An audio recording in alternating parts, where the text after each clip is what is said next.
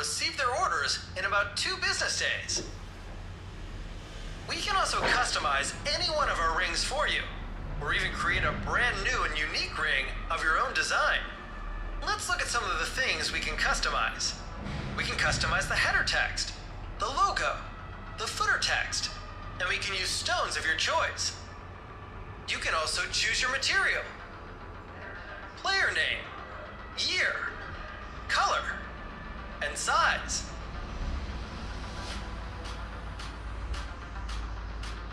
If you want to order a custom championship ring of your own, visit www.sportsbling.com and hop on a live chat with us. Or call us toll-free at 888-848-9876 today. If you're interested in purchasing our rings at wholesale pricing, please visit our sister company at www.platinumwholesalegroup.com. And also check out our eBay store for the best selection and the best deals, with the absolute lowest pricing available anywhere. Thanks for watching, and have a great day.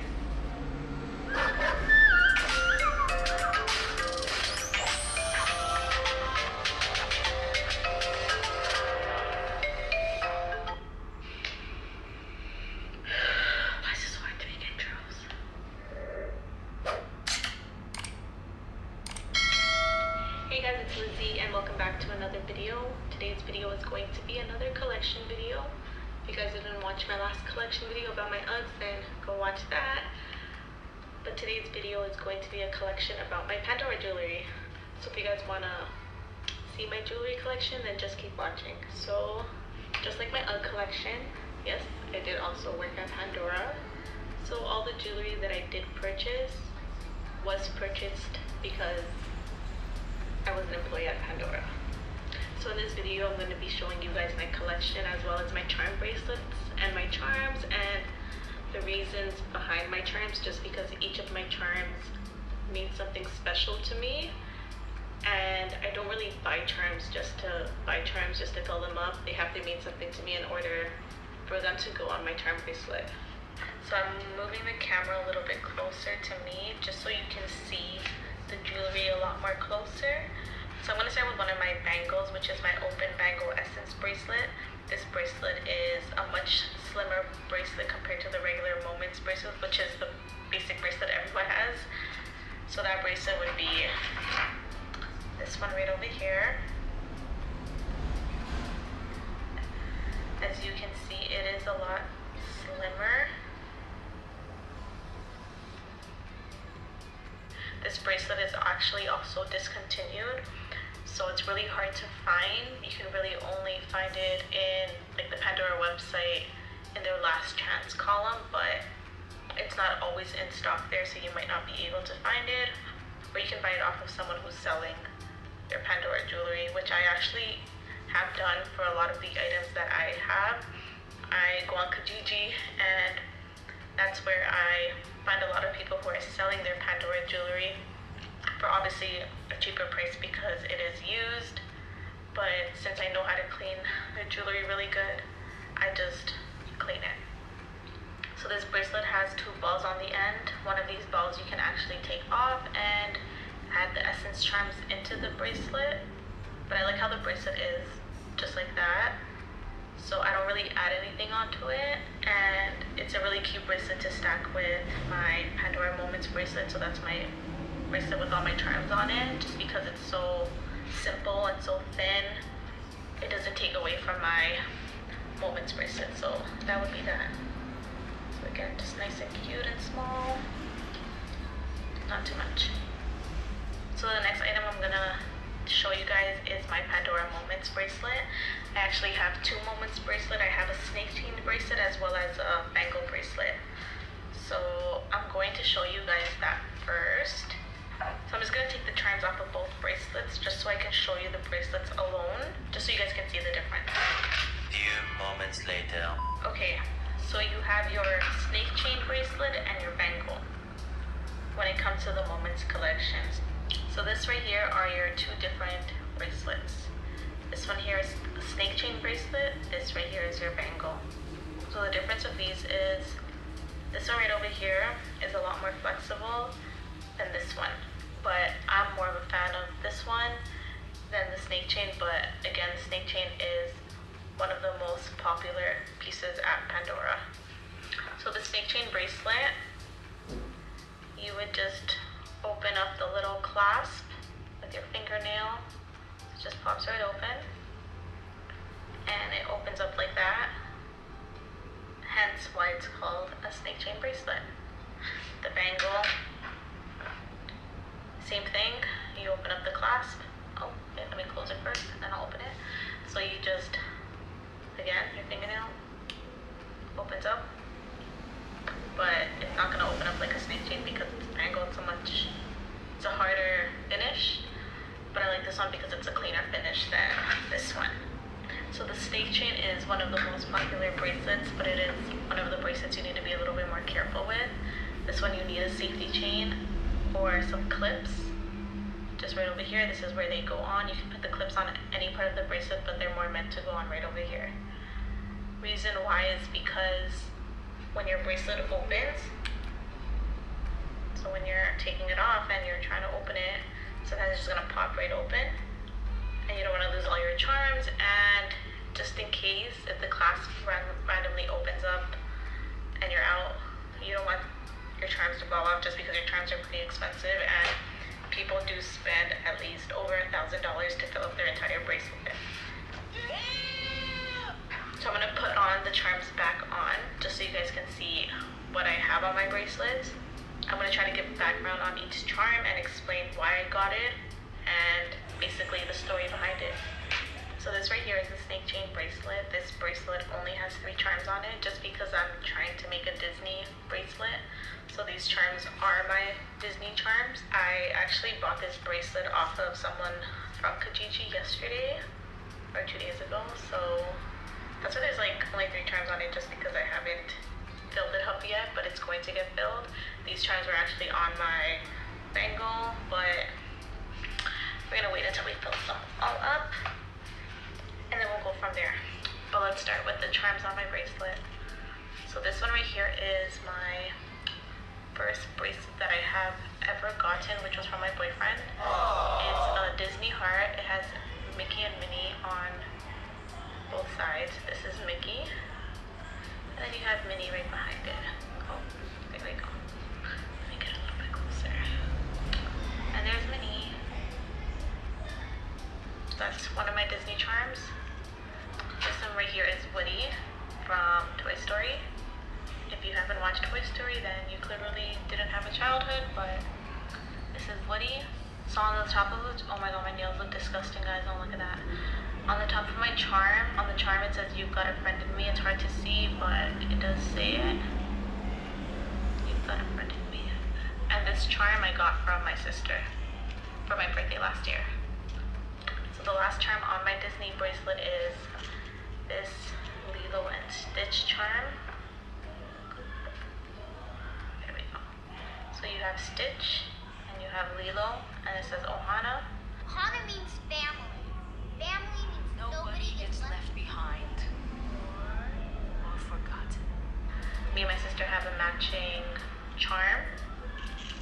So that is my Disney soon-to-be Moments bracelet.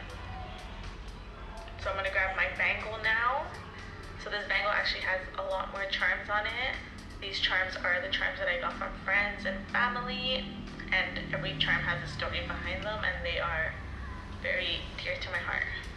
Okay, so this is my other Moments bangle bracelet, and as you can see, this bracelet has a lot more charms on it.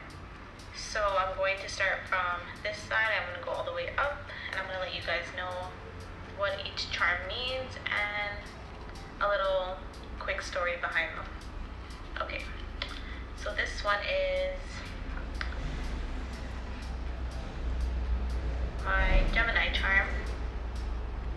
So I am born on June 20th, which makes me a Gemini. This one is a little wing, like an angel wing with a little gold heart on it.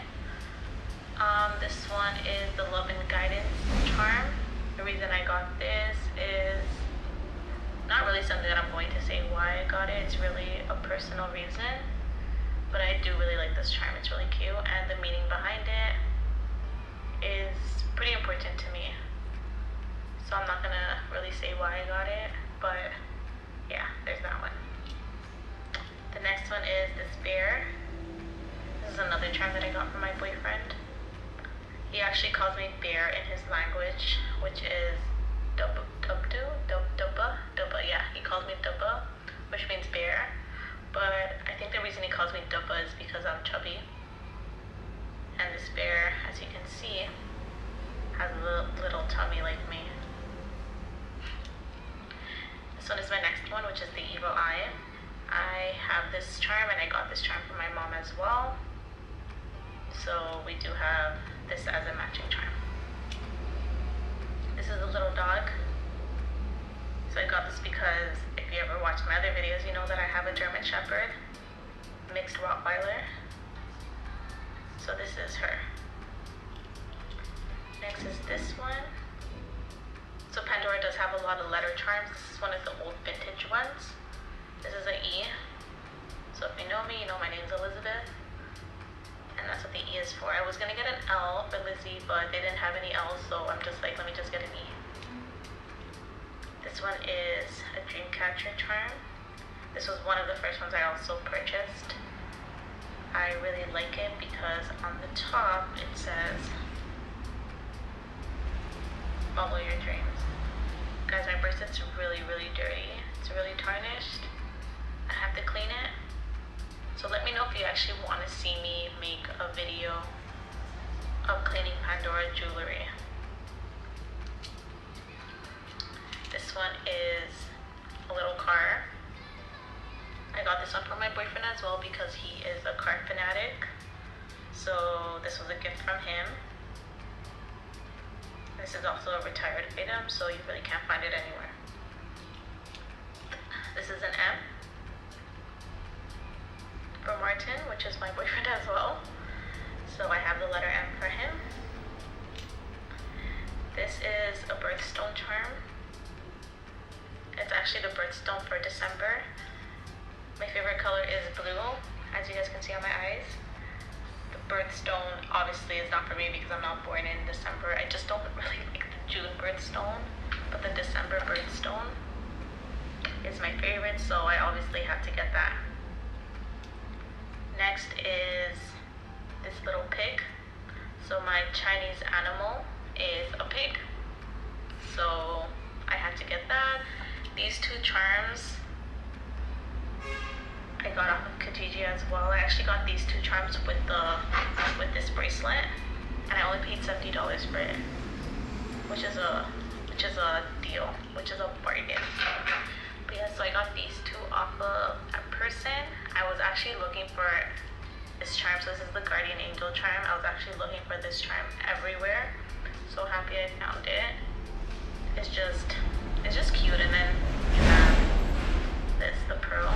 The pearl is also a June birthstone, but Pandora doesn't have any birthstone charms with the pearl on it. So this one is basically for that.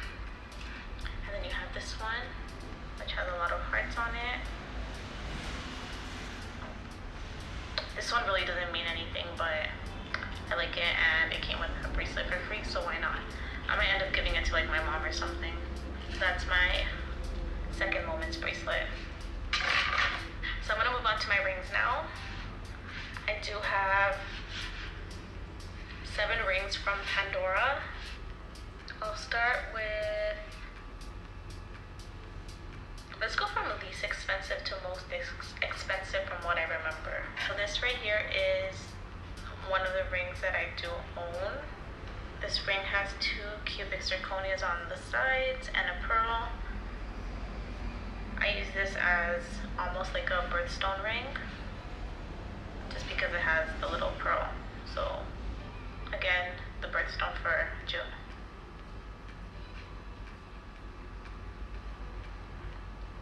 Next ring is this beaded ring.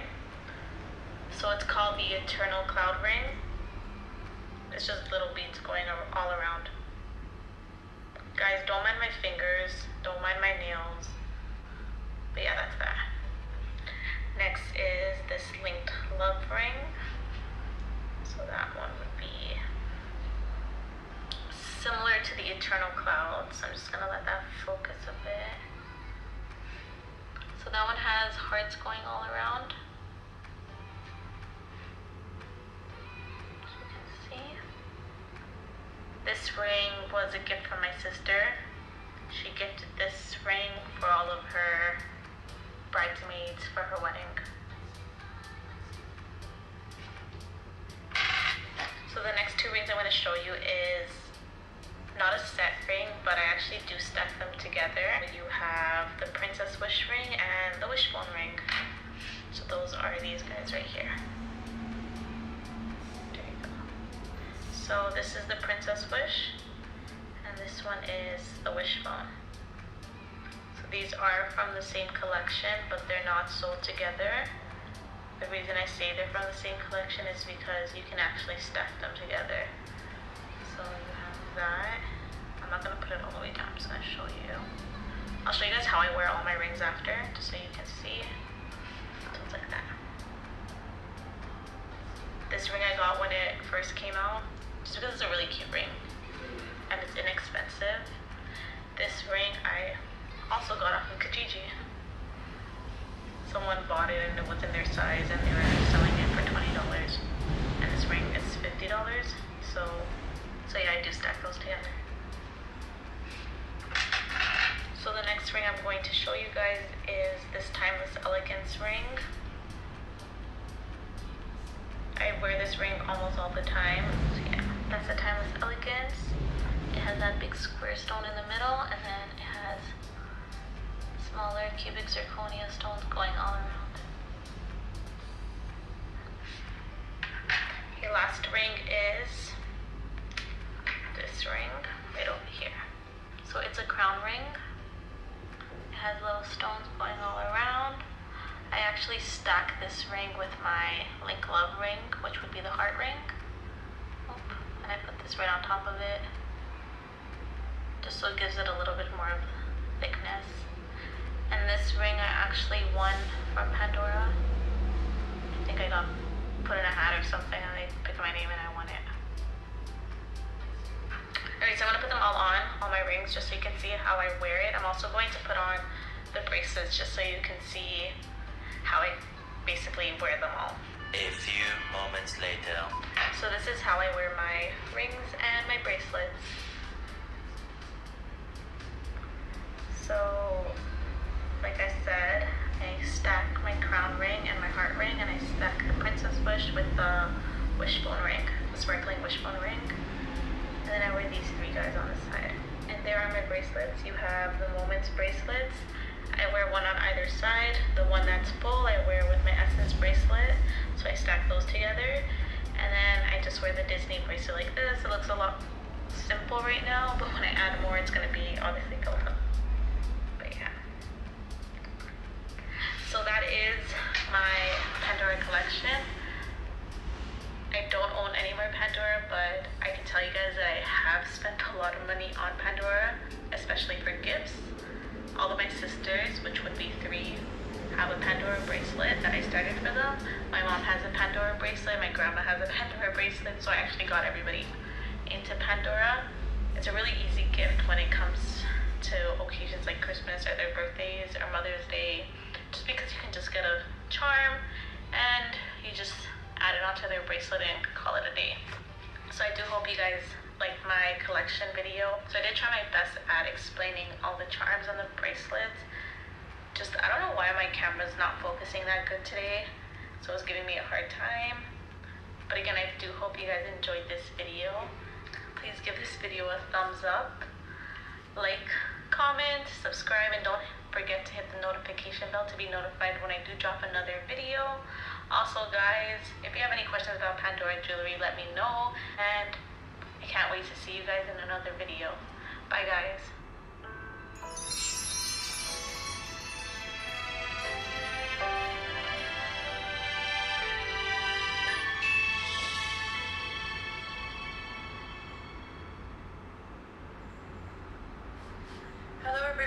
name's Louisa. Welcome to my channel. Can you believe that it's already fall? What happened to summer? It kind of just flew by.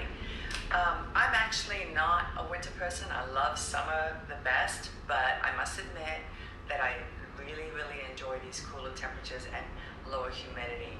So I hope you're enjoying it as well. And today we have an absolute treat for you.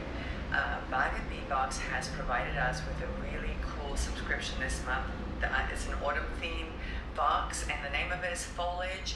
So of course we're going to get some leaves, we're going to get some reddish tones, some shades of green, some coffee tones, gemstones, coppery metal tones. So it's going to be really pretty, and I think I'm going to really enjoy designing something with you this month, and I hope that you enjoy it as well. Why don't we take a quick look at the beads before we get started so that we can get inspired, you know, I'm going to lay them out on a tray. I'm not going to go into any great detail with each one, but I do want to show them to you in case you're not a subscriber to Bead Box, so that you can get an idea of the kind of beads that come with that subscription. So let me lay them down on a tray and we'll take a quick look. Okay, so here's all the beads for this month's subscription, and as you can see, like I said earlier, we definitely have the autumn theme going on with all these colors. I absolutely love it. We've got you know, the usually Bead Box will provide findings and pendants and connectors. Here's a couple of toggle clasps, real pretty, with a leaf theme on them. We also have these beautiful pendants, which I think they're it's called cut. It's a cut glass, but it's in a jade color. It's not jade, it's just glass, but it's in a beautiful jade color, as you can see, with the hole running across the top there, as you can see. And then of course we got some bicards. We got these gorgeous, yummy looking carnelian colored round beads, 8mm. And it's a 15-inch strand, so that's really nice. And then these are, I'm really in love with these beautiful copper leaf beads. They're absolutely beautiful. I don't know if you can see that on camera. And then these are really interesting as well. These are some leaf links in a copper tone. And then the one thing that I think is really unusual is this pendant. So it's a beautiful oval kind of pendant, not oval, I don't know what shape that is, but yeah, it's really pretty and kind of modern looking. So I don't know what I'm going to come up with, but I'll have to think about this one. And then along with this we have these other two. So yeah, so this will be interesting. I'm looking forward to putting my thinking cap on and coming up with something. And here's some chain. And it's the links are, I believe, 5mm oval copper colored chain.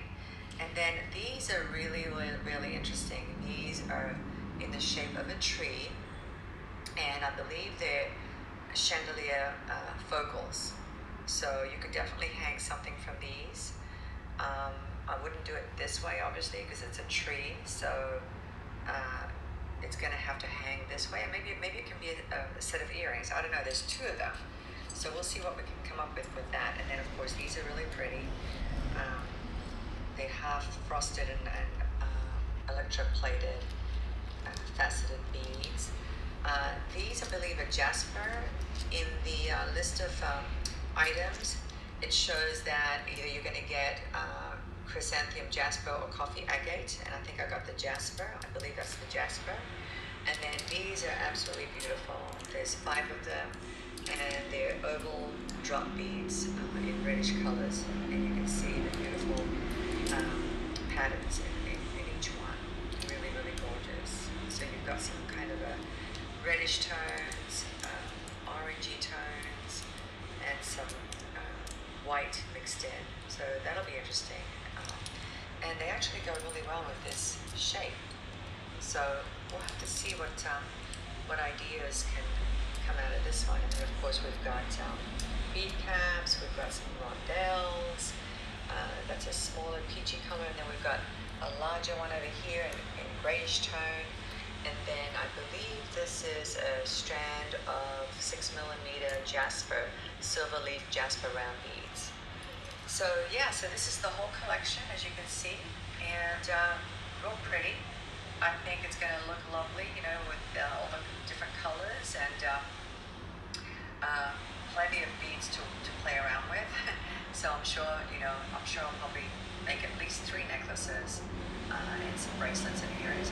So anyway, we'll see what we can come up with. And I'm going to put them away for a little bit, think about it, put my thinking cap on, and then I'll come back with the finished pieces. See you soon.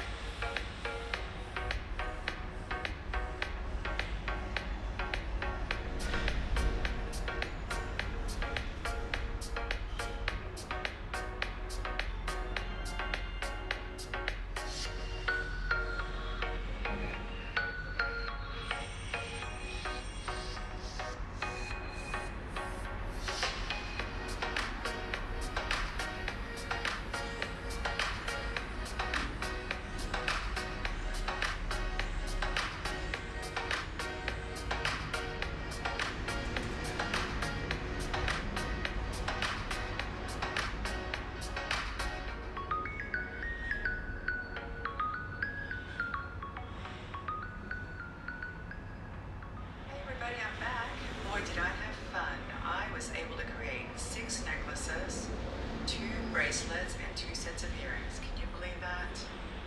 I really was so surprised that I was able to make so much. This is the first piece. Let me zoom into you, take a look. As you can see, I used the leaf links to form the necklace, the bottom part of the necklace, and then the carnelian bead with the bead caps, the beautiful leaf pendant, and the large 10mm jasper bead. Also included some chain at the top, and this is what it looks like. I thought it came out beautiful. Now, in order for this to work, I don't know if you can see, let me zoom in real close so you can see how I connected those links. I actually had to use 2 jump rings in between each one because I found that the links were a little bit too lightweight, and you know, without adding the double jump rings, it just wouldn't have sat flat on your neckline. So I think adding the 2 jump rings, not only does it make it more secure, but it helps to, you know, keep it from twisting, and it helps for it to lay a little bit flatter. So that's what I did, and I thought it came out pretty nice. I wire wrapped the beads, and then here's the earrings. I used the same links plus the carnelian bead, red bead, and the silver jasper beads at the top. So that's what it looks like. I thought this came out pretty nice. I love Y-style necklaces.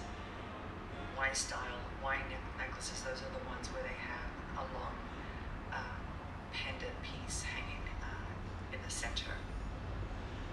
And yeah, this looks really nice on, actually, and it's very comfortable. I love this necklace. I love how it turned out. For the clasp, I just used a simple lobster clasp that I had in my stash, you know, kind of a small clasp.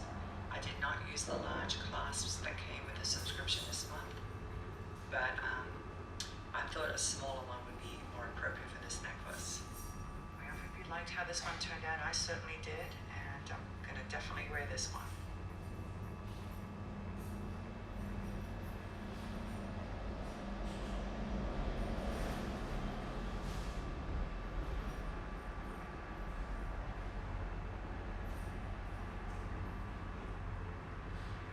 And here here's the second piece. As you can see, I used that beautiful Tree of Life pendant. We received 2 of them. Actually, that was it's large enough, really nice with a pendant. So here it is. It's another kind of a white style necklace because again it has that centerpiece that hangs down pretty low. But let me zoom in so you can take a look. And here it is. I used the beautiful jasper beads in the bottom part of the necklace. I used that beautiful crystal faceted bead right there. And then the Tree of Life pendant along with this little charm, which was actually not in the subscription. It was, I had it in my stash. I don't know where I got it from. I've had it for quite some time, but I thought it would pick up the green of the earrings. And so these 2 were in my stash as well. These are 6mm quartz beads. I'm not sure where I got them, but I thought, you know, let me find something that might go well with the earrings. And it's not exactly the same green, but you know, the earrings are far enough from the necklace that I don't think anybody would notice them, and they just don't look exactly the right color in this light. But when you move away from this lighting and you go outside, they look pretty nice together. So that's what I thought I would do. Just a couple of green beads there, and then the little green charm, and then the leaf spacer beads in between, which I thought were really gorgeous. And then I did use some seed beads along the rest of the necklace, 8/0 size seed beads in a taupe color, which, you know, the color is taupe, but it's actually got a little bit of copper in it, so it goes really well with the copper tones of this collection. So that's what I did, and anyway, I thought this necklace looks really, really good. I hope you like it. Here's the back, and again I used a small lobster clasp that I had in my stash to finish it off. I just thought, you know, putting that large clasp was not the right thing for this necklace, so I used a small clasp, pretty tiny. I think it's about maybe 10mm. So anyway, this is the second piece, and it turned out pretty nice, I thought.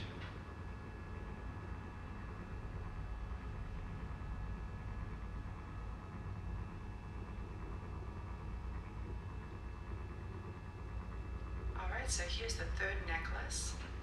I had to do a statement necklace, of course, because that's what I love to do. And you know, I tried to control myself and be more conservative, but I just had to create a statement piece, and so I created this one using the same Tree of Life pendant, but this time I hung some crystals from it. Because, you know, there were so many places where I could hang crystals, I just couldn't resist it. So I made some strands, some beaded chain actually, and attached the little, the grayish colored rondelles at the bottom. And each one has the bicones and then the peach colored rondelles. So I wire wrapped each one and attached the chains to the bottom of the tree. And then I attached some more bicones along these links here, the same kind of leaf links that I used in the other necklace. And then some faceted crystals with bead caps. These actually were in my own stash that were not part of the subscription, but they were the same antique copper tone, so I thought I would use them. Same thing with these coin crystal beads. These were not in the subscription. I always have such a hard time with that word, subscription. These were, I got them at the Bead Box website a while ago, and I thought, you know, they had the same topaz color as the bicones, so I thought I would use them as well as the grayish colored rondelles, and then the faceted crystals at the top as well, plus some chain. So that's what it looks like, and yeah, this is actually very gorgeous on.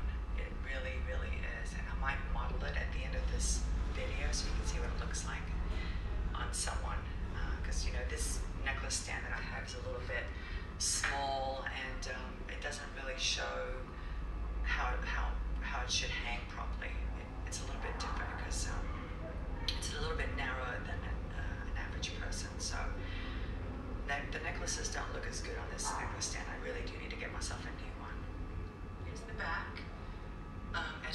see, I finished with some chain, and I also used another toggle clasp that was actually in, I think it was October 2018 bag and bead box subscription, but it was the same exact antique copper tone, and I thought it looked really nice with this necklace. So instead of using the larger toggle clasp that came with it, I thought I would use this one instead.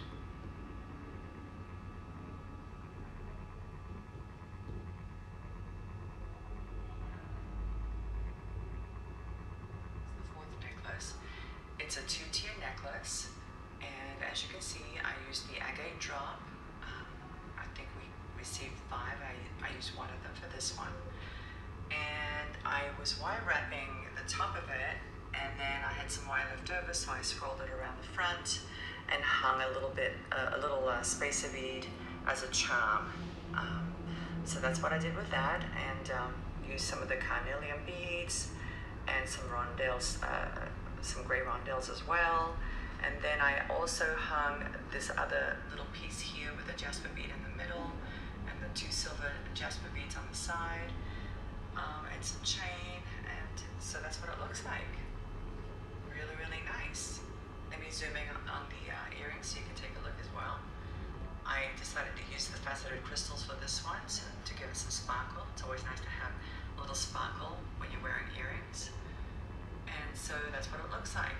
I thought this one came out nice as well. Real pretty. And again, I used a small lobster clasp for the back and some chain. Just, because I thought, well, I had a bunch of little lobster clasps that were antique copper, and I thought, let me just use them up for this project. And anyway, I thought it turned out pretty nice.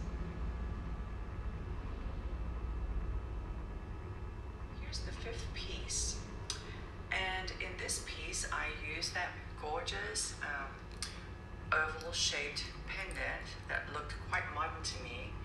I wire wrapped it and I hung a leaf pendant off the side as well. I did it in a way so that they would hang kind of off center a little bit. It was not easy. Let me see if I can show you a close-up. So I just wire wrapped it, and then I kind of added a little kink to the back so that it would hang like this. I just like the idea of having, this one on top and this one off to the side, or this one off to the side, I should say, so that you can see both of them. They're overlapping each other, but you can still see both of them. And it's another white necklace design with the crystal here in the middle, and then the carnelian beads and the rondelles on the side, and bicones for sparkle. And these are the same earrings that I used with the previous necklace that I showed you. They look really nice with this one as well. So yeah, this is the 4th necklace. Pretty nice, I thought. And in the back is a small lobster clasp as well. I guess I used those clasps pretty much with all of my necklaces today, but I did use the larger toggle clasp that came with a box with the bracelet that I made to match all of these pieces, and I'll show you that in just a second. So yeah, so here's the 5th necklace, and I thought it came out really cute. What do you think?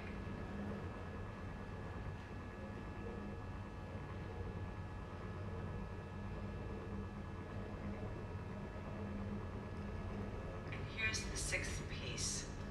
I left the best till last. As you can see, I used the agate drops that came with the box. Real pretty. We got a total of 5. I used 3 here, 1 large one and 2 small ones. And I also used the large jasper beads, the faceted crystal beads, the rondelles in between, the peach colored rondelles. These spacer beads are from my own stash in an antique copper tone. And this is what it looks like. Pretty nice. I'll admit that, I did have a little bit of a difficult time coming up with something, because these drops are not the kind of component that I'm actually attracted to, or that I would normally buy or work with. But I put my thinking cap on, and I thought, what, let me just try something.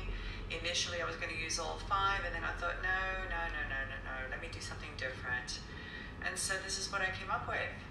And hopefully you like it. I think it's okay. I think, you know, it came out nice.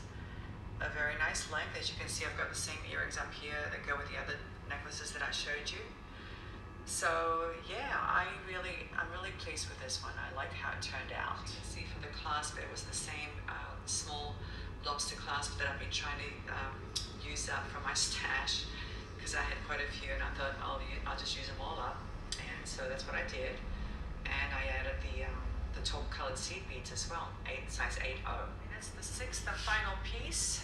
Unbelievable. I'm in shock that I was able to create so many pieces from this month's subscription, and I'm very pleased. And you know, if you don't subscribe to Bag and Bead Box, I strongly recommend it, because you will not be disappointed. You will have so many beads. I think I still have some beads left over, believe it or not. But you know what? The only thing I haven't shown you is the bracelets. I mean, let me go ahead and get them on, and I'll show you that I made. As you can see, I used the silver jasper beads, which they're actually a little bit greenish colored. This focal piece was from my own stash. Don't ask me where I got it, because I really don't remember. It was a long time ago. I thought it looked really nice with the green accents on the other necklace. So it's actually a turquoise color, kind of a turquoise with some green on the edges, as you can see. So that's what I did, and I added the carnelian beads as well, and then this toggle clasp from October 2018 subscription, which is the antique copper tone. And for this one, I used the large toggle clasp, which came with this month's box, which is absolutely beautiful, and I think it looks great as a bracelet, so you can show it off, as well as the carnelian beads, the bicones, and the jasper beads. So yeah, so these are the 2 bracelets that I made, and they look really nice with all of the necklaces that I made, because of course they all coordinate. That's what's so nice about this month, about the Bag and Bead Box.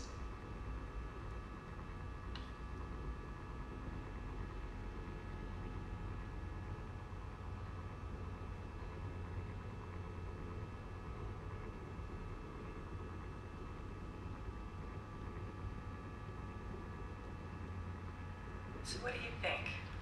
Pretty, isn't it? Take a look at that gorgeous necklace. I just love this kind of jewelry. I love statement pieces, and I actually read an article this week that minimalist jewelry is on the way out. Well, I am really happy about that, because I'll tell you what, it's been stifling my creativity. So anyway, guys, I hope you enjoyed this video. Thank you so much for watching. I hope I've inspired you, and please give me a thumbs up and subscribe, and I'll see you next time. One on YouTube, how are you? God bless to all. Hope everyone is well. There's your boy with another video, unboxing. I already took it out the box to make the video a little quicker. So it's my 2011 New York Giants replica championship ring. I'm not a fan of the Giants and never will, but of course I'm a fan of replica championship rings. I collect them all from all leagues. So my team's the Patriots, all the way Patriots since I was a little kid. So, but yeah, this ring is you know, it's a beautiful ring, you know, and it'll look nice with my collection. So let's do this.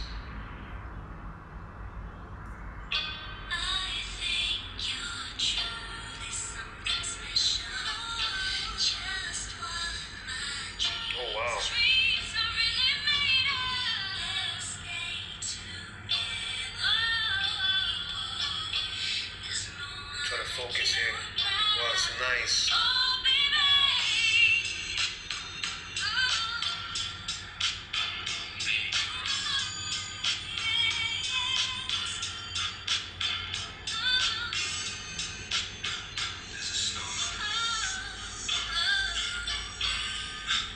Oh yeah, it looks real nice, guys. Let me try to focus for you real quick.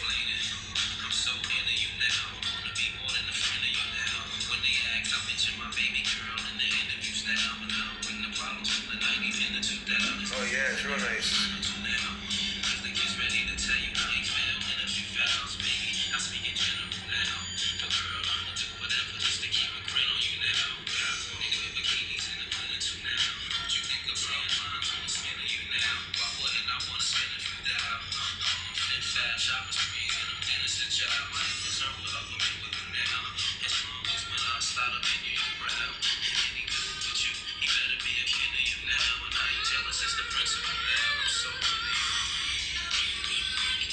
goes. 2011 New York Giants Replica Championship Ring.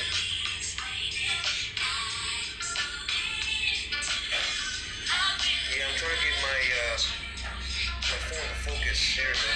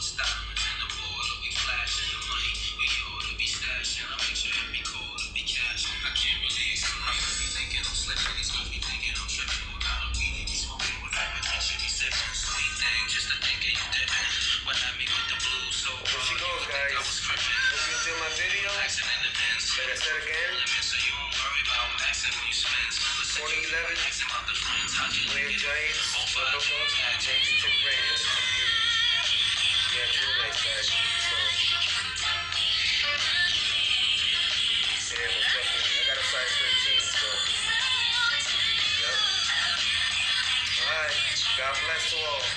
Much love. Show you my other rings real quick.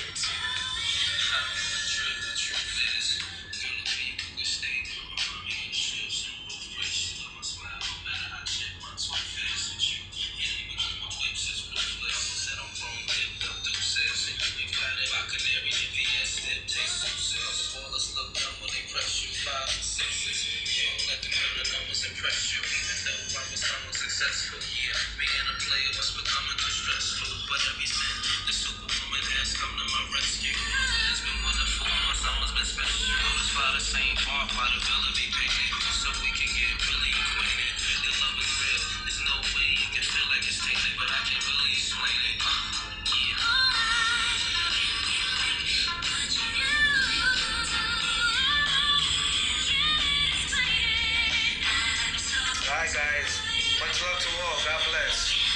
See you in the next video. Don't forget to put thumbs up on my video. I really appreciate that. Alright? Alright.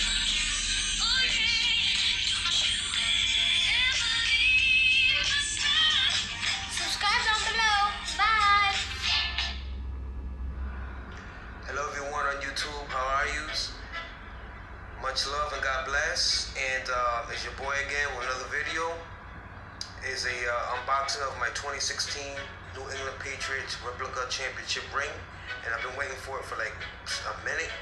It arrived like 2 days ago. Haven't had a chance to open it, and I want to share it with you guys. So hope you enjoy and appreciate you watching my video.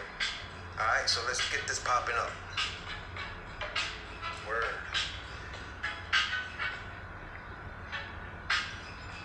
Alright, let's do this.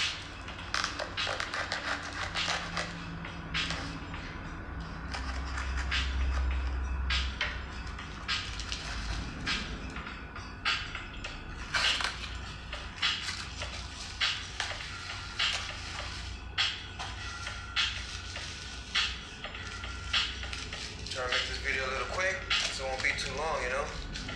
So here it goes. It's inside the little baggy bag. I already got the box here to it. Yeah. So let's do this. I already got the rest of the set, so this is the only ring that I was missing, basically.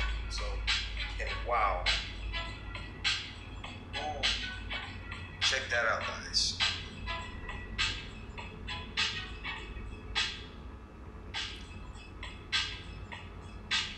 Wow, it's amazing. Trying to get some close-ups. My phone be acting up, so but I'm trying to focus. But yeah, it's off the meat rack. I mean, it's banging. It's hot. And the detail and the craftsmanship is like unreal. It looks like the real deal, you know what I'm saying? I mean, for a replica ring, it's on point. It's on point, and it's huge, and it weighs a ton. I mean, wow. Yeah, most definitely. Banging.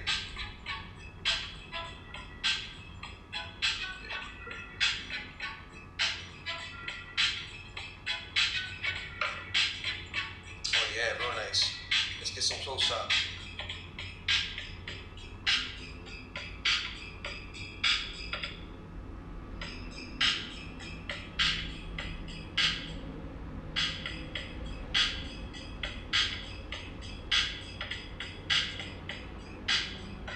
Yeah, I got Brady on the side. MVP.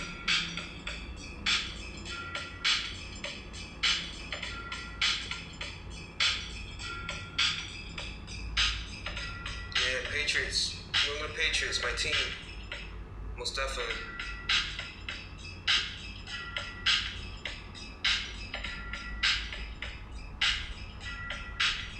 Yeah, I've been a Pats fan since I was just a little boy, you know, so.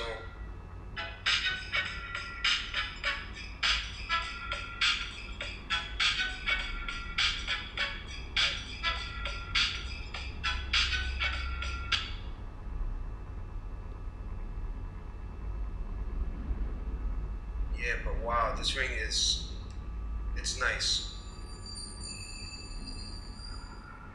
It is nice. It is real nice. I'm very impressed, guys.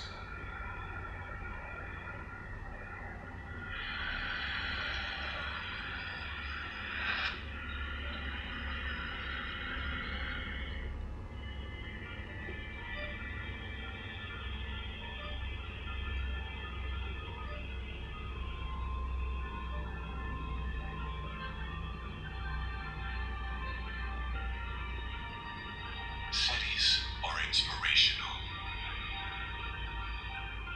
What you're looking for is a milestone towards success.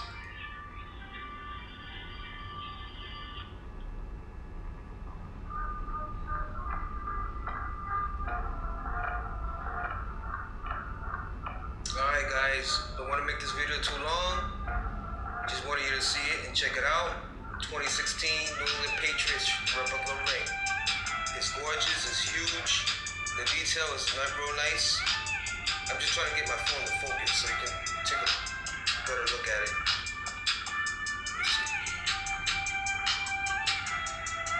Yeah, it's real nice. Let me put it inside the box real quick.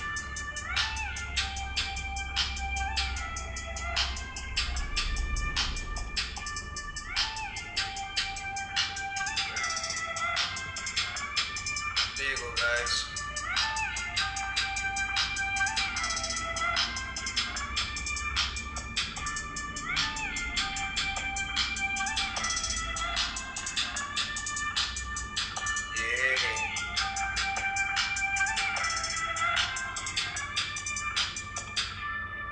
Real nice.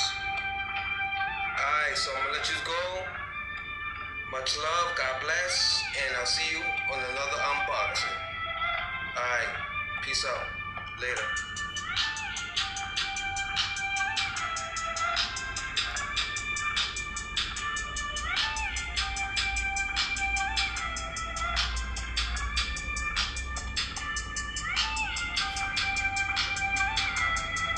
Peace. The Tigers as they celebrated one more time the epic season of 2019, undefeated, 15-0 championship run, 7 wins over top 10 teams. That was the cherry on top inside the Mercedes-Benz Superdome with a win over Clemson to cap it off. Last night, the jewelry was unveiled. The players were the first to see them. I was asking Panansky if we could get a sneak peek yesterday morning on the show. He said absolutely not. He said they would be here 24 hours later to show them off in studio, and a man of his word, former co-host on this show during this time slot, and now special assistant to Ed Ogeron, is here with a handful of jewelry, which last night was unveiled. The box is spectacular. What's in the box? I'm getting like a very Pulp Fiction vibe from this. I'm surprised that when you opened the top that a golden glow just didn't start emanating from the center. It didn't. No, yeah, it kind of feels emotionally like it First did. of all, morning everybody. I want to. Yes. Oh, I get it. Well, call back. How was Stick last around night? the radio business. I'll teach you something. How was last night? All right. So We don't want to unveil these until the next segment. Okay. Yeah. But can we, well, at least maybe I'll tease the box a little bit. Yeah. Make sure Tease you the put, box, there not you show go. the ring. That's why I brought the sanitizer. If you you're gonna touch something, make sure you sanitize. Yeah. I think that right there was the overwhelming thing from last night is that we did the best we could with the situation. Did you learn anything because you got your guys around each other? Well, we had Shelly Mullenix is phenomenal. Right. Yeah, she's a rock star. Right. The best. And so when we had the team meeting, when everybody came back, we were able to, do something there and have everybody in a room. Luckily, we're blessed enough to have the indoor where we're able to spread everybody out, do all the socially distant things. Everybody wore a mask. We made sure that the equipment guys, Stringfellow's equipment guys that put the rings out, when they set the boxes up, they had gloves on. What we did is we put the ring underneath everybody's chair. There was an assigned seat. The presentation itself was rather quick, but that's a Coach O special, that's right? a Coach O special. I mean, that's getting it out. He holds nobody hostage. That's right. What did the freshmen do? They were there. Okay. Yeah. Just a little thing of a little hey, this could be you. Have you met Ed You Ogeron? follow the path. This was a motivator. Yeah. There's no question. So and I can tell you, being in the back of the room and watching this, those guys were as intent on seeing this as anything else. You can see that there's a Coach always talks about want to. There's a good amount of want to with these guys. There was a natural want for victory. There is a natural jealousy. They're like, I really want that. That's good. That's a motivator. You had guys come back too, as well, right? we did. Unfortunately, because of originally our plan was around spring game, pro day, when everybody was going to be down, we would have a big event. Unfortunately, with COVID-19, we weren't able to do that. But with some guys that live in the area, were able to come by, and Clyde was there. Lloyd and Justin Jefferson got up and said something. So Coach did some opening remarks, and then we had a video that we put together that we showed, which I believe we're going to release on social media sometime later on this week, where we had guys from 58, 03, and 017 talking about what their rings mean to them. Yeah. And kind of one of those, hey, welcome to the club moment, and about how the accomplishment of that ring is something that means something to them for the rest of their lives. So, and then, Lloyd talked, Justin talked, and then basically we had the reveal where it was, hey guys, check under your chair. So, tell me about the design process, because Cody Worsham has a great write-up, and it's titled Perfect Fit. LSU's championship rings tell a story for the ages. That's over at lsusports.net. All of the social media that you can find on LSU football has the article tag, but it's a great write-up, and it gives great insight to what you, Louis Bourgeois, who's the head of equipment for you guys, and Greg Stringfellow, who was formerly of that position, now an assistant athletics director, went into the design process of this ring. Yeah. As the process went on and we knew we were going to have 3 rings, it allowed us to be able to have some fun. You're not trying to cram everything onto one ring. There's a lot of history and a lot of tradition here. There's also, there's quite a few national championship rings. So you want to pay homage to those and make sure it looks like an LSU ring. But also, you want to make sure that the unique part of our program and our culture is highlighted on there, because it's not something that every school in the country wants to design this ring. Not every place in the country is going to design a ring like we got a chance to design. So when did this start? Like, when did the design process start? 4 years ago? 3 years ago? October of 2016. As soon as you walk in the door, you're like, okay, when we win a national championship, this is what we want to do. I mean, if you're not thinking about... I find that a bit surprising, actually. If you don't think about designing a championship ring every single day when you go to work, what are you going to work for? I don't know. I mean, just outside looking in, that feels a little like cart before the horse. Like, I get having the eventual goal, no doubt, of wanting to win a championship. It's everything you work towards. But I don't know. I guess I would have just assumed that you want to allow yourself to go there until you got there. Absolutely not. If you're not thinking every day about what you're going to do to win a championship, then you're not doing it. You got to do it. You got to go in there and say, there were people in this building that would have thought 4 years ago when I say I got to design a national championship ring for LSU, that would have been like, no way. Yeah, no, definitely. Sitting right here this morning. Yeah. So Tell me some of the quirks about the ring. There's some cool things to it. Yeah, I mean, there obviously, you know, with the ability to do things on the 3 different rings, we were able to do some different. As you can see, if you're watching on the stream there, with the 3 different rings, we were able to do a couple of different shapes. We were able to encompass. Now, obviously, the one on the far right, which is the college football playoff ring, that right there, we don't really get to fool around with the That's center. the one that the NCAA gives you? The college football playoff. Oh, okay, yeah. They don't the NCAA to control. Yeah, but that comes from outside the school. Yeah, that's exactly right. And so there's a limited number of those that we get. That's the one that, you know, Greg went in there and asked about putting the purple stones on there, and so we're the first ones to do it like that with the purple around there, which looks good because with the gold football, you got the purple and the gold. The middle one, the national championship ring, obviously, we wanted to put the trophy on there. It was something that's significant with that. And we also wanted to do the oval with that. It was something where, do a little different. I mean, Coach O, come on. You know, It's kind of got it's definitely got a Death Valley type aesthetic in terms of its shape language, right? I've been reading a lot of like concept art books, like Tangled, Frozen 2 randomly, and they're always talking about shape language, and the gold on the edges, the oval shape, it evokes that feeling of Tiger Stadium and how it kind of expands that. And so it also, with the oval and with the things on the outside, it's always pushing your attention towards the center.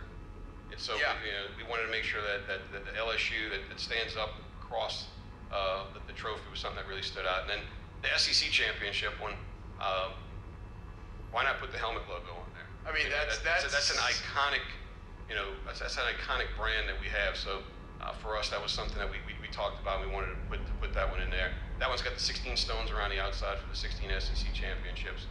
And so there's some little nooks and crannies as you go through and you look at it that, you know, with reading Cody's story, it's got further explanation of why some of the design choices were made. So which one hold that tiger? The national championship. And that. Yeah, that's what I'm excited to see is all the detail work around the side, because we've seen the faceplates, but we haven't gotten like a long, concerted look at the what y'all threw in over there. So that's what you're gonna be doing during the break? Well, I was actually gonna wait and do it live on air. Oh. Do like a little live reveal, so that my instant reaction is legitimate. So we're brought to you daily by All Star Toyota. Remember, All Star Toyota is online at All-Star Toyota of Baton Rouge.com. You can find them there on the corner of Goodwood and Airline. Coming up, we'll talk to Christian Lacouture. Christian, for you guys, Derek, we talked to O yesterday. We talked to Mickey last week. We've talked to a lot of people around the program, and his name keeps coming up for having success on the recruiting trail. Can you give us a little insight on the young coach and what he's accomplishing inside the building? I don't believe his best recruiting was done with a football player in the last couple of months. He got engaged last week. Hey, speaking of rings. Just saying. Life is good. Just saying. For the former defensive tackle. But he's doing work Okay, for but you like guys, seriously, how's his football recruiting going? He's really good. He's really good. We have what's called Power Hour, where the staff comes in and you get Coach O on the phone, and so that's one of those things that's challenging. It used to be where everybody would be in one room, and it would almost look like the floor of the stock exchange, where everybody's just flying around. Yeah, doing everything they can to compete to get somebody on the phone, and so now with the socially distancing rules and things of that sort, it's a little bit more of a challenge to get everybody kind of close together. But Lacouture's the guy who's always barreling in, handing Coach O a phone. Good. We will talk to Christian at 8 a.m. this morning. We will unveil the championship rings here live on OTB next. Come back with us. Oh. Zoom in, Danny. And 3 rings were forged in secret for the Tiger Kings in the ancient marshlands. Derek, I see that you appreciated that. Beautiful hardware. Yes, he did. Look, he was a fan. Jordy will tell you, like the first 2 years, I paid no attention to it, and then like The Lord of the Rings? no, to the whole bit. Purple and gold. Oh, okay. Yeah. I was talking about Lord of the Rings. Yeah. The Friday morning bit, and so I guess it was before this season. Jordy and I were someplace. We were talking with somebody, and they mentioned about how he liked it. I think he might end up like sponsoring it or something like that. Yeah. And so I was like, I gotta go back and listen. So I started listening to like old ones, and then as the season went on, like Saturday morning game day, like whatever, and I would listen to it on the podcast on Saturday mornings. And then as it got to the end of the season and like the whole reveal, like you like that? It was you the entire time. It was fun. It was the binder retelling his grandchild underneath the tree. In a scenic setting, it was the binder retelling the story of how the Swamp King rose. You had to love the character of Lady Moscona. To the top of the cast iron throne. Had to love that one. Okay, I have not serve you up here. I have not looked at these rings yet, though. I remain disciplined in the commercial break. Which one? I did not. Which one should I grab first? My favorite is the SEC. I gotta be honest. I mean, it's okay. There's nothing wrong with that. Jordy, this is what I can tell you. As far as the design process goes. This is what I can tell you. So, would you ever wear these? The odds of that are not very good. Okay. The devil's in the details here. You got the SEC. I've got the SEC ring. Right. Danny, maybe I don't know if you're gonna be able to see this because these are my favorite parts of rings. Like the front is what draws you in. That's beautiful. But I always love the detail work around the edges. We got one team, one heartbeat above the last name, where there's also a little mini LSU helmet. That's beautiful. Also, shout out one team, one heartbeat. How about Nick Saban dropping a one team, one heartbeat? Did you hear that? Imitation is the most sincere form of flattery. That's good to see. And then mirrored on the other edge of the ring, you got a little Go Tigers, and that sits above what is a carving of the SEC trophy, along with the final score of the SEC championship, which is 37-10. That'll live so nice. Eat it, Kirby. And then obviously you just can't beat that tiger head on the front. I mean, I'm surprised y'all didn't go with Toonses, but I think y'all make the right choice. Good Lord. All right, so you gotta put that. Now, one other thing I'll mention on that is on the inside of that ring, which I know you can't see.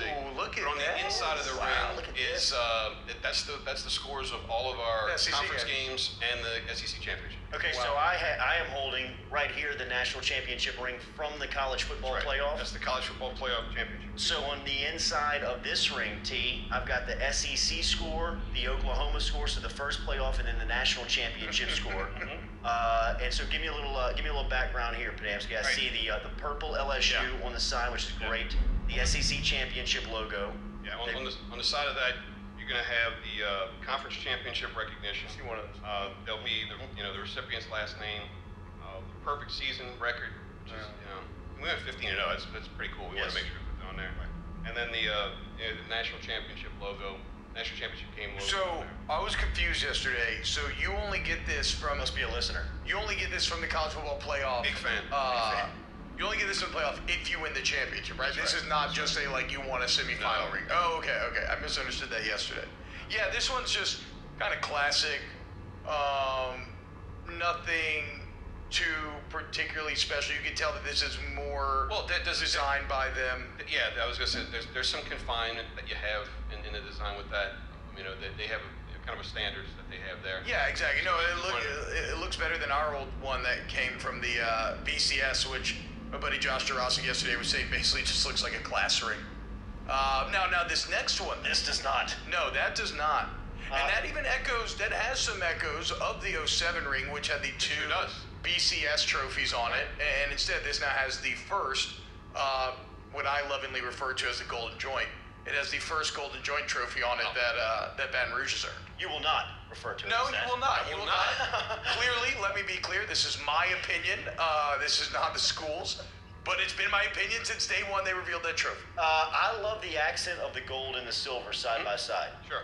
The state of Louisiana is a great touch, and to me, my favorite part of this ring is the is Tiger Stadium on the side.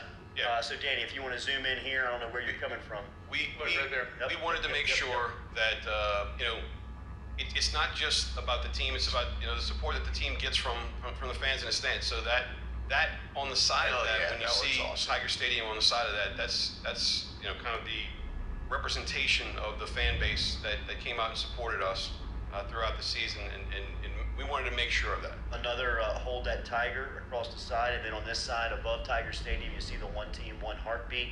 I see love the that. national championship side on the side here. I mean, Hold That Tiger's been core to the Coach O initiative, so for that to end up on a ring is very appropriate. It was his call as a recruiting coordinator. when he was first hired as a defensive line coach and as a recruiting coordinator, is how off the bench really became. It was our first viral moment, Colada and the Prince. That's right. Our first viral moment that we ever experienced on morning radio was that. You want to come clean on this? Should we come clean on the whole thing? That it was. Yeah, I mean, we staged it. Yeah. So what we were going to do was we doing had my job then. we had Ogeron on every Tuesday morning when he was off of football. Now one thing that actually was his when you called. That was what was on the phone. Sure, that was. But we got a that was the quarter first of time. that Right. where you know where when we called, it wasn't as though the phone just simply went to that. We took that, moved it around. Well, that's how his phone did answer. Odds are he would have probably picked the phone up if it was in a ring. So we had a ton.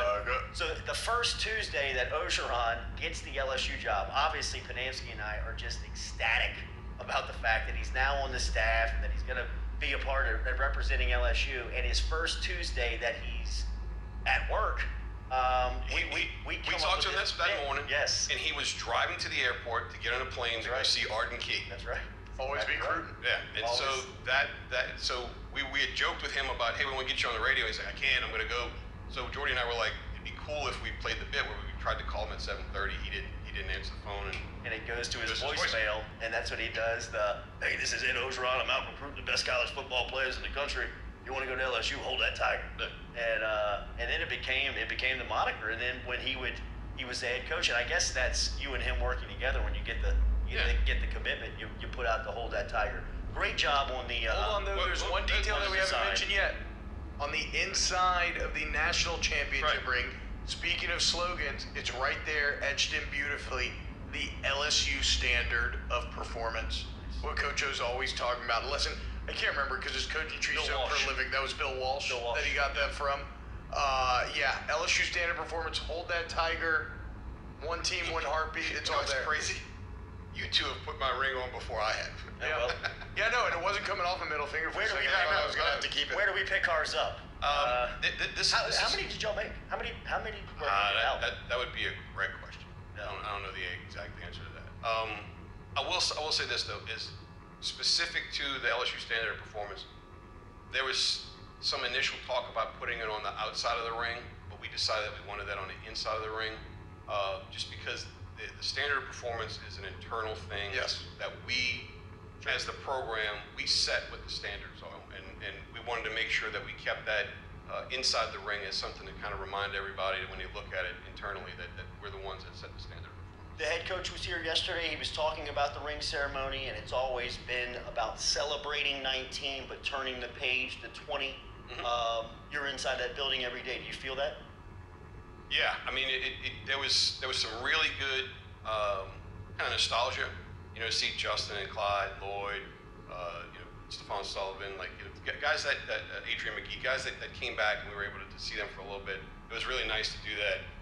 But there's no question that when the front row of a team meeting is usually all of your seniors, and a lot of those guys weren't able to come back because of COVID, travel and things of that sort, and then to look in the back of the room and see Eric Gilbert, Elias Ricks, Marcus Dumerville, and see how intent they were watching this. Yeah, there's no question that we're going to prepare regardless of what's coming our way. That's just Coach O's way. And so there was a little bit of a I guess you'd say some closure to some things. And then so what we did was yesterday we FedExed all the guys that were on last year's team and the coaching staff that were on last year's team that weren't here. We FedExed all those guys their rings, so they should be all getting that this morning. Have we confirmed the package has landed in Cincinnati? It was the first one. Please. And real quick, before we get out of here, can we clear something up? Is it Eric or Arik? Arik. It is Arik. Everybody in your building talks about him as far as he's going to be a game changer. You have covered recruiting, and now you've been in LSU and seen a lot of these freaks walk through the building as freshmen. He's got to be he feels like a Stingley, Fournette type generational talent, right? Yeah, and great kid. I mean, he wants to learn more and more about football every day. Carter Sheridan, who's one of our analysts, who was on the Saints staff and knows a lot about what the Saints did with Jimmy Graham. We got a lot of different people that have been around a lot of successful things, and Carter's like, wow, like he was with the Saints when Jimmy Graham was at his pinnacle. Sure. And he's like, wow, he's like this kid's got it. Yeah. So it's gonna be really fun for us when we finally get a chance to see these guys go out there and do that, because I know Eric was not able to go through spring, so that it would have been some opportunities there that he wouldn't have been able to participate, but as luck would have it, nobody really participated. For sure. Somebody that has seen the operation of big time college football up close like you do every day, can you give us an idea what the analysts mean for the coaching staff? Oh, what the amount of not pressure, but the amount of the workload that they take off of them? Well, and it's all a collaborative process. So when you've got the amount and the volume of information that we're able to bring into those meetings, and you have guys that are organized, like Steve's incredibly organized, and Bo's incredibly organized, and then Coach Mack on special teams incredibly organized. When they're able to bring those reports in, understand what they're reading, because sometimes if you just come in with statistics, it can all of a sudden just get overwhelmed, really crazy with that. But if you're able to understand that and make sure that you got everything kind of measured out, there's no doubt it saves working a lot, saves a lot of time. Yeah. Because when we do have access to the team, we need to be as prepared as possible, because you don't have unlimited time with those guys. It just seems like every week when he stops by, he mentioned Callaway yesterday. He mentioned the mini Pete Jenkins defensive. Oh, Manny Michaud. Michaud a couple of weeks back. Manny's a stud. Christian. Manny and Tommy Moffitt were college roommates. Wow. Yeah. Carter Sheraton is another one. Carter's phenomenal. Tyler Tettleton's been great. And guys that have been around for a couple of years now, like Kevin Coyle and Aaron Schwans and Mark Hudson. Coyle was a defensive coordinator in the National Football League. Hudson was, offensive line coach in the National Football League. These guys they're able to come in and help us out and do a lot of great things. Shout out to Greg Stringfellow, me and Jordy get Louis Bourgeois, and Panamsky for the design of the rings. They're beautiful. I break down film. Yeah, we can do some. You break down films. Yeah, exactly. Yeah, so it'll be the movie. I've already applied for my position. People in-house know what I want. Jordy, everybody knows the position I want, all right? Kingmaker has a role to play. There is a very clear role for him. And it fits me perfectly. Panamsky, it's great to see you. Great to see you guys. Congratulations, man. Can we do this a year from today?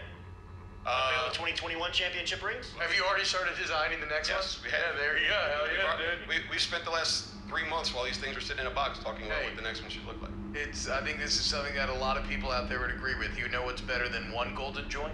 2 golden joints. Let's go. Christian Lagature, 8 a.m. Come back. We'll close at hour 1. Hey guys, it's Antiques and Replicas here, and today we're going to be looking at my championship ring collection.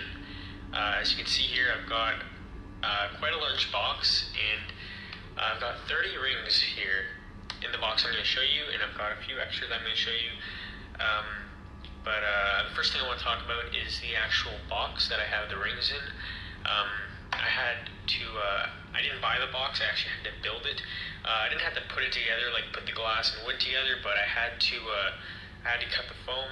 The foam was actually free, I got it at work, but when I got it, I had to make all the calculations, make sure that the spacing would be correct, that I could fit all 30 rings in. And as you can see, you have to count for the edging, because when you put this, when you put the top over it, you want to be able to see the outside rings. So you have to account for that as well, so you can actually see them when the top is on.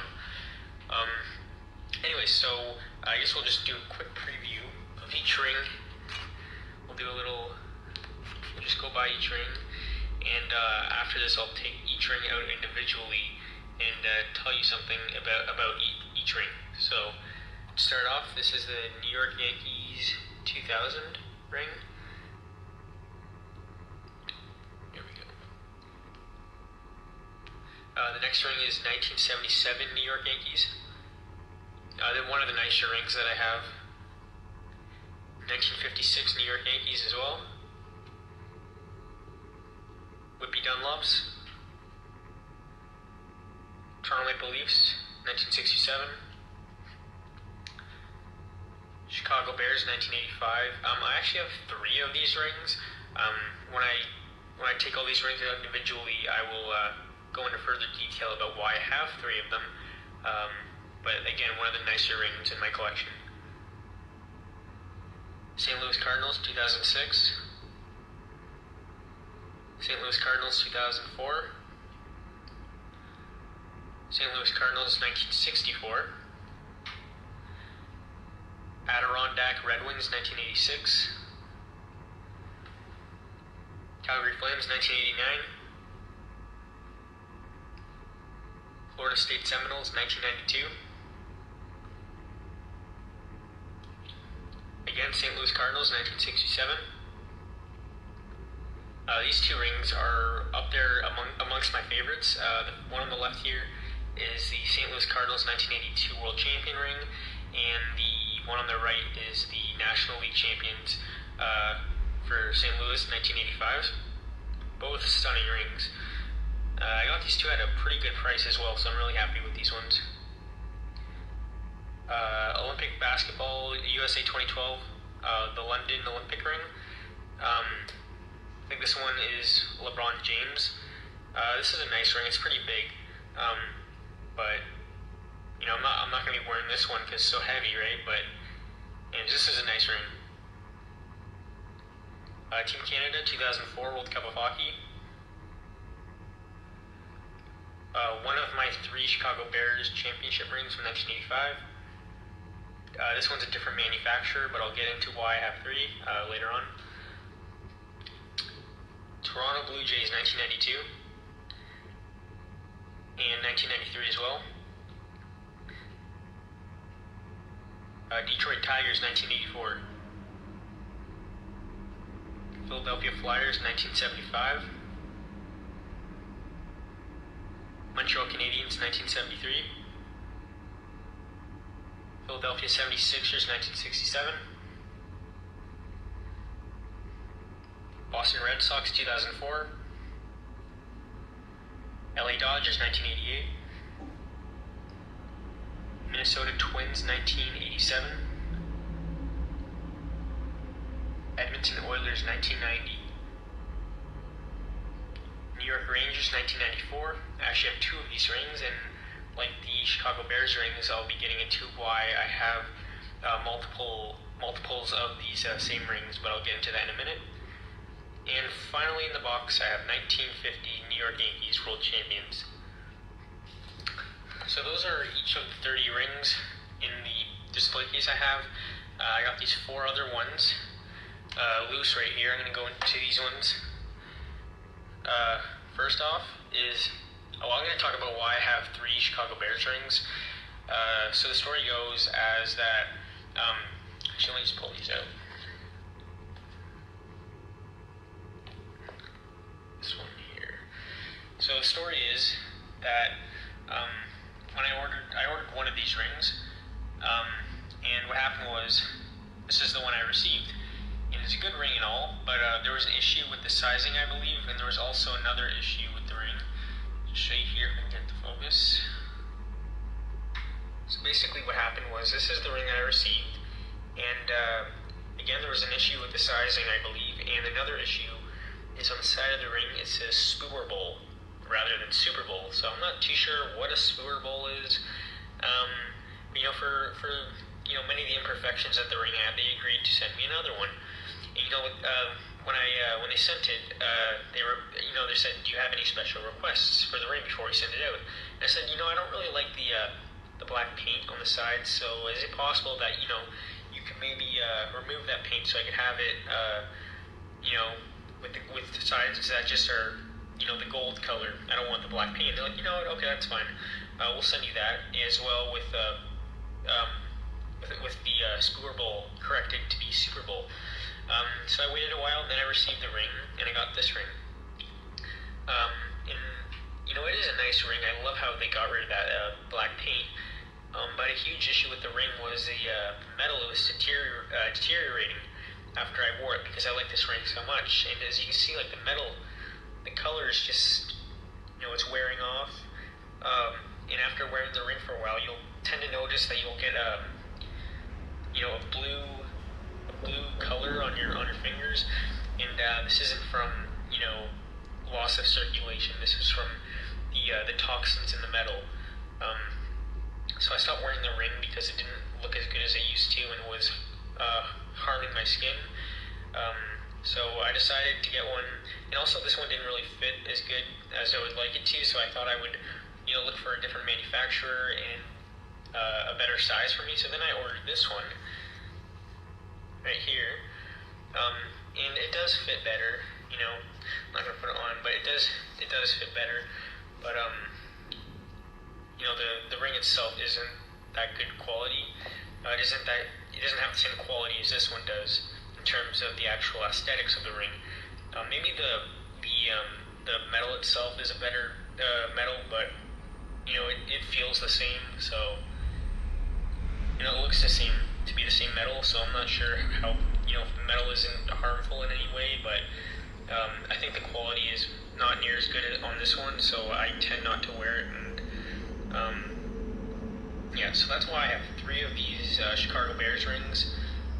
Another ring that I have 2 of is the New York Yankees 1977. The one on the right is the one that I have in my display case, and the one on the left is the one that I had. It was one of the first rings that I ever had, actually, that I had purchased. And the one on the left here, there was many issues with it. One, it is so heavy. That's not the main issue, but it's the first thing you notice when you receive these rings. This ring is one hefty ring.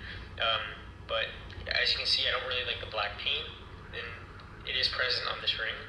I didn't like that, and because it just feels like it takes away from the actual authenticity of the ring. It doesn't, it takes away from that. So again, the metal itself, as you can see, it's getting kind of, I'm not sure how well it shows up on the camera, but the metal is starting to change color. It used to look like a nice gold like this one did, not as nice, not as emphasized, but on this one it's turning into like a silver kind of look. You can really see it in person, and this one also would turn your skin blue, and it's not good for your skin. It's quite harmful, actually. So I decided, I went on the internet and I saw, I typed in 1977 New York Yankees rings, and then I saw a picture of this one, and I saw the striations going from left to right, the lines, and I said, that looks real nice. I'd rather have it that way, and the color looks phenomenal. So I ended up picking up this ring, and I was so impressed by it that I actually went back to the dealer and filled up my shopping cart with more rings from this manufacturer, just different types of rings. And if you look at my box, many of those rings are from that manufacturer. So when I take out each ring individually, I'll be getting into that. But anyways, that's why I have 2 New York Yankees 1977 rings. This was one of the first rings that I did get, so I doubt I could part with the old one that I have, but I am very glad that I got the newer, improved variation of this ring, because it is a very beautiful ring. And I got 2 more rings here that I have loose that I would like to show you. Let's see, 1994 New York Rangers. Now, if you noticed, I have this one in the box as well. And the one on the right is the original one that I had. I bought it with the 1977 New York Yankees when I first bought my first few rings. So this is one of the original ones I had, but I thought I would upgrade because I saw that the metal, it was deteriorating. You can kind of see a little copper finish on the Stanley Cup over here. And you'd get wear as you wore it. Let me just put on this finger so you can see it. When you're if you put on your middle finger, your index finger would rub against it, and that would wear off the metal. So I thought I would upgrade. So I ordered this one, but to be honest with you, I'm not too happy with the one on the left. I thought that would be a great upgrade. When I ordered it, the pictures were completely different. Like the New York Rangers, it had color just like this one. The coloring is pretty good on the actual metal for the new one, but when you look at the front, it just seems kind of cheap. Like the one on the right, if you look real closely, it's kind of rounded off. Each corner is proportionate to the other. It's just well made. The only complaint I have is the metal. But when I bought this new one, the kind of has pointed corners, and it just doesn't. It shows up pretty good on camera, I guess, but in person, it's just not the same as the first one that I bought. So this one stays in the box, and this one, I guess maybe I'll sell it. I'm not too sure, but anyways, I actually wore the real ring, in real life as well, and that's what inspired me to actually get a replica, as this was one of my first ones. But yeah, this one is pretty close to the real one, except for the real one, it has immaculate attention to detail. The quality on the real deal, there's nothing that can compare to it. But this is still a nice ring, and I'm really glad I got this one. And as for the final ring that I have loose, is this 1992 Toronto Blue Jays ring. So as you probably noticed, I have another one of these in the display box. And the reason why I have two is not because I didn't like the quality of this one, is because this one is for sale. As you can tell, they are a tad bit different, but I just prefer the one on the left. And this was my original one. I got it at the same time as the Rangers and Yankees rings. This is one of the original ones. I only have two because I'm going to be selling the one on the right to a friend. So that's the only reason why I have two of these ones. Anyway, so now that I've showed you some of the extra rings that I have, I'm going to be taking out one ring at a time, and I'll be going into the quality and the actual team and any information you want to know about the ring. So going through each one individually. Let me just grab the first one, which is New York Yankees 2000. Alright, so this is the New York Yankees 2000 ring. This was one of the later rings that I got. It was from one of my more recent purchases, but as you can see, Derek Jeter, Yankees, World Champions 2000, and you've got the Yankees logo on the front with a blue diamond in the background, and this is a decent ring. It's not the highest quality ring I have, but it's definitely not the worst quality ring that I have. Not much to say about this ring. It's just a really nice ring, and I'm happy to add this one to my collection. Next ring I've already talked about, but I guess I can go through it over again. This is New York Yankees 1977 ring. Thurman Munson, 21st World Championship. New York Yankees, this is their 21st. Pride Tradition. Yankees World Champions. So like I said, not this one, but this one here was one of the few rings that I purchased originally, and I really like the design. I like the team, New York Yankees. After the quality was degrading on this ring here, I decided I would upgrade, and I got this one. So at the end, I'll have a spectrum where we have the best rings and the worst rings in terms of quality. So this one will probably end up in one of the best quality rings that I have. But this manufacturer does a tremendous job in terms of quality for their rings. So this is definitely one of the rings I'm really proud to have in my collection. The next ring is the 1956 New York Yankees rings. This ring, again, a more recent pickup, but the quality is not the best for sure. I don't know if you can even read the bottom part. It's barely legible. I'm supposed to say World Champions New York Yankees on the top, but not much to say about this ring. Anyways, that's the 1956 New York Yankees ring. The next ring is Whitby Dunlops. Now I don't know too much about this ring, except for the quality is very nice. If you look at the ring here, it's supposed to be commemorating the 1958, 1958 World Championships, the Allen Cup, and this ring, it looks nothing like what you would get in 1958. And I'm not 100% sure on this, but it looks to be one of those rings that maybe the veterans of the team, maybe they would get it like 50 years later or something. because I don't know too much about this ring, but yeah, I think it was something maybe the veterans would get to commemorate their victory, but I don't know too much about it. But all I know is it's nice. It's a nice. Not only is the design, it's nice looking, but the quality of the actual ring. The manufacturers did a very good job at making this one. So when I saw this one on the list, I was gonna buy a whole bunch, and I saw this one there. I didn't know too much about it, but I'm like, you know what? This is a nice ring. I might as well add it to my collection. So, anyways, 1958 with Bead Mops. The next ring is kind of a joke ring in a way. This is a Stanley Cup ring for the Toronto Maple Leafs that they won in 1967. And when I say it's a joke ring, the Toronto Maple Leafs, one of the most recognizable teams in the National Hockey League, haven't won a cup in 50 years. And this ring, it's a decent ring. It's not one of the best, but not one of the worst. It was 1962, 63, 64, and 67, it says there. One of the parts of the ring that I can tell you isn't completely 100% to the authentic is that it's supposed to say Toronto.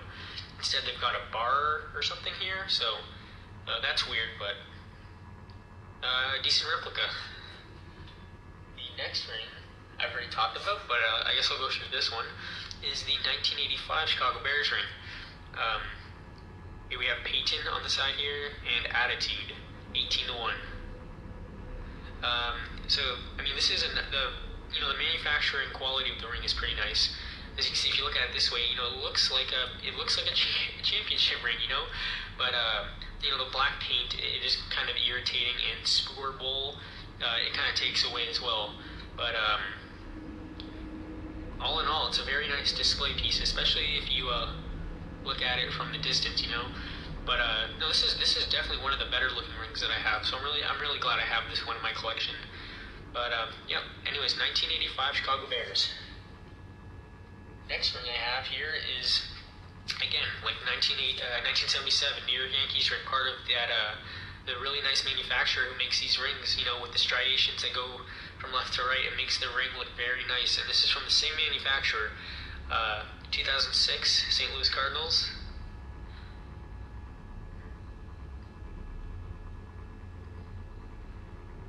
One of the best looking rings I have, I must say. St. Louis Cardinals, world champions.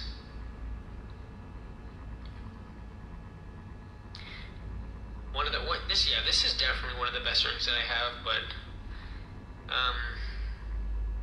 again, it is quite large. As you can see, from the actual ring hole for your finger, it goes quite far up, but if you're not wearing it, if you have it in a display box, it's very nice looking, I must say. But yeah, 2006 St. Louis Cardinals. Another St. Louis Cardinals ring here we have up next is the 2004 St. Louis Cardinals ring. I'm really fond of the design on this ring, but the finish on the metal is very different compared to the other ones that I have. Let's just bring this one back. As you can see, the one on the right, it has a very gold looking finish, but the one on the left, in person, it actually looks kind of like a white gold, kind of. But put this one aside. But yeah, you have the cardinal in the front. It's very raised. Like, it's not just a small painted cardinal. It's actually like an actual piece on its own. Got St. Louis on the side, and 2004. But all in all, a very, very impressive ring. So yeah, 2004 St. Louis Cardinals. Again, one of the nicer rings that I have is this 1964 St. Louis Cardinals. And you're probably thinking, oh, you've got so many St. Louis Cardinals rings. I'm not that big of a fan of them, to be honest, but their rings are spectacular. And I'm just going to bring this one back here to show you, is this 1956 New York Yankees ring. And, the rings are very similar in their design. A lot of the rings at the time were like that. But the one on the left, the St. Louis Cardinals one, just look at the detail in the words, but you can't even read the Yankees one. It's barely legible, right? So I'm really happy with the way the one on the left turned out. 1964, as you can see. Just a beautiful, beautiful piece.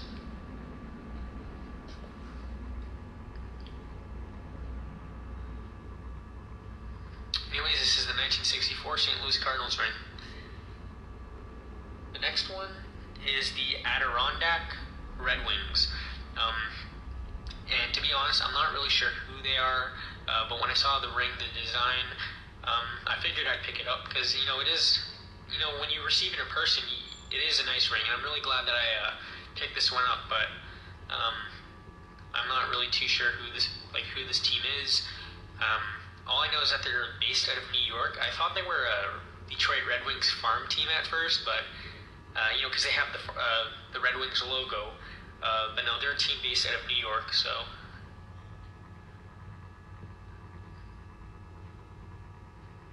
Anyways, that's the 1986 Calder Cup Adirondack champions. This here is one of my favorite rings that I have. Again, from the same dealer that makes the very nice rings, is this 1989 Calgary Flames ring. Lenny McDonald, number 9. You got the Stanley Cup here, and you have Flames in the NHL emblem. So yeah, like if you look at the lettering, like look how detailed that lettering is, and the stone placement, everything about this ring is just so well made. I mean, honestly, there's not much more I can say about it other than this ring is just absolutely phenomenal. So if you can find this one at a decent price, I would say pick this one up, but only if it's this variation, not if it turns out to be the black variation, because in the end, when you receive this one in the mail, you'll be wishing that you had chose this one instead. So make sure you get this variation. But that's the 1989 Calgary Flames ring. This next one here is the Florida State Seminoles. I'm not too familiar with the team, but this ring was one of the cheapest rings out there, you know, so I figured I'd pick this one up too. It wasn't all that expensive, but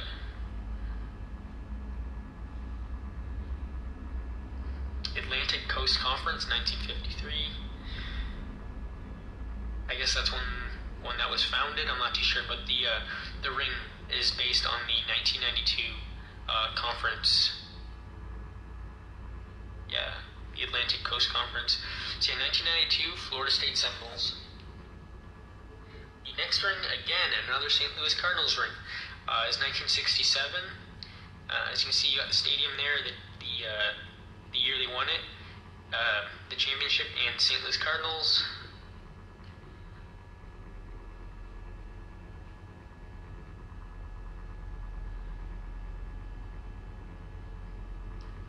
Anyways, this ring is, you know, it has the black background, but you know, I'm not too fond of the ring itself, but you know, the next two that I have to show you, this one kind of fit in a set with those two, so I figured I'd get all three.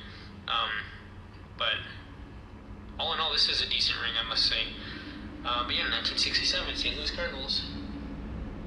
This next ring I have here is definitely one of my favorite, if not my favorite ring that I have here, is this 1982 St. Louis Cardinals World Championship ring.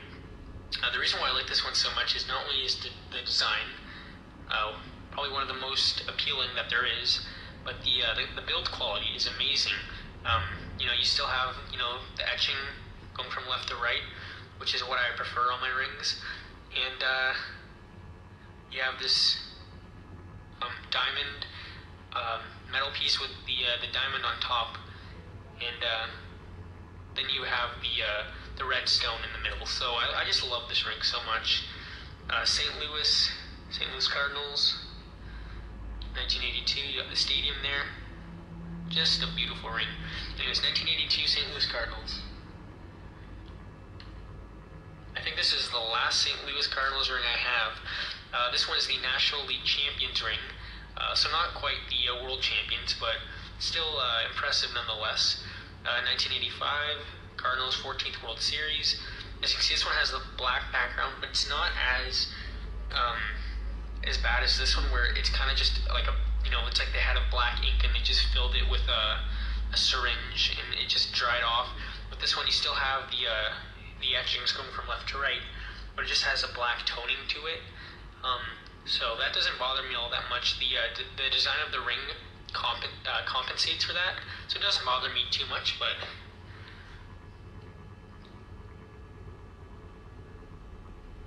you got the St. Louis logo there with the Cardinals, the National League logo, 1985. Of course, you've got the logo on the front with the red stone, and National League champions on the front. So again, like the 1982, this is one of the nicest rings I have in my collection, so I'm really happy to have that one in there too. These next two rings I'm about to show you are some of the biggest ones I have in my collection. The next one is probably bigger than this one, but as for this one, it's the USA London 2012 Olympic Champions ring. As you can see, London 88, USA Basketball, James, as in LeBron James. This one, I like the design on the ring, but it does have its flaws. The main flaw being the quality. As you can see, it's kind of sloppy the way it's been casted, but it doesn't have the black background, so I do like that. But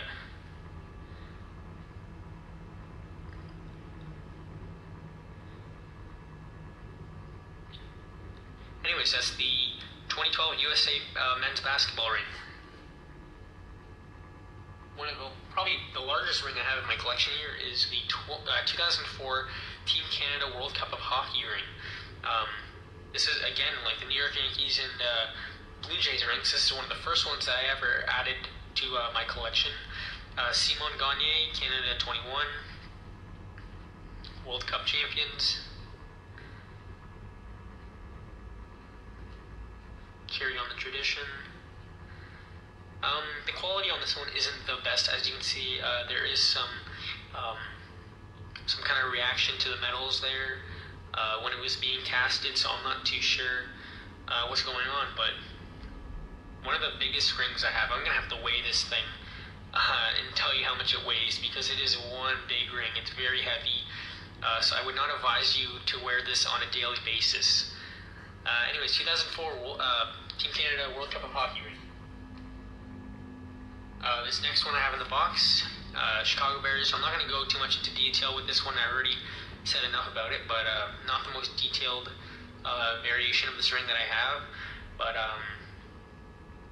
if I ever order any more rings on for my collection that are different, then I'll probably replace this one with those. Because I've already got two of the Chicago Bears rings in my box, and I'd like to make room for some other rings that I might want. So, anyways, Chicago Bears 1985. One of my personal favorites, the Toronto Blue Jays 1992 championship ring. Derek Bell, number 14, American League champions.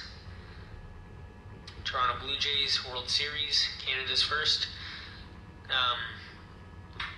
One of the best designs, I think, for a championship ring. But when I got it, all my other championship rings, they were very large, and when I got this one, it was such a small ring. Not in ring size. It was the same ring size as the other ones, but the ring itself, it was so much smaller than the other ones. Like, let me just put this one. This is the New York Yankees ring. So it is so much smaller than some of the other rings that I ordered, but at least when you wear this one, you won't get, a finger strain or something. It's much more, if you want to wear it casually, it's much easier to wear this ring than having the big honking ring on your finger. No, this one, it's very nice, and if you want to just wear one of these rings one day, I would advise you wear this one, because it's a beautiful ring, but it also won't cause you hand strains. So definitely, if you can get this one, I would get this, because it's a nice ring. But anyways, that's the 1992 Toronto Blue Jays World Championship ring. The next one, also Toronto Blue Jays, is the 1993. If you know, they won it in 92, and then the next year consecutively in 1993. Now this ring, I have to say the quality is much more poor on this ring than to its predecessor, the 92 ring. Like just looking at it, I mean, if you look at this side, you can just look, it's a lopsided casting, which isn't that good, but as you can see, Joe Carter, 29, Toronto Blue Jays, you can barely make this out. I think it says World Series like it did in the first one, and even the lettering on the face isn't all that good. You know, if you've got the 92, you have to have the 93, so I figured I'd pick that one up, but that's the 1993 Toronto Blue Jays championship ring.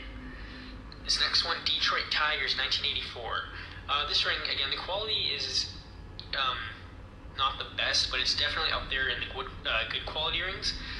As you can see, Detroit Tigers, world champions. You've got the diamond on the face with the diamond on the middle.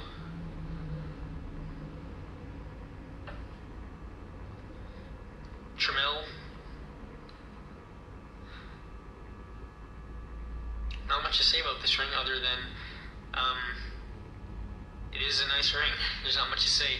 Anyways, Detroit Tigers, 1984. This next ring is another NHL ring. It is the 1975 Philadelphia Flyers ring. So you have Bobby Clark, 1975. You got the Stanley Cup here. On the other side, you've got Campbell Conference Champions. You got the NHL logo there. This was the same jeweler as the Adirondack Red Wings ring, I believe. Stanley Cup Champions, Philadelphia Flyers. Yeah, as I was saying, it's the same dealer, I believe, or same manufacturer. And the quality, it is, you know, decent, but it's very, the lettering here is very emphasized. It's been stamped very well, but you know, the lettering is kind of sloppy, to be honest, but all in all, this is a pretty, you know, it's a decent ring. So if you can get this one, I would recommend it. Anyways, Philadelphia Flyers, 1975.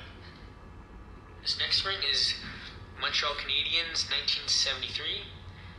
This ring, again, one of the higher quality ones I have. It's got it's from the same dealer as the New York Yankees, 1977.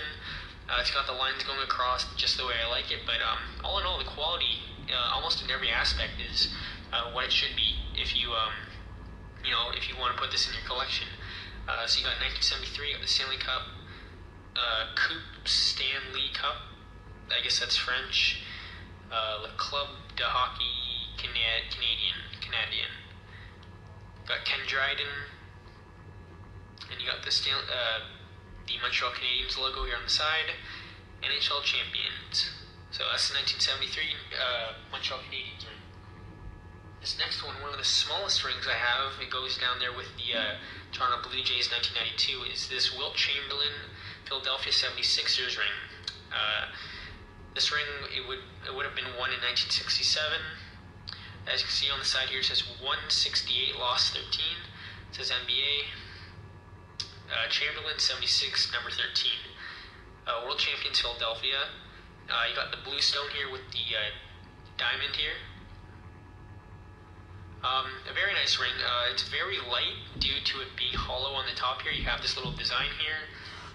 You know, if you take any other ring, just to use as an example, you normally have this here, but this one here on the left, the Chamberlain ring, it has this design. So not only does it make the ring much lighter, but if you wear it for long periods of time, you'll end up getting the design on your finger. So that's just one thing I thought I'd point out. But yeah, not much to say about this ring.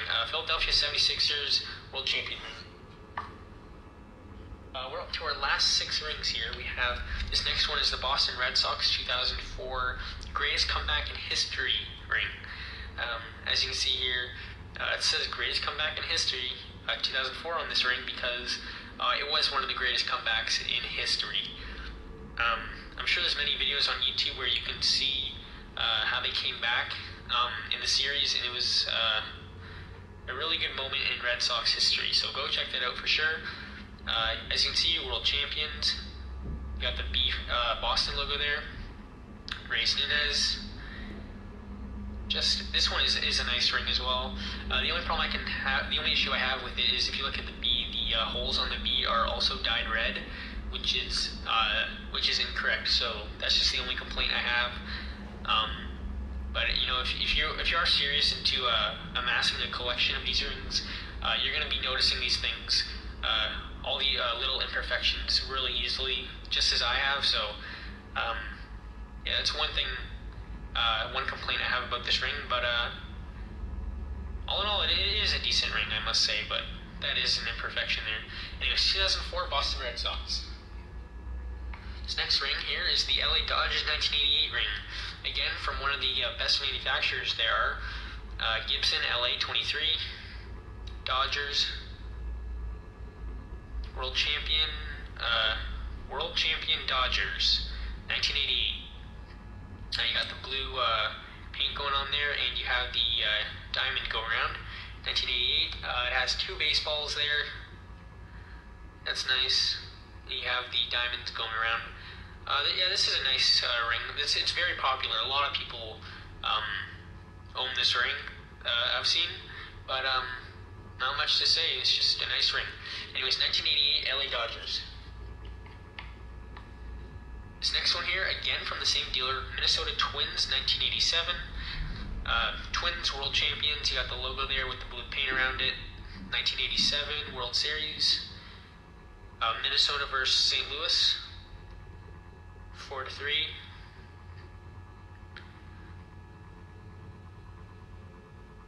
All in all, this is a nice ring. I like the design on it. It's pretty nice, but the quality is where it stands out. So. If you can get this ring, definitely pick this one up. Anyways, Minnesota Twins, 1987. This next ring, not the best quality, is the 1990 Edmonton Oilers ring. Now the design is, it's a decent design. You know, you got your 5 Stanley Cup. It says here on the left side. On the right side it says Messier Oilers. But yeah, on the front it says Stanley Cup 1990 champions. But the problem with the quality I have is if you look at the top here, you can see that it is lopsided, and if you look at the outside lettering here, you can see that it's very slanted here, but it goes very steep up here, and it looks very poorly done. I'll probably end up selling this ring, to be honest, but that's pretty much all I have to say about this ring. If I can find a better quality one, you know, maybe upgrade in the future, I'll probably end up doing that, because, you know, I do like the design of it. It's a nice ring. But, again, that's one of the things you'll notice when handling so many rings, is you'll find imperfections like this, and, you know, you have to make sure that you're getting the best that you can get. So, you know, watch out for that if you can, if you order one of these. Anyways, 1990 Stanley Cup champions Edmonton Oilers. Here we have the 1994 New York Rangers ring. I showed you that I had 2 of these. Again, the issue was that the other one I tried to upgrade, but I feel that the quality wasn't up to standards. It wasn't all that good, so I thought I'd stick with this one, because again, it was one of the first rings that I purchased. So I think I'll be keeping this one. As you can see, Stanley Cup champions Rangers. Messier, New York Rangers, 11. Heave Ho, it says there, 1994, 112 points, I believe that says. Again, this was one of the first rings that I purchased, so the metal isn't the best quality, but I feel that the actual quality of the the structure of the ring is very impressive. So yeah, 1994 New York Rangers. This is the last ring I have in the box. This is 1950 New York Yankees ring. Again, I have a ring very similar to this that I've showed you earlier. This is 1956. And the reason the 56 I got later, this was again one of the first rings that I purchased, the 1950 here. But I thought I'd upgrade to the 1956 because you know, there was no black paint. And if you look, it looks a lot more like a ring. Like if you look here, it kind of goes outward, and it doesn't look all that well on your finger. It's very wide on the top, and you know, when I saw this one here, you know, it just kind of, it retains the ring shape a lot better. I think I prefer this one, the 1956, over the 50.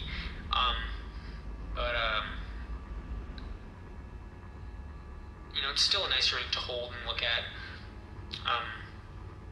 But yeah, 1950 New York Yankees. So there you have it. That's my championship ring collection. If you want to see any of the any review or close-ups of the any individual rings that you'd like to see, maybe I didn't elaborate on it enough. But if you'd like to see an individual review for maybe one of the rings, please comment that in the comment section below. I'd be more than happy to do a more in-depth review on any specific ring you might want to see. But for this channel, I kind of want to focus more on actual coins, maybe some banknotes, currency stuff. But I thought I'd show you my championship ring collection because there aren't that many videos of championship rings on YouTube. So I thought I'd show you my collection because I think it's a fairly decent collection. And I haven't seen many videos done on collections or even just championship rings in general. I haven't seen that many videos. So I thought I'd make you guys a video on what I've got in my collection. But yeah, in the future I'd like to do some coin-related videos. Some silver coins, maybe some banknotes, stuff like that. So if you'd be interested in that kind of stuff, please like, share, and subscribe. Subscribe to the channel. It really helps me out so I can put out more videos if you'd like to see some cool stuff like this. Again, not only championship rings, maybe some coins and stuff I'd like to do, and maybe some other antiques and replicas. That's the title of my channel. So I'd like to show you that cool stuff.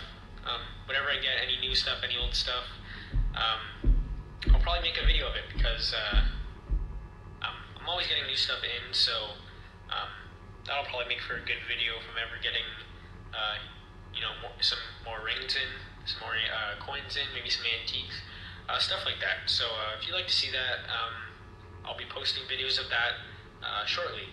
So stay tuned. Hello everyone on YouTube. This is your boy bringing back a unboxing for you guys. So I got the 2015 Kansas City Royals Replica Championship Ring, and I got it this morning. Didn't have a chance again to open it earlier, so most definitely, I'm saying, I'm home relaxing right now, so I want to share with you guys, okay? So let's get the unboxing. So again, it came this morning, and I'm pretty happy that it arrived. So yeah, let's do this.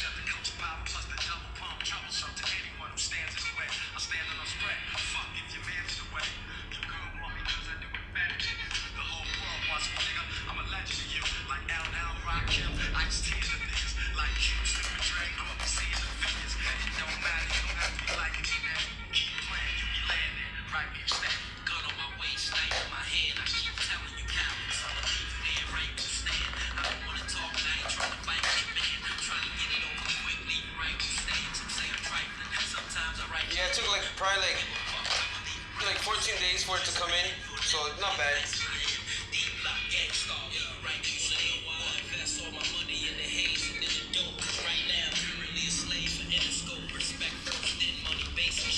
Comes inside a little envelope. Let's get this big boy open. I'm very, very souped and hyped for this.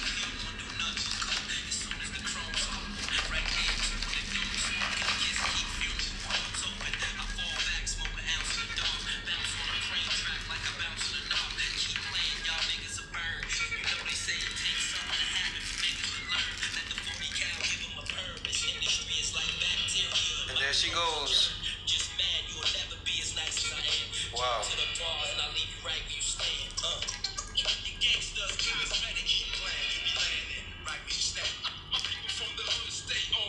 Wow, this thing is dope. Wow, this thing is dope. Alright, hold up guys, just I'm just a little stunned of what I'm seeing here. This is crazy. This is crazy hot. Woo! What? Yo, this is banging! Yo, this is crazy! Oh, man! Yeah, sorry guys. I'm just like, wow, memorizing this ring. This is unbelievable. Check this out. Wow! Oh man, this is crazy. This is crazy hype. Look at that. Look at the craftsmanship on this ring. Yo, this is unbelievable. Wow. Yeah, I'm impressed. Yeah, I can't even believe it. This is crazy, yo.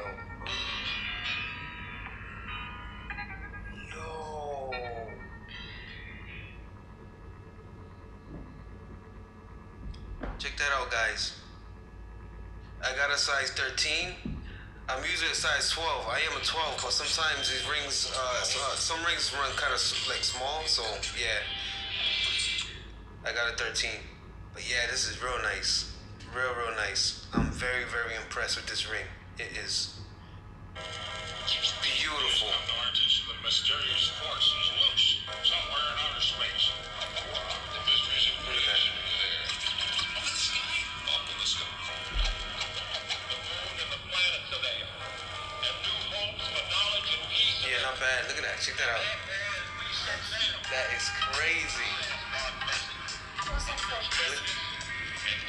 Kansas City Royals. Wow. Yeah.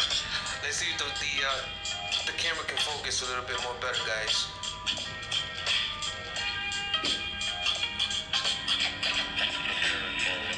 Self-Lord and master shall bring disaster to evil factors. Demonic chapters shall be captured by kings. Through the storms of days after, and to the earth from the sun through triple darkness. Yeah, it says 2015 on the side. It can't be compared to any firepower, for its mind power shared. The brainwave causes vessels to circulate like constellations. Wow, this is just unbelievable. Word to the Father and Mother Earth, seeking everlasting life through this hell for what it's worth. Look, listen, and observe, and watch another sea cycle pulling my peeps to the curb. Heed the words, it's like ghetto style pop. Brainwave swell, turning the desert to a well. Experience the best teacher. Wow, that ring is banging.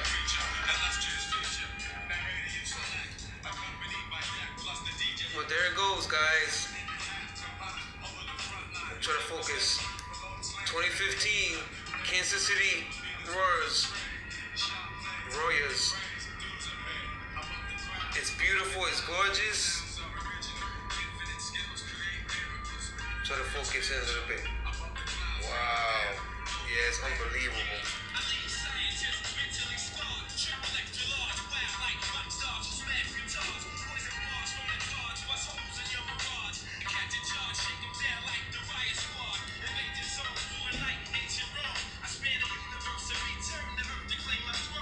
Wow, yeah. It's crazy. And it's very heavy too.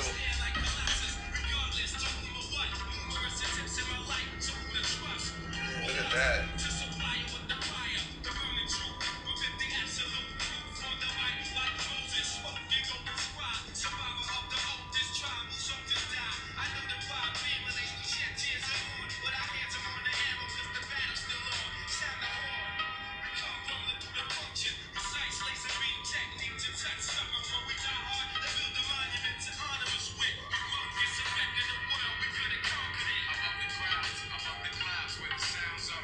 Alright, everyone.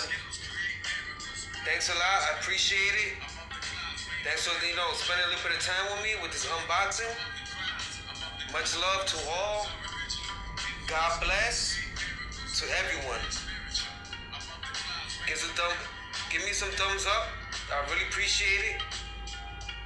And leave a comment too. That would be nice. Alright, so peace out, much love, and God bless. Peace.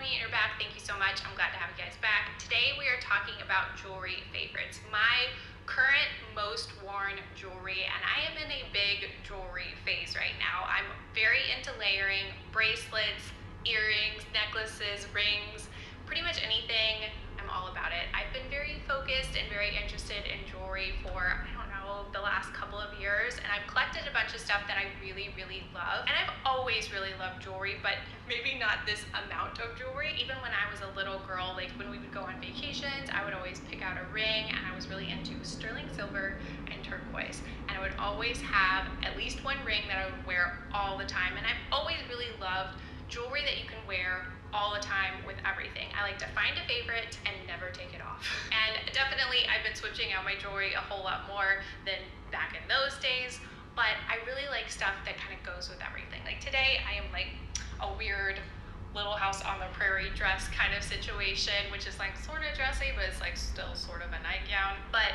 I like stuff that you could wear that's a little bit more dressy than this, but then also a t-shirt. Like I would wear all of this jewelry with a t-shirt. Anyway, today I'm sharing my favorites, and then also in this video I'm going to be sharing some jewelry adjacent favorites, like a jewelry cleaner and a travel case that has been so helpful. But let's get started and let's talk about necklaces. I feel like everybody loves a necklace. I especially love a necklace. Like I cannot go a day without a necklace. I just need it. Okay, I'm gonna try to kind of simplify this neck situation so you can see what I'm talking about a little bit better. Okay, to start out, let's talk about this necklace. Actually, if we talk about this necklace, we need to talk about these three necklaces because they're all very similar. They're a super popular style right now. I started out with this one. The brand is, I think, Brooch, and I found it at a local shop and I had no idea, but apparently they're very popular. And since then I found them on Nordstrom, and the last time I checked they are in stock, but it's one of those necklaces that goes out of stock and in stock all the time. But it's just so cute, and I think what initially drew me to it was the size of the charm and the shape of the charm, and also the chain. But I wore it so much, like I swear I wore this one like every day for at least 6 months. I kind of wore out the chain a little bit, and that's what brought me to this one. And it's very similar, except it's a diamond shape. Again, it has an L on it, and actually I think this one comes in a bunch of different shapes depending on what your initial is. And again, I found this one at a local shop. I'll try to find this one online. This one is my current favorite, but then the last one that I found most recently is definitely the most affordable option. I found it on Amazon, and it's actually a hexagon shape. And the L looks exactly the same as it does on the other two. It's so cute, and I think this one is only like $13. It's definitely under $15, which in my opinion is a steal, especially compared to this necklace and the other one.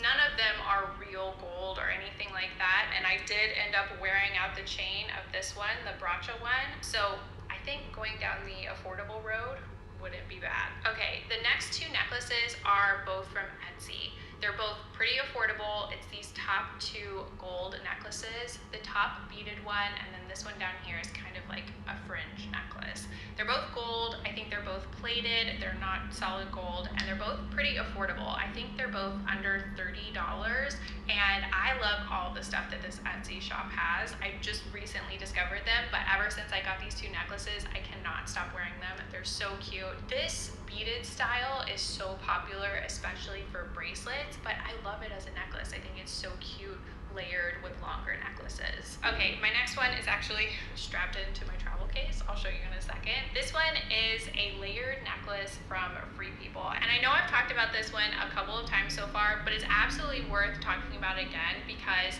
not only is it like a no-brainer layered necklace situation, like you don't have to think about like, oh, does this necklace go with this necklace? Like take up time trying to think about that. Like who needs that? Obviously, I need a little of that. But lately, I've definitely been opting for the simple, easy, one clasp option. It's got gold, it's got silver, it has this really pretty herringbone flat necklace. I love necklaces and bracelets like that. I feel like they're so big. I've been seeing them around everywhere, and I love that it's incorporated here. It's gold and silver, but this one actually comes in all gold, it comes in all brass, it comes in all silver, so whatever you're into. I like to mix gold and silver. I think that's really pretty and fun, and it's like kind of not too serious. Like you're wearing jewelry, but you're not taking yourself too seriously. The logic I don't know, but I like mixing gold and silver. That's all I'm trying to say. And also, this is another really affordable option. I think this one is around $30, maybe $35, and it's just really cute. It's been my go-to lately. It's super easy. You don't have to worry about tangles, and it's just pretty. Okay, and the last necklace I'm going to show you is this one from Majuri. It's gold with teeny tiny little diamonds. Like, you probably couldn't even see the diamonds unless you got really, really close. I absolutely love this necklace. I bought it a couple of years ago. I can't remember exactly when, but I feel like I've had it forever because it's so perfect for layering. I've worn it so many times. It's one of those necklaces that you could put on and completely forget that you have on, and it could go with anything. I feel like you could wear this dressed up for a night out, or you could wear it with a t-shirt. Well, I kind of feel like that about all of this stuff, but I feel like everyone would feel like that about this necklace. It's just so pretty and classic and timeless, and this is a necklace that is actually gonna last me. Like, I really like costume jewelry. I like affordable options. Like, you guys know I'm all about that, but in the last couple of years, I've definitely paid more attention to jewelry that will actually last and not turn on me, stuff that I'm really, really gonna care about. And this is definitely one of those pieces for me. I absolutely love it. It's not a crazy statement or anything. I feel like when I wear it, you guys probably don't even notice, but I love it. And it's just so pretty. Okay, next up, let's talk about earrings. I'm getting the ears out, and I feel like they're kind of pink right now because I'm really, really warm right now. I am really boring when it comes to earrings. Well, I don't feel like my choices are boring, but I get stuck on earrings and I will not stop wearing them. I don't really like thinking about earrings unless I'm really, really dressing up and wearing something like, I don't know, extravagantly fancy, which is very rare in my life, especially now, especially this year. So day to day, I usually wear the same thing all the time. I don't like to think about it. And really today I'm being kind of fake because these are not the hoops that I usually wear. Let me show you the ones I usually wear. They're actually from the same pack.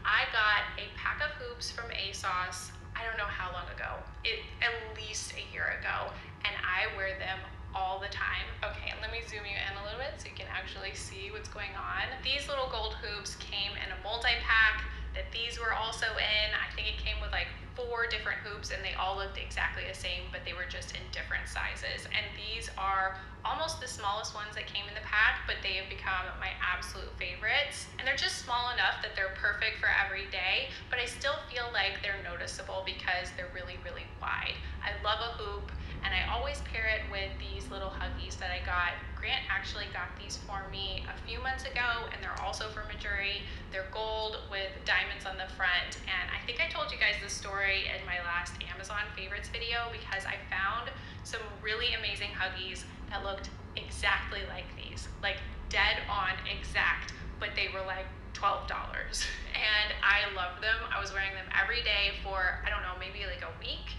and my ears started to react horribly. I have pretty sensitive ears. Sometimes I can get away with wearing earrings like this, like from ASOS, that I don't know what they're made of, but other times my ears react and then they're not happy and they get red and swollen and gross, and I can't wear whatever earrings are causing it, and unfortunately those Amazon earrings were causing my ears to react. But I was in love with those earrings, so I went on a quest to find similar earrings, and it wasn't very hard. I found these on Majuri, and Grant ended up getting them for me, and I basically just never take them off because they're so cute. I get a lot of questions about this one. This one is Maria Tash. I love Maria Tash. I have some other studs from her that are opal. They're so pretty, and I used to wear those in my second hole all the time before I got these. And then for my forward helix, this one is BVLA, I believe, and I got these from a piercer, but I think you can also order online. They have a bunch of body jewelry, and I believe it's a little bit more affordable than Maria Tash, and they have some similar designs, so that's like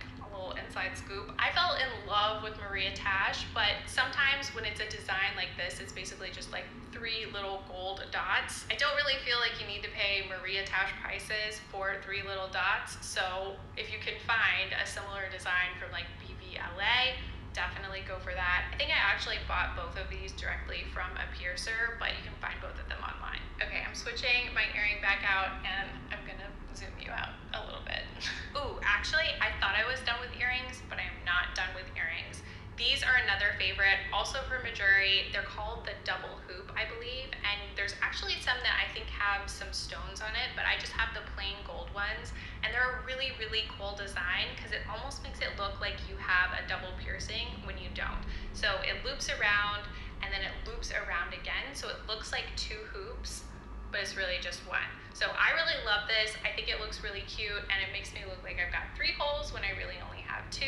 And they're just basic, pretty earrings. They're not too big, they're not too small. I feel like they make a statement, but they're still really delicate and pretty. Okay, last pair of earrings. I promise it's the last pair. These are actually more of a recent purchase, but I just love them so much. I feel like I have to mention them. They're from Target. They're like sunglasses. They're like a tortoise shell plastic, basically. And I love this shape. They kind of make a statement, but they're really, really lightweight. I cannot do heavy earrings. It's not worth it to me, and that is one of the reasons why I really, really love these earrings. Okay, moving on, let's talk about rings. I wear the same rings almost every single day. Here and there, I will take one off, maybe add another one, but generally, day to day for the past, I don't know how long, it's been these rings every single day. So let's start with the right hand, and all of these rings are actually from jewelry. I've had them all for quite a while, at least a year, maybe 2 years. This one is a gold and diamond star ring, and then I have 3 rings stacked on the ring finger. The top one is a gold chain, and then below that I have a gold, and I think it's white topaz. I think that's what the little stones are, and it's an open ring, which I think is really cute. And then the one on the bottom is just a really simple gold band. Okay, then moving on to my left hand, on my ring finger, obviously I have my engagement ring and my wedding rings. My wedding rings are from Anna Sheffield.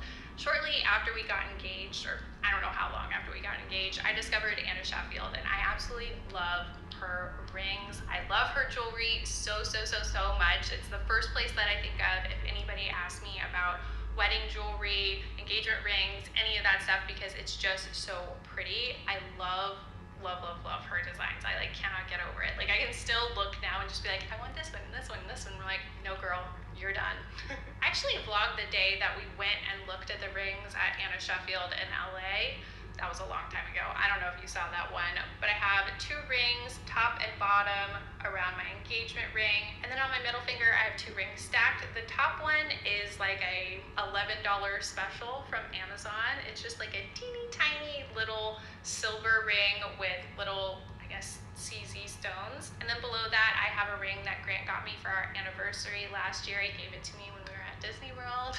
I love this ring so much. It's kind of like a rainbow of different stones, and it's a chain ring. So it's just so pretty and so unique. I don't think I've ever seen a ring like it, and I wear it every single day. Okay, and next up we have bracelets. I've been wearing a lot of bracelets lately, and I haven't always been a bracelet girl, but now I'm very into them. This top group up here, I know I've showed you these at least on my Instagram story. This one says good luck, and this is the whole reason why I bought this group. It's 3 different bracelets, and I think they're super affordable, like under $15 on Amazon, but the whole reason why I bought them was for the good luck bracelet. I think it's so cute. I just love that this is a trend, these little bracelets that basically look like friendship bracelets from summer camp. They're just so cute, and I was just drawn to the good luck just because we're going through IVF right now, and I feel like just looking down and seeing good luck, it just makes me happy. And then down below that, these bracelets are also from Amazon. There are 2 different sets. I have silver ones with gold stars, and then I have gold with gold stars also. I think they also have moon stars. They have a few different options all on the same page. I'll link everything. But I just think these are so cute. These bead bracelets are everywhere lately. Usually the bigger beads, but I really like these tiny ones, especially for stacking. Then over here, I have this star bracelet. I am absolutely obsessed with this one. It is an elastic bracelet, which makes me kind of worried because those tend to break over time, or at least that's been my experience. So I really try to baby this one. I do not want it to break, but I've been wearing it every single day. I love the star charms. I think it's so cute. And the brand is, I believe, Heart or Heart Studio. I'll link it. I'm sorry, I can't remember, but I definitely will link it. And then down here, I have another star bracelet. Okay, let me zoom you out a bit. That was a lot of favorites, but that's all the jewelry I have to show you.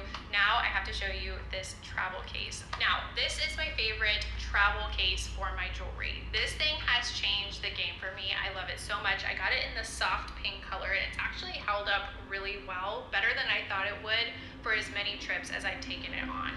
It is so helpful at keeping jewelry organized and separated and not all tangled together in a big wad, and by the time you get where you're going, you're just so frustrated and you just don't even wear jewelry. I've been there, and I've done many straw trick, like you name it, I've tried it, but this thing works so well and it actually makes me feel like a grown-up and I'm not feeding my necklaces through straws. And I try to be very streamlined when I'm traveling. I don't want to bring a whole bunch of jewelry because I just don't want to spend the time switching out jewelry and thinking about that. But if I'm going on a long trip and I plan on dressing up, I'm going to want to have options. So I really, really love this case. You get a bunch of different spots to put your necklaces, and there's little elastic straps here, so it holds it down, and then it goes into this little pocket here so they don't get tangled up with each other. And then you have a little zipper pouch in the middle. It's almost like a jewelry trapper keeper. Did anyone else have trapper keepers? Is that too long ago? Some of you will remember. I know you will. And then over here we have 2 spots for rings. I have my little pinky ring there that I do not wear enough. I probably should have talked to you about this one. We'll talk about it another time. I feel like we've talked about way too much jewelry at this point. And then here we have a little card for stud earrings. This is actually the section that I've used the least, but you can easily just tuck it in under here. But it would be really, really helpful if you had a bunch of different pairs of studs and you wanted to keep them all separate because those things can get lost so easily. I have lost a lot of earrings in my day. And then the last section you have is a pretty large compartment back here where you could put larger jewelry or maybe even like sunglasses if you wanted to.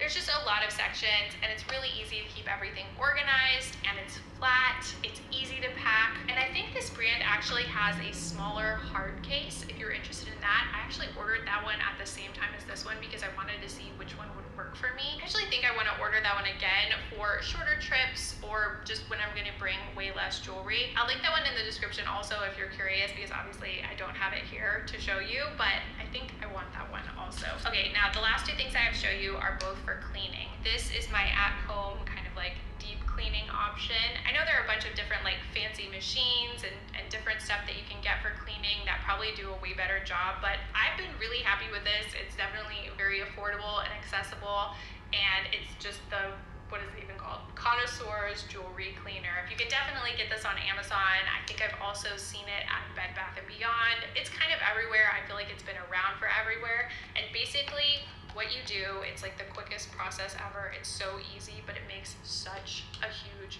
difference. I can't really tip it to show you, but it's full of liquid and there's this little basket. So you put your jewelry in the basket, you dip it in and you leave it in for, I think it says up to 30 seconds. Then you bring it out and there's a little brush in here like this. It looks like a mini toothbrush. You brush up your jewelry, brush up your stones, and then you rinse it off and it's clean, it's shiny, it's beautiful, and it's so easy to do.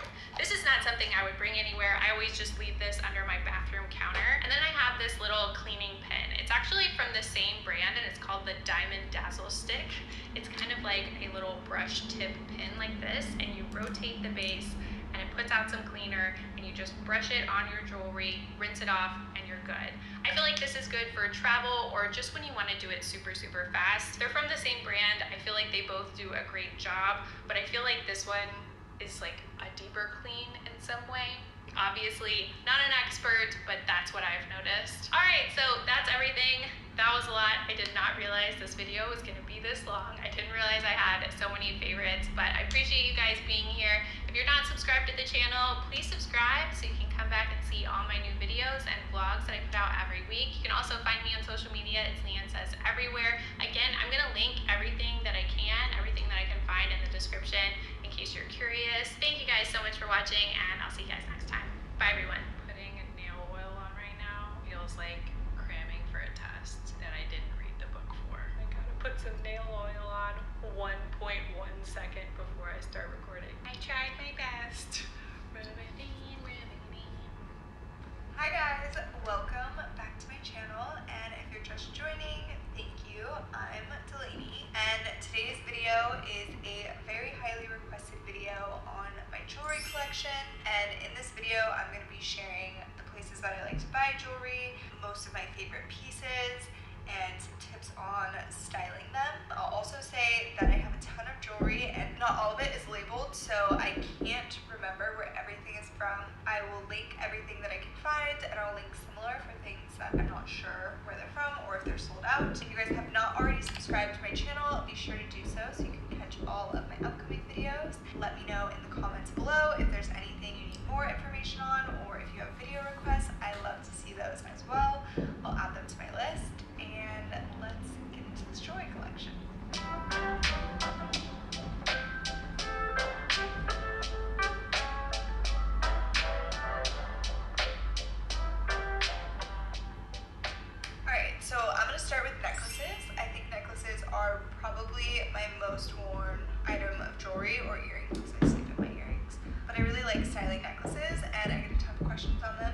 share my necklace collection with you guys. And for today, I just put on like a pretty classic go-to style of stacking that I wear with a lot of outfits. And for starters is these two chain necklaces. I wear these almost every single day, and they are both adjustable, so you can make them as tight or as loose as they go, and that's really nice and really flexible. You get so much wear out of them because of that. So these two are from the brand Miss Oma, which is a little bit on the pricier side, but it's very much so worth it in my opinion. I wear these so much. They don't ever tarnish. They're super nice quality, but I will also link some more affordable options in the same kind of style for you guys. So I would say that these style of necklaces, just like two chains that are adjustable and you can make them whatever length you want, is a really good starting point for an everyday stack of necklaces.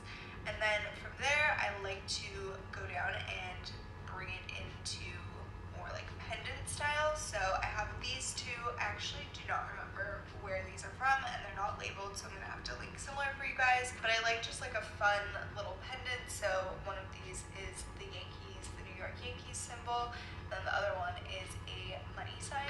They're just kind of like cute and edgy, a little street stylish. So I like those, and I think it's totally fine to wear more than one pendant at the same time. I also think it's fine to wear necklaces that are the same length over each other, because they kind of just follow where they're going to, and it just works out in a weird way. I'm pretty sure these are the same length. They just work together. So that's kind of like the basic formula of how I like to layer my necklaces. It's usually like two chain styles, like one or two chain styles, and then one or two pendant styles, or even three.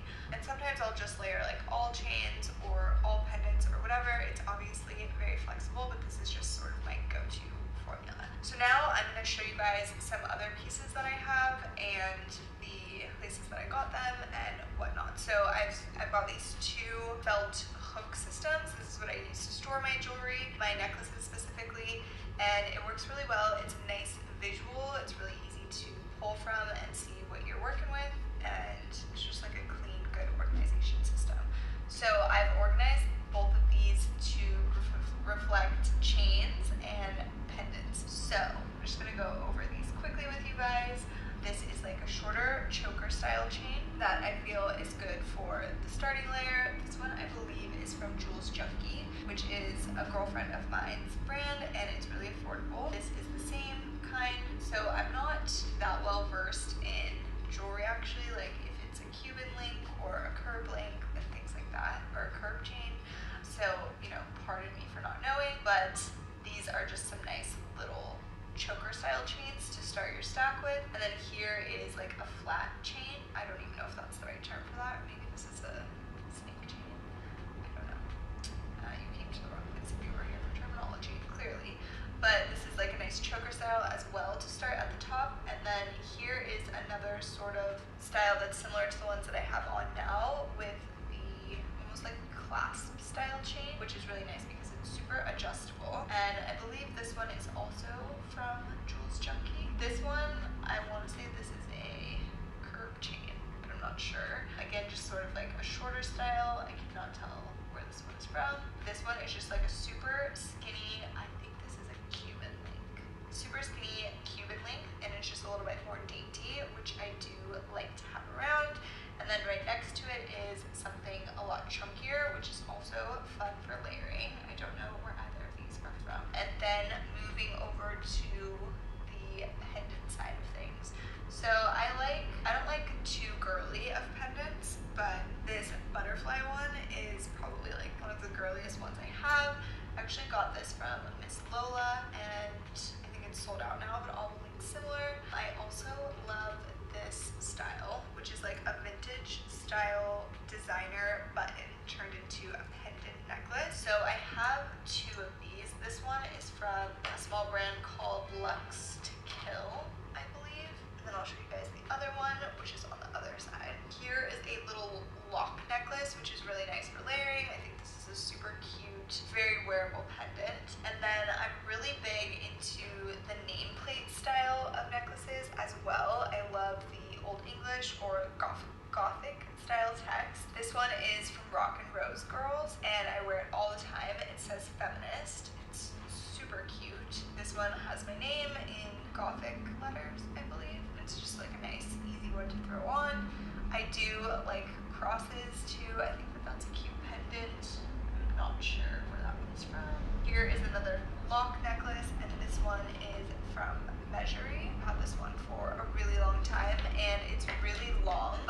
got that like clasp style chain, so it's completely adjustable. Like you can make that a choker if you want, or it could be really long, which I actually love the flexibility of that because I wear it super long sometimes. I don't have a lot of necklaces that are that long, so that is really nice to have around. This one looks like it ended up in the wrong place. It's just a chain, like a twist style chain. And then here is like a praying hands pendant, and this is from a brand called 5 and 2 Jewelry. They are a small female-owned business, and they're really affordable as well. I love their necklaces. I think this one right next to it is also from there, and it's like a double pendant, which is really fun. It kind of just adds a little extra to the necklace. This one is one of my favorite little pendants. It is a circular pendant from Argento Vivo, and it has a little cherub angel on it, which I love angels, so I feel like that one's good vibes, and I like that.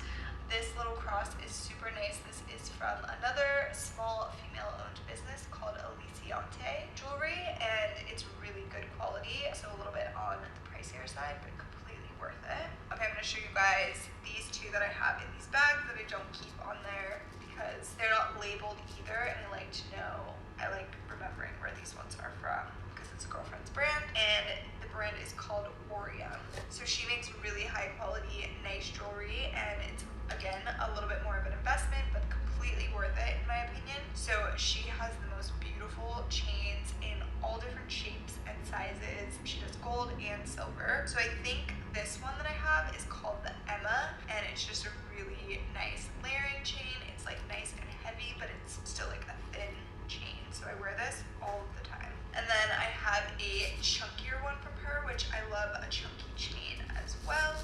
And I was just reading a thing the other day on trends that were started by the Black community, and one of them is chunky chains. So shout out to the Black community. We love you and your fashion. So this is just like a super fun, cool piece. I usually wear this on its own because it's quite a statement, and a little pendant or something next to this is like, it barely compares. I have worn it before with like a chunkier pendant with it, and I think it was actually really cool, but it totally speaks for itself on its own as well. So I like to wear this with like a graphic tee or even like a strappy tank top or something, just like do all the talking. I'm gonna switch these so I can show you guys. Okay, so this is another necklace stand, and I'll show you guys the pendants first and then the chains on this side. So this is one of my favorite necklaces ever. It is from Chloe, so it is pricier, but it's such a beautiful piece. I am obsessed with anything that has female form on it. I think it's just so beautiful and such a bold statement, so I absolutely love layering this with a couple of daintier chain necklaces or just on its own. And then this one is a little Mary pendant. Again, I do not know where this one's from. This is a little dog tag pendant, and we got it engraved with the number 22, which is our favorite number, and a little rhinestone. And this one is from Argento Vivo. And then here is another butterfly necklace. Butterfly necklaces are just fun, and they remind me of the 90s and my childhood. So I think this one is also from Miss Lola, and I don't think it's available anymore, but I'll try to link similar. And then this one is a little Nike swoosh, which is super cute. It's a little bit more on like the sporty street style side, so I love wearing that with t-shirts and stuff, band tees, graphic tees, whatever. And this is a initial necklace. It's a D in like a gothic old English print. I think this one is from the Sis Kiss, and they're quite affordable, which is great. Then I have some more nameplates in the old English gothic style. One says baby and one says my name. This is another initial one with my first and last initial, and it's in the gothic old English style with some rhinestones, and I believe this one is from Adina's Jewels. And then I have one with Clayton's name on it. I do not remember where this one's from. I've had it for a while. Here is a little cross with a rhinestone. I believe this is from Jules Junkie, which today I already mentioned her. She is also a girlfriend of mine. Her brand is very affordable, and it's a small brand, so it's great to support them. This pendant is actually one of my favorites as well. It's a heart with wings, and it's kind of chunkier, so this is really good to wear with something that's already kind of busy, actually, because I feel like it really stands out from, I think it's called Fraser Jewelry. I don't know. I'll have to get back to you guys on that one, but I think it's called Fraser Jewelry. This one is it's not Zodiac. It's some other, I think maybe it was just, you just got to choose which sign you identified with the most. But it's a cute little longer pendant. Again, this one is from Measury, and I've had this for a couple of years. This one says Boss, and it's in the Old English style. I believe that one is from the Sis Kiss.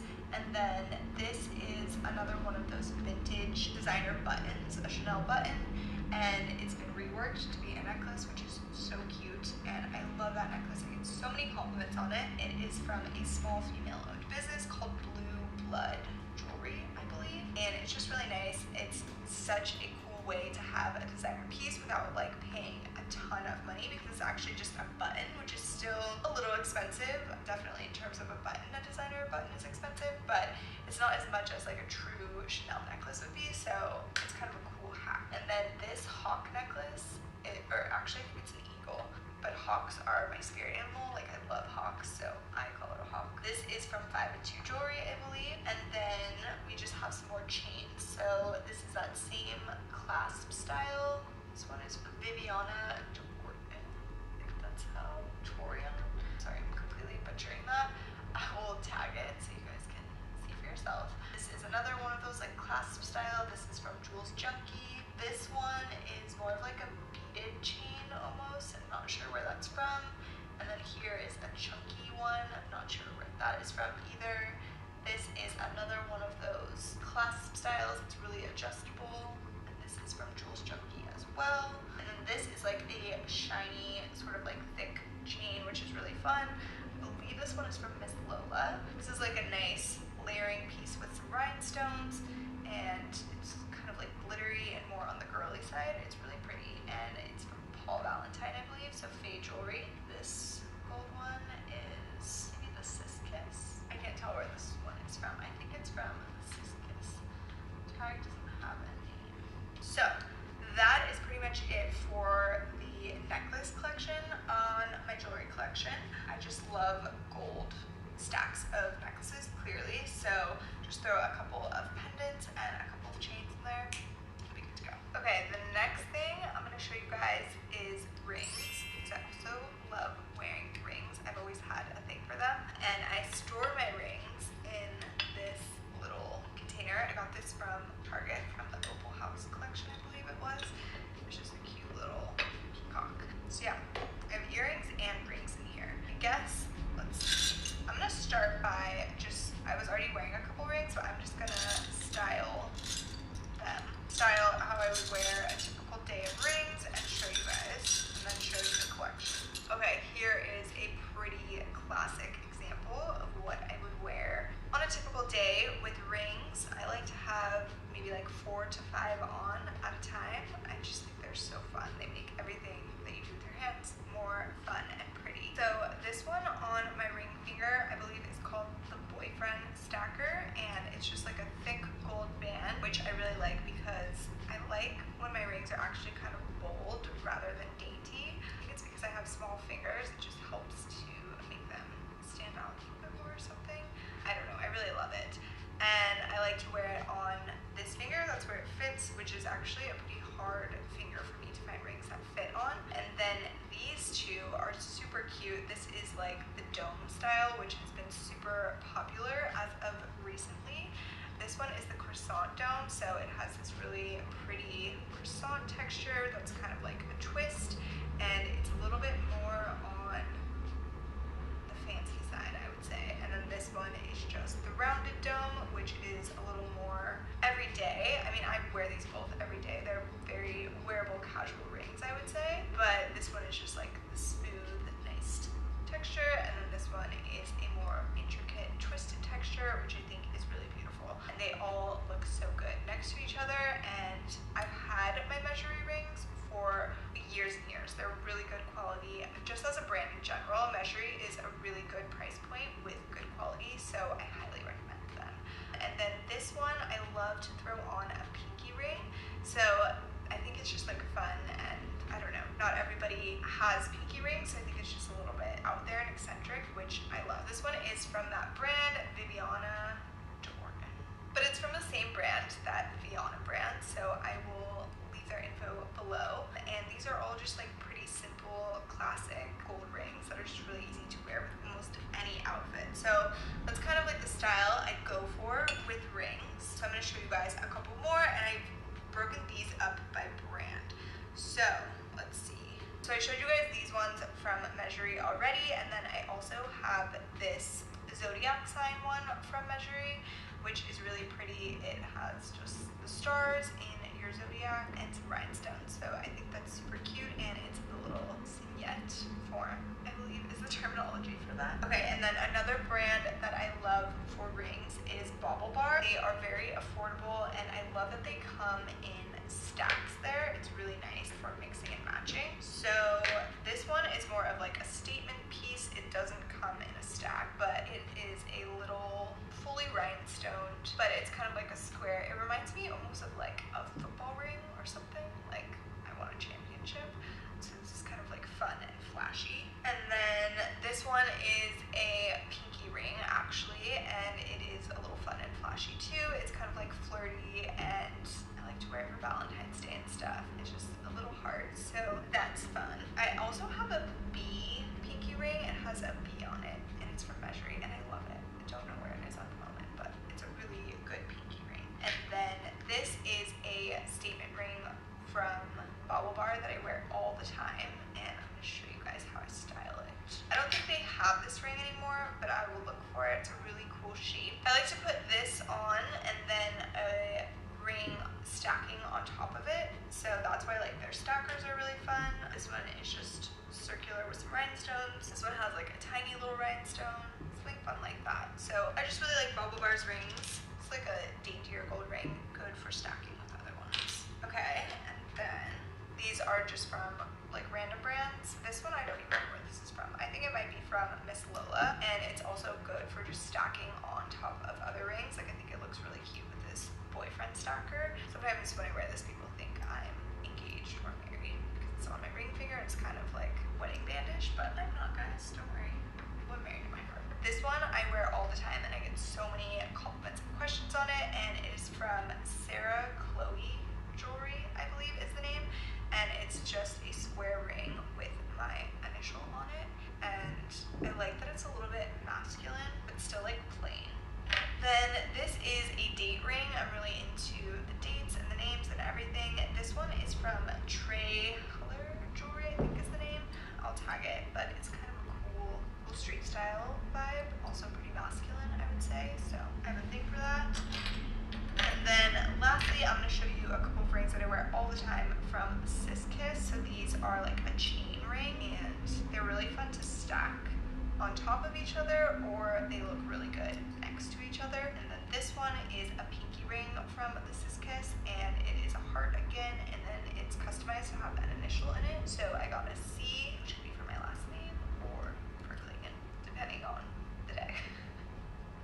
So that is pretty much it for the rings that I typically wear, and I have a couple of like nicer rings that are elsewhere, and they're not packed right now, so I didn't show them. Moving on, I'll show you guys some bracelets, and I will say that bracelets is probably my least worn piece of jewelry. I think because they're hard to put on yourself usually. It's like I just feel like bracelets don't go with my outfit that often, or I just feel weird in bracelets for some reason.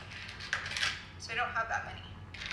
The first one that I have is the same as my necklace. It's the same brand. It's Miss Oma, and it's the same style. So it's just this clasp style and the little chunky chain bracelet, which is kind of the vibe for what I like for bracelets. So this is the same idea. This one is from the Sis Kiss, really affordable and just kind of like a plain, I think this is a Cuban link, but I really don't know, plain little gold chain bracelet. And then I do have a couple of these little beaded stretchy bracelets. I don't remember where these are from, but I will link some because I know these are really popular and a lot of girls love these. They wear like a ton on their wrists. I feel like for me that's too girly. It's just, I don't know. I just have a thing about masculine things I like to wear. So I feel like the bracelets for some reason is really girly to me, even though boys wear bracelets, obviously. This is a really pretty one. I feel like this is also really girly. It's from 5 and 2 Jewelry, and it's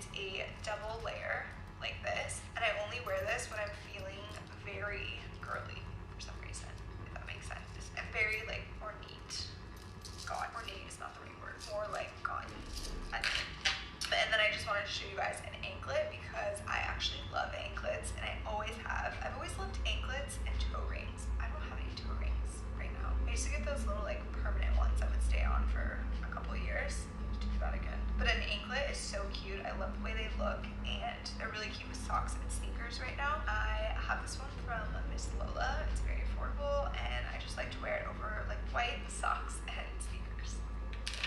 Moving on, I'm going to show you guys earrings, which is probably right up there with like rings and necklaces for what I love to wear. So I'm going to start by showing you guys a little bit of a tour of my earrings and the piercings that I have. So I think, hard to tell, I need to like use my phone to take a picture of my ear so I can talk you guys through this. Okay, this is what my left side earrings is like. I have I have 4 lobe piercings and they're just like 3 in a line, and then there is a really small little like, permanent earring that I have in there. That's this little stud. So I don't have a link to an earring like that, but okay, I'll just go into explaining this all to you guys. So in the first hole, I like to wear like sort of a statement earring, whether it be like a big hoop or a fun like sparkly earring or something like that. I'll put my biggest earring in the first lobe piercing, usually. Also, hoop earrings were a part of that thread that I was reading that was inspired by the Black community, so shout out again to the Black community for showing us the best fashion. Okay, anyways, so I love wearing like a big hoop in here, and I have so many of these hoops that all like pretty much look the same. I don't know like where each one of these is from at this point because I just have so many and I just like go and find a matching pair when I'm looking for them. So I'll link a couple of different places that I get those big gold chunky hoops from for you guys. And then as I mentioned, this little diamond one I don't have a link to because it's just what I was pierced with. So I'll try to find similar for that, and I just leave that as is because there's not enough space in that spot to do any other kind of earring. And then in my second hole, I pretty much have been wearing these little safety pin earrings for months now, and I love them. I sleep with them, shower with them, it's all good. These are from Bauble Bar as well, so I can link those for you guys. And when I'm not wearing a safety pin in this spot, I like to wear just like a little hoop or something similar to the one that's behind the safety pin in my third lobe hole. So this one is from Measury, and it's just a nice gold hoop. It has like a little bit of a texture, almost like the croissant style. I don't know the exact name. I'll link it for you guys with the proper terminology. But something like that just ties it all together, and I like that these are all different shapes, and we have like a little stud with some sparkle, we have a big hoop, we have a little hoop, and then something fun like the safety pin. But you can do like all hoops on your ear, all like little hoops, anything like that. It's so fun to have a lot of piercings. So, you know, that's kind of my inspo for dressing my ear. And these Bauble Bar safety pin earrings, like I mentioned, sleep in and shower in, as well as these Measury ones. Like you can just live in them, which is so nice. I definitely think that those are worth it. And then moving up to this part, I have this like double hoop chain earring, which I hook onto my cartilage piercing and my mid-lobe cartilage piercing. That has the chain in between it, and it's just like a really cute, fun earring. This one is from the Sis Kiss, so I'll link that for you guys. And you can also wear this style of earring, the double hoop with the chain, in other parts of the ear. Like you can put both the hoops in lobe piercings that are next to each other, and then the chain just hangs between, and it looks really cute. And then on the forward helix, which is these two, I've had some trouble with these two healing correctly, so they might look a little wonky. So on this double helix piercing with the gold hoops, I just have these really small Measury hoops in there, which again is just like really nice quality. You can sleep with them, shower with them. They feel really nice and they look really good. So I just pop in those two little gold hoops up there and good to go. Okay, and then the right ear is a little bit different. So the lobe section is pretty much all the same, so there's nothing exciting there. I also also have this mid cartilage piercing that I have on the other side as well, but I don't have a top cartilage piercing here, so I just have this little hoop in, which is also from Measury, and again, you can just like sleep in it, shower in it, it's all good. And I also have this ear cuff, so this is not a real piercing, this is more like putting a ring on your ear, and this is from Measury as well, which is a really fun idea because it's like no commitment piercing basically, and it's way less painful, so I love that, and I think that's really easy and cool. So that's kind of like the ear tour of my piercings and the earrings that I like generally have in. I'll link some other brands of where you can get like similar ones to this, and then I'll show you guys a couple of fun earrings that I have that go in the frontal. So for some fun earrings that I'm going to show you guys, I have a couple of pairs here. Okay, these ones I love to wear for something like a little bit fancier. These are from the Sis Kiss, and they're like an oval shape with these horizontal rhinestones, and I just think they're kind of like a cool vintage vibe, and they look really like pretty and a little dressed up, but not like too crazy. So I love those. The Sis Kiss, and then I also have this pair from the Sis Kiss that is sort of like that chain link style with some rhinestones. So these are kind of fun. They're a little bit smaller, but since they're sparkly, sparkly weird. They're a little bit smaller, but since they're sparkly, I feel like they stand out and they're just kind of fun. These are some very fun large earrings from, I think I got these from Miss Lola. They're rhinestone hearts, and I feel like they're just so loud and flirty and fun. I wear these a lot like during the holiday season because I feel like it's a good statement, or if I'm just wearing something sort of fun and girly, I feel like this is the perfect earring to throw on. And then lastly is a nice little pair of smaller hoops. These are from Measury as well, and they're part of the Croissant Dome collection. So I love these for like a more sophisticated, polished look, like when I don't want to be wearing big hoops and I don't want to be wearing something too flashy or shiny. These are honestly perfect, and they just layer really well with like other little hoops, with being a little bit bigger and enough of a statement but not over the top. Oh, and for some of those earrings, if you guys want to see how I store them, I have this vintage jewelry container as well that I got off Etsy. It's just like a nice big thing that you can put a lot of jewelry into, which is nice. That is it for this video. This is a little bit of how I store my jewelry, where I buy it from, how I like to style it, and hopefully that covers all of the jewelry questions you guys have been asking me. If I miss anything, or if you have any more questions, just ask me and I will get to it in the comments as soon as I can. That's it. So I'll see you guys in my next video.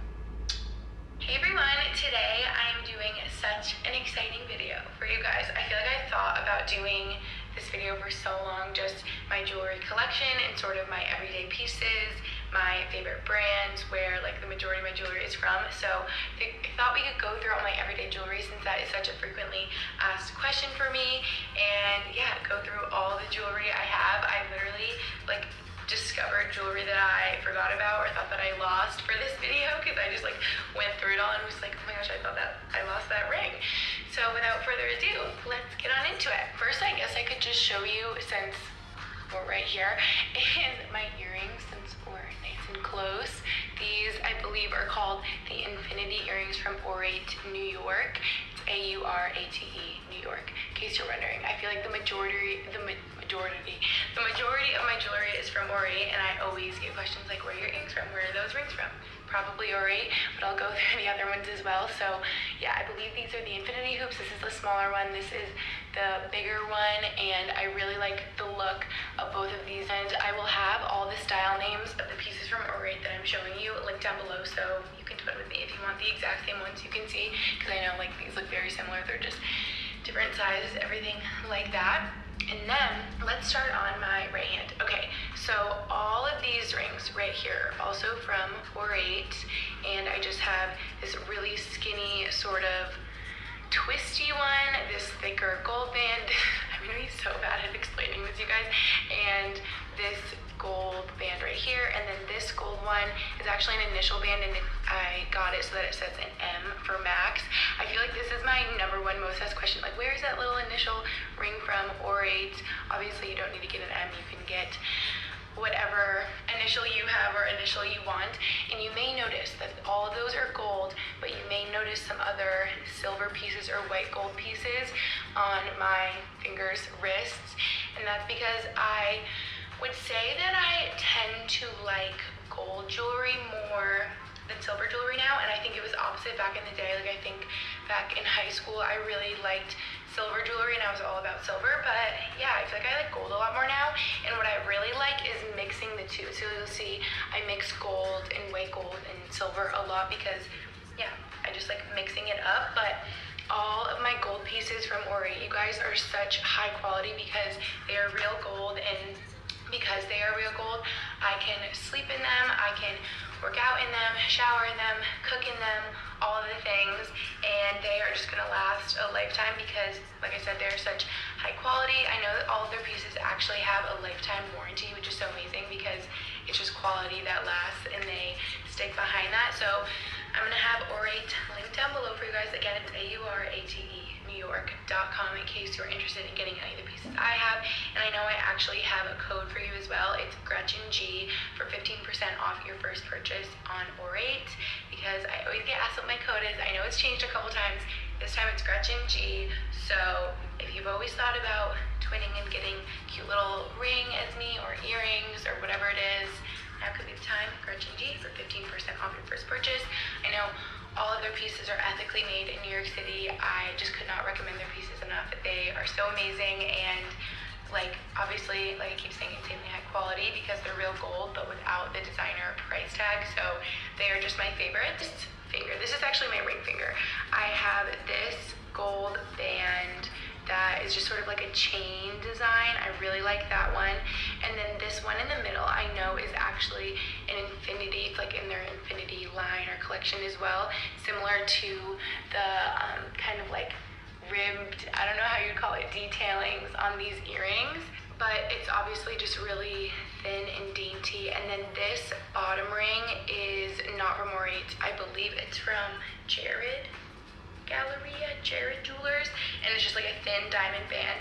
And I don't know if you guys are getting the vibe or yeah, what my favorite styles are, but if you can tell, obviously I'm really into stacking. I really like small dainty pieces and that can just go together really well, that I can mix and match and switch up a lot. So, and obviously layer together I feel like is a big thing, so that's why a lot of them are just kind of small and not too like big statement-y. Like I feel like the biggest, most like statement one I have is maybe this, which is just the Tiffany silver T ring. So we went through those rings, and then at the bottom is the white gold I'm saying infinity. Not everything's infinity. Why am I thinking it's infinity? Love. It's the thin love band. I think what I'm thinking is that it's the, oh gosh, I know they have a thicker one, but this is the thinner one, okay? Oh, I think this might be called the wedding band. White gold, yes. And then I again have just like a skinny diamond band in the middle that I believe I got forever ago from like Macy's. I just went in and knew that I really wanted like a thin diamond band, kind of like this one. And then on top is gold, I want to say engagement. I believe they're called the wedding bands from Cartier. They're just the skinnier ones. I know it's the skinny one or the thicker one, so it's the skinny one in case you're interested. And I really like having pieces too that kind of mean a lot to me. Like I feel like a lot of my jewelry has memories or things like associated with it, so I don't know, like I just feel like a lot of them have certain meanings to me. So the reason my Cartier rings I really love and mean a lot to me is because I got them, I think the day I hit 200,000 subscribers on YouTube, so that was just like really fun. This ring, the Tiffany T ring, I got with my twin sister in Paris when she was abroad there. It was my first time in Paris, and I just fell in love with like how beautiful the city was and the Champs-Elysees, and yeah, that's where I got this, like the Tiffany's on the Champs-Elysees, and it was just like so pretty. Sorry if I'm pronouncing that wrong, don't speak French, but yeah, it was so beautiful. And then I guess we can move on to, I feel like I got like hate about this when I first got it, but it's similar to my Tiffany ring. Might as well, you know, address the elephant in the room. I don't know why people, maybe just because it's very expensive. It's like a touchy subject, but I don't know if you guys find that. Maybe it's just me, but this is my Cartier Love bracelet, and it's just like the simple gold one. Oh, hi, there's my tattoo. Hi, Dad. And yeah, this is just all gold love bracelet, and I think if I'm being honest with myself, always saw it and thought it was so beautiful, and again, so just like simple, classic, like gold jewelry that like I literally never take off. I mean, this I really don't take off because you screw it on and screw it off with your little screwdriver, and it's a pain in the butt. So this seriously never comes off, and you guys know me, most of the time my jewelry's not coming off. Honestly, it depends. Like, I feel like I've gotten more picky recently than I have in the past, and now if I'm like biking or doing weights or something where I'm like gripping, sometimes I don't like the feeling of my rings on like the grip, if that makes sense, so I'll take off my rings. But like if I run or something where I'm not like holding something with my hands, I just keep everything on. So it just kind of depends, but like that's why I think just having such high quality jewelry is so important to me, because like it's jewelry that I wear every day and that I don't take off. And I, in the past, just would get jewelry that I thought was really cute or trendy or whatever, but I would get it from Forever 21 and then it would turn my fingers blue or break. I remember getting the cutest rings from Brandy Melville back in the day, but they would break after like a week. And so, yeah, like these pieces, I am not gonna pretend are very affordable, because I know they're not, and I definitely saved up for like a lot of like these Cartier rings, these Cartier bracelet, things like that. I definitely saved up for, so I'm not trying to like, I don't know, discount that or just be like, oh, this is whatever. Like, I know they're very expensive pieces, but for me, again, I just feel like as I've grown up in my age, I'm 23, but I just feel like I've really realized quality over quantity. And yeah, like some of these things I've worn for years and years, and they look just like they did the day I got them, and I know that they'll stay this way. Yeah, so I just wanted to say that. But back to the Cartier Love bracelet. So I just, like I was saying, I feel like I saw this so much just being on social media from such a young age, and I always thought it was so beautiful and so gorgeous, and yeah, just like so classic. And when I was in Paris for the first time, or no, this was my second time, when Lucy was still abroad. Yeah, because the first time I was just with Lucy and I got the ring, and then I went back with my mom, and it was just like such a fun memory of the three of us there together, and like shopping and exploring Paris together, and it was my mom's first time there. And yeah, and I remember we went to Cartier, and I was like, you know what, I know I want one of those in the future, and I think I'm just gonna try it on to see like what size I'll be. And so I put it on, and I was like, I remember just being like, Mom, I can't take it off. Like, I literally can't take it off.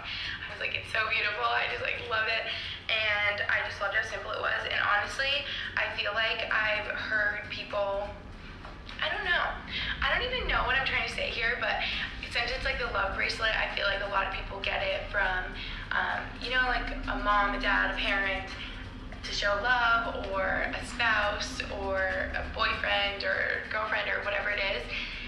And I almost feel like I've gotten like weird vibes or energy from people, things that they say, being like, oh my god, that's so weird that she like bought it herself or something, because it's a love bracelet, you're supposed to like get it as a gift. But honestly, I'm like, I don't know, I just feel like it was a big moment for me, because it was something that I loved for so long, and I was like, wow, this is like so meaningful. And again, like literally looking at this reminds me of that whole trip in Paris, and again, like shopping and just like exploring the city, and my mom's first time there, and like that was my second time in Europe or whatever, so it was just like so special.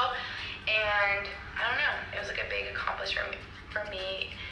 Not like that I needed this to be proud of myself, but I feel like I was just so proud of myself with how far I've come and how hard I've worked on social media and my everything. In college, I was about to graduate. I don't know, this is like coming out all weird, but I just feel like I was showing myself love and showing myself that I could be like successful on my own. I believe I was still like single at the time, and I don't know, I was just like in a you go girl mindset and get that bracelet. Like, you don't need someone else to give it to you. Like, if you want something, go get it yourself. So I don't know, that's kind of how I feel.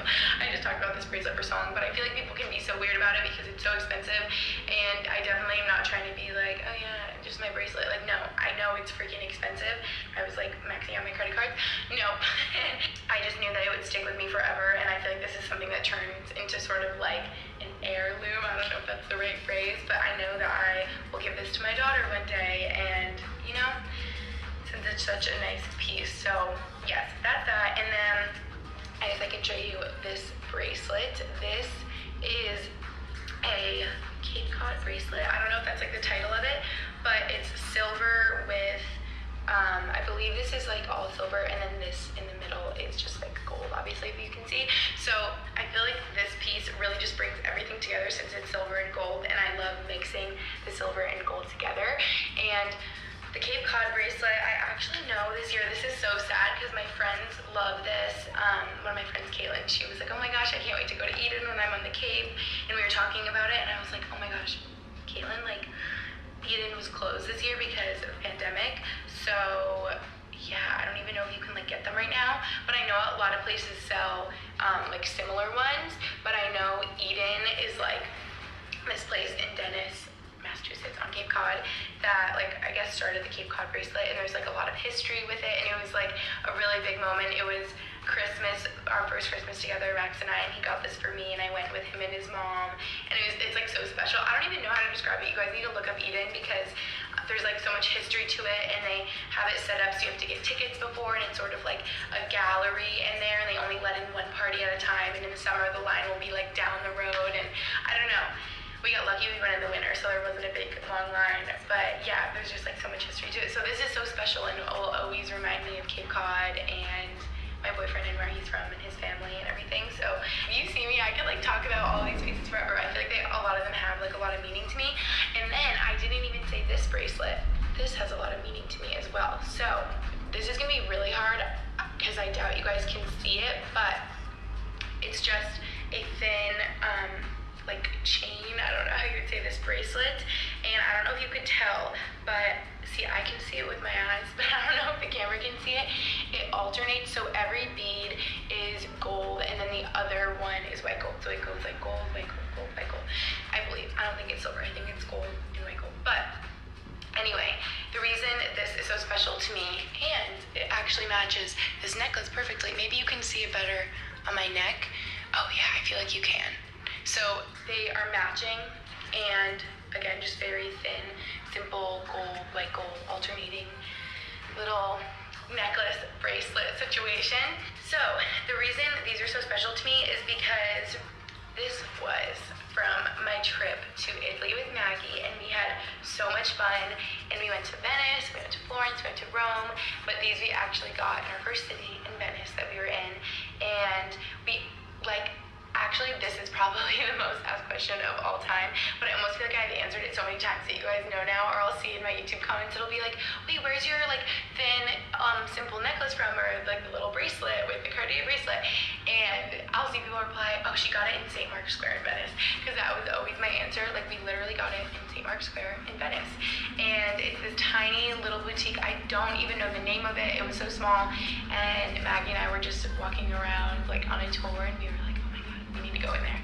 And then we found these and thought they were so gorgeous, and it reminds me of her and our friendship and our trip, and yeah, they're just so special to me. She got all gold, like a gold necklace, gold bracelet, and then I was so happy that they had the gold and white gold, because I'm like, wait, that's so my vibe, and goes with like my gold and white gold jewelry situation. So I just feel like everything goes together really well, and I like love it, and it's so me. And yeah, so that's like what I wear every day.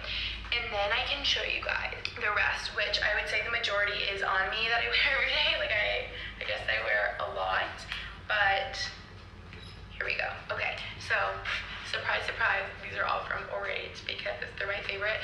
This again, like everything is this, here you can really see, I believe this is called the Infinity, like figure ring. Everything is this infinity sort of like ridged little situation because I just love it and think it's really nice. And then I have these little earrings. I know that they call them huggy earrings. Here, now you can see them. They're just tiny little, this is so hard to show. They're just little huggy earrings that literally hug your ears. They go like right there. They're just really simple little ones. So I love these guys. Definitely a staple basic, would totally recommend. And then this, I don't know why it's not on right now. I could probably add it to my like stack of rings right here. I mean, I wouldn't put it on top of the M, but this is just like a plain gold band, and I feel like I've just switched it out for like one of these like twisty ones. But yeah, this one I wear a bunch too. So that's all orate, and I honestly think this little baggie, these little baggies are from orate too, and that's how I like store a lot of these, because this is how the jewelry pieces come. Yes, okay.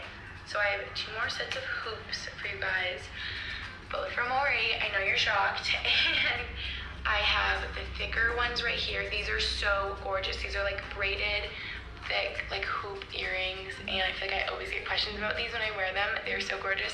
I honestly love wearing these thicker ones right here in my second hole, and these ones in the first hole a lot, because I feel like they make such a statement, and they're just like bigger and look so nice. So obviously matching one to that.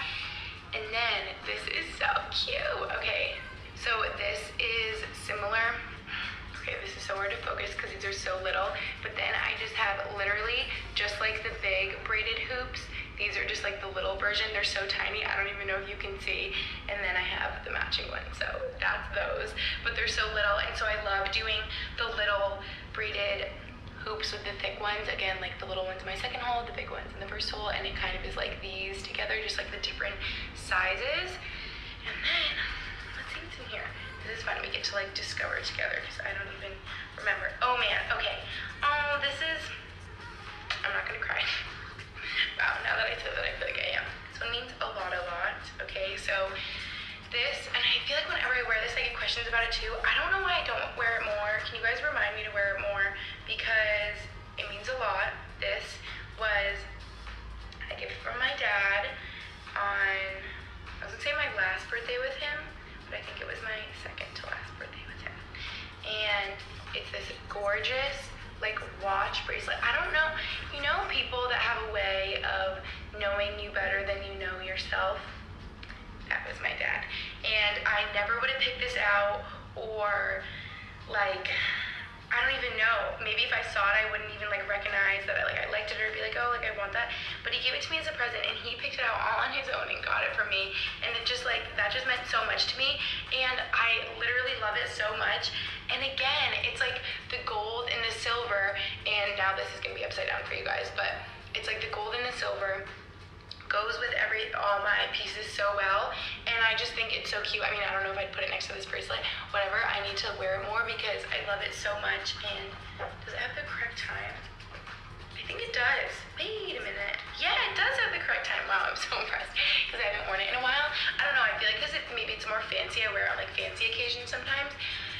But like, see, clearly this is a piece that has like a lot of meaning to me, and I don't know, it was just so special, and I like totally wasn't expecting it, and I feel like it was just such a nice gift that was like coming out of nowhere. And yeah, if he gave me just like his cookies that were so good on my birthday, that would have been enough. And then he whipped out this really nice watch, so I just love it. And did I say where it's from? It's from Badgley, Mishka. I think he just got it at like Nordstrom, because I've never heard of that before, but yeah, I just love this so much, and it means so much to me.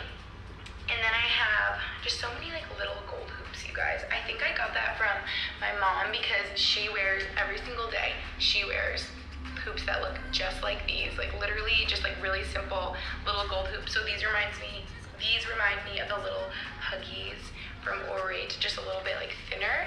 And so these I used to wear all the time too, just by themselves. These are from Jared Jewelers. To not wear hoops at all, I felt like they didn't look good on me, and I would wear pearls like every single day, if you guys remember that time, like way back when on YouTube. I don't even know if these are nice ones, because I would go through a million little pearls like this.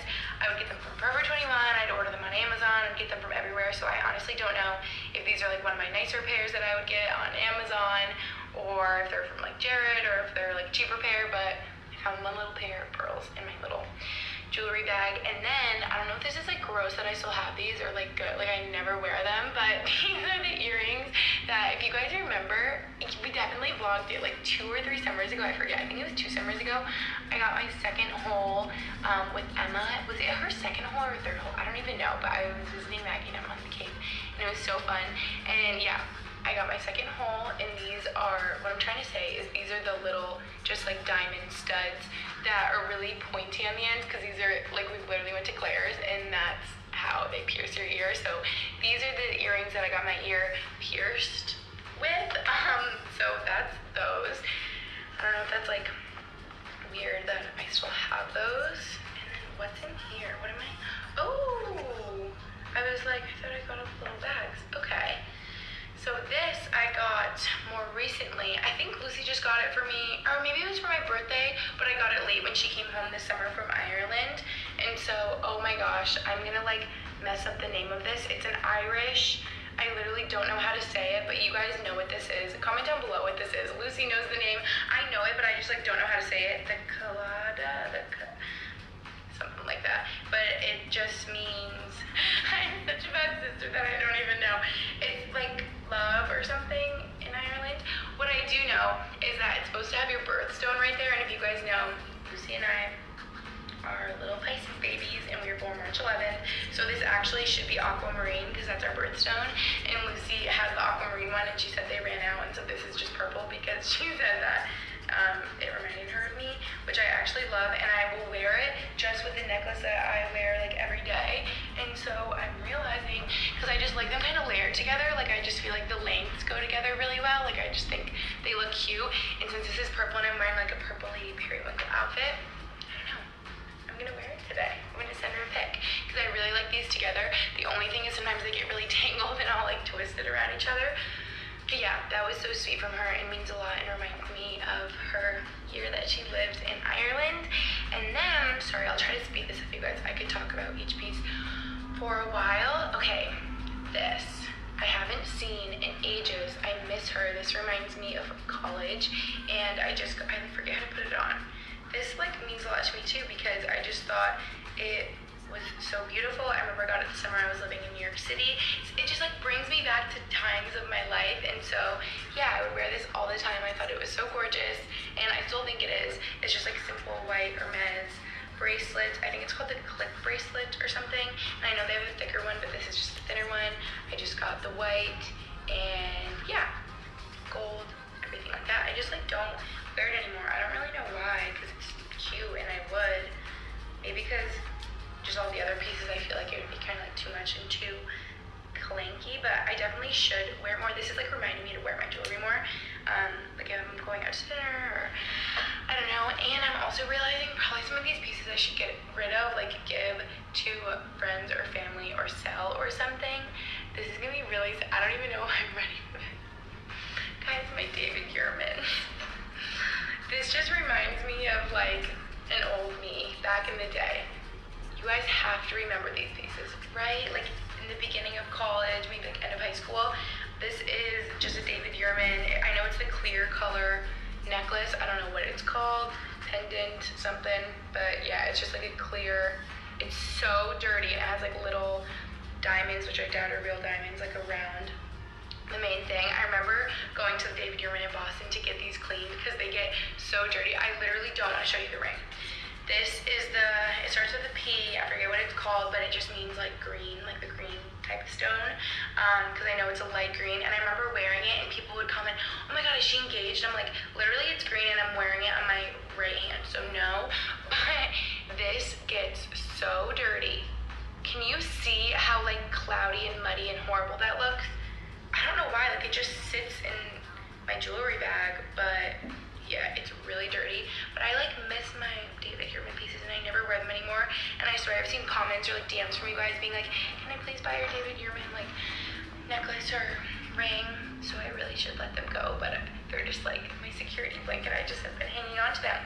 And then this is so special that we're doing this video, because it led me to this ring that I literally thought I lost because I just like haven't seen it in a while. This is really special. Like this I want to wear. Oh my gosh, this is literally the color of my outfit today. Okay, oh, here we go. Okay, so I don't know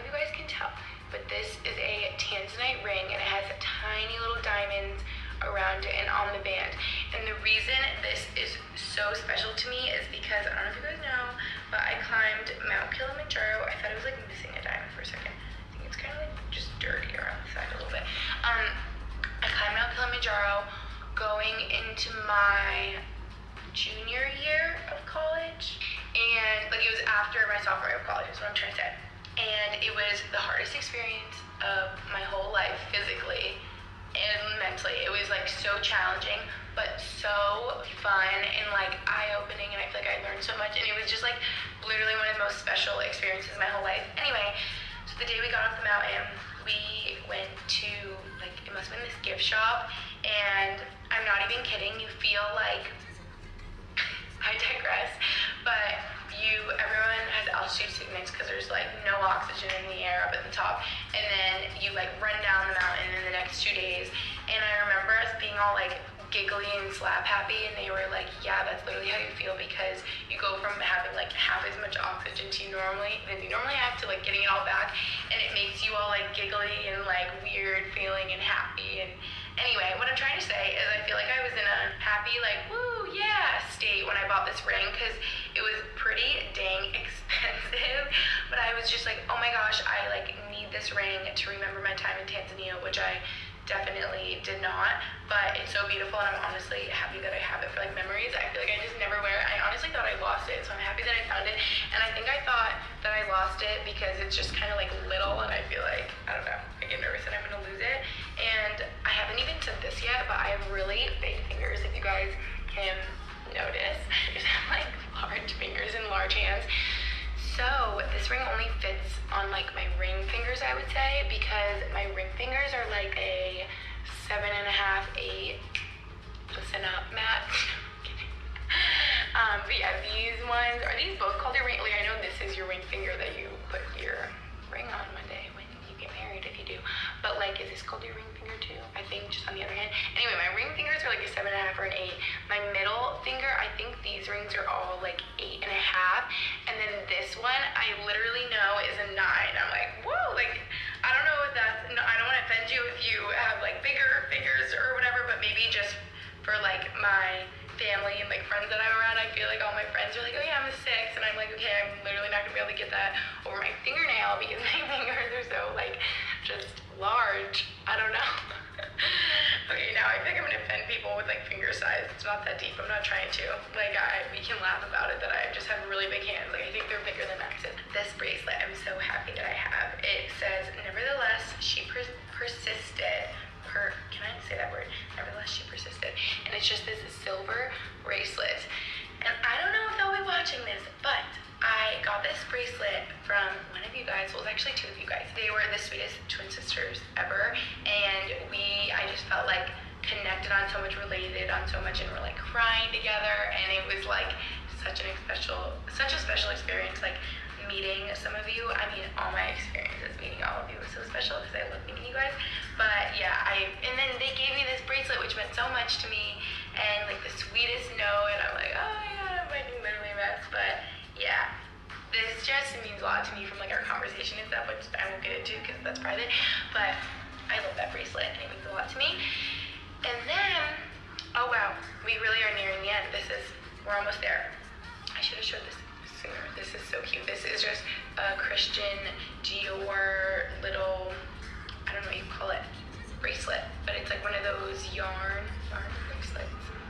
Yeah, it's like adjustable. It gives me very like summer vacay vibes, and honestly, I don't wear it as much as I should. I'm trying to like get it on. I don't wear it as much as I should, but it means a lot to me because me and a couple of my close friends have them, and I just like love this one. I got them in Hawaii for us when I was there, and I love that this is just like gold and like light pink. Yeah, it reminds me of like summer vacation, and I think it's really cute, and it reminds me of my friends that I gave the matching ones to. And then last up, ending this video with some tea. If you made it to the end, this is the real tea. I mean, I'm showing you all my jewelry, so I felt like I had to show you. Like, this would be a lie if I didn't show you this stuff. Well, let's just start with the more controversial piece.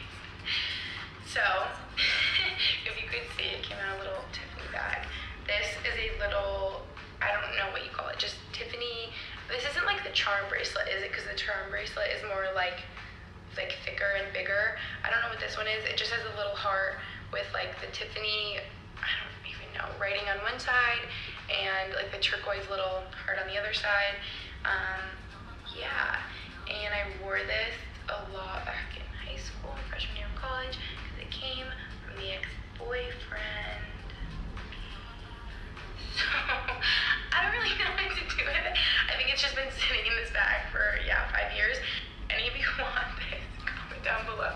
I'm gonna send it to you because I should not have that anymore. And then last but not least, this is honestly really sad. And this is for those of you, which is probably none of you, that have been with me since Christmas of 2014, maybe, I wanna say. Yeah, that sounds right. I literally think it was Christmas of 2014 when I did my first, like what I got for Christmas video, and that was like it. And I wanted this Tiffany necklace so bad because I feel like, I don't know, I just want it so bad. I still think it's so gorgeous and like literally I would wear it, but she is all tarnished. Like so sad. And I swear I heard a friend saying that like she didn't wear her silver jewelry in a while and then she like took it out of its storage and it was tarnished. And I'm like, I have that Tiffany necklace that I haven't worn in like ages. I wonder if it's okay. And I went and looked at it and I was like, it's like all black. And I'm like, that is so unfair. It's not even something I did, it's just been sitting there. But I guess if you don't wear silver jewelry in a while, it tarnishes. So this is so tarnished and it's so sad. But if you guys remember, I wanted this necklace so bad and my dad got it for me for Christmas. And so, I think my parents got it for me like together. But again, like just very meaningful and I feel like I'll have forever. And I definitely need to get it cleaned or repurposed. I don't know if that's the word. Figure this situation out because it's so dirty, but I don't know, it's so iconic. I think it's so cute and I miss her. This was like a trip down memory lane, you guys. So wow. Whew, I hope you grabbed like some popcorn or a water or something because that was like a long freaking video. But thank you guys so much for watching. I hope I answered some of your most frequently asked questions about my jewelry. Sorry. I just cracked my neck. If I know my best friend Taylor, if she was watching, she'd be like, oh, she hates it when I crack my neck and my fingers and stuff. But anyway, I digress. I know I talked about each piece forever, but I actually do hope that this was helpful for you guys. I'm sure that I'm like missing something and like, wait, dang it, I forgot about this jewelry piece like in my car or whatever. But I think I got the main pieces and definitely like my everyday jewelry, vibes, earrings, necklaces, bracelets, rings, stuff like that. So yeah, thank you guys so much for watching and I'll see you in my next video. Bye. P.S. Little do you guys know, Brody has been laying here napping the whole time, like keeping my feet warm. What a cutie. I love.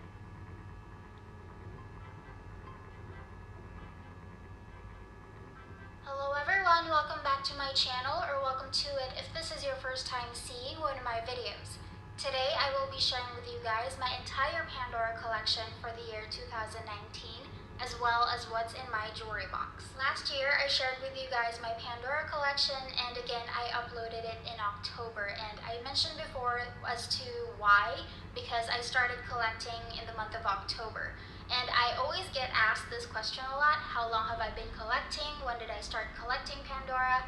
And I started collecting Pandora in October 2017, so it's kind of like a Pandora-versary, so that's why I like uploading my Pandora collection or updated Pandora collection for the month of October, if that makes sense. So anyway, I am going to share with you guys my Pandora collection and what's in my jewelry box. Let's get started. I'll start with this small white jewelry box. I actually don't even keep any Pandora in here, but I like having it on my desk because it's very handy. So I just keep here like some essentials. I have my clasp openers, like my silicone stoppers are back here as well. My Fitbit watches, or sorry, my Fitbit watch straps, I should say. I have my little ring cleaner, I guess you can call it. And these are just things that I like having like on hand when I need them, when I'm playing around with my Pandora or doing a video, stuff like that. So that is what I keep in my little white Pandora jewelry box. I have here the medium-sized Pandora jewelry box, and this is the one with a key, which I don't really lock it, so I don't really use that key. I just like having it. So this is what it looks like when you open it up. And I have back here a bunch of my charm bars, which comes in handy when I'm filming a video or just designing my bracelets. And I have a couple of unused bracelets back here, a bunch of silver ones. I will show you here in a second. So I have my iconic silver bracelet, I think this is the Mickey. Yeah, this is the Mickey Mouse clasp. This one is just the smooth silver bracelet. And then the other one is my Starry Sky clasp bracelet. So these are just bracelets that are not currently in use. And then I have a couple of my earrings here. Those aren't Pandora, the ones back here. This is the only one that's from Pandora actually. That's my triple dazzling daisies. And then this is where I keep the key. And this is my backup pair of my Starshine, I almost said spacers, Starshine earrings I should say. So there's that, and then I just keep like my little silicone stoppers there. I have a necklace here that's not from Pandora. And then this tray comes out and you will see this little mess that I have here. So I have here some unused bracelets. I will get into that in a little bit. And all of these are either charms, clips, spacers, or actually, do I have spacers? I don't even remember. But I will show you guys here in a second. But these are either not currently in use or they are my backup or duplicate charms. I know this looks a little crazy, but we'll get to that one by one. I'm gonna start with the bracelets here. So I have this mesh bangle that I have not used. This is actually brand new. And then I have my 14 karat gold barrel clasp bracelet with the sunburst clips and my backup Starry Sky clasp bracelet.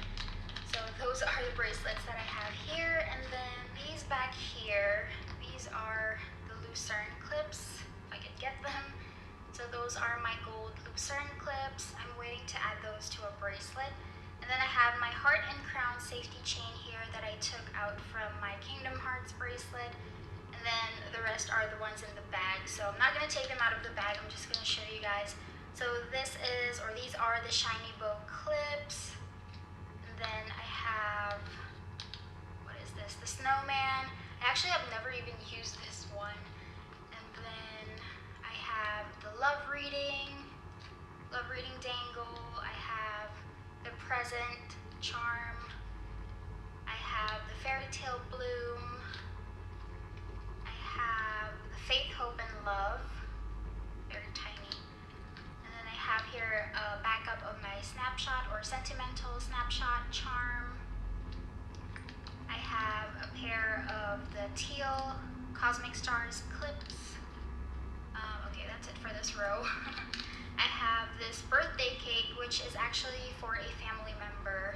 It's gonna be a present, so I just kept that down here.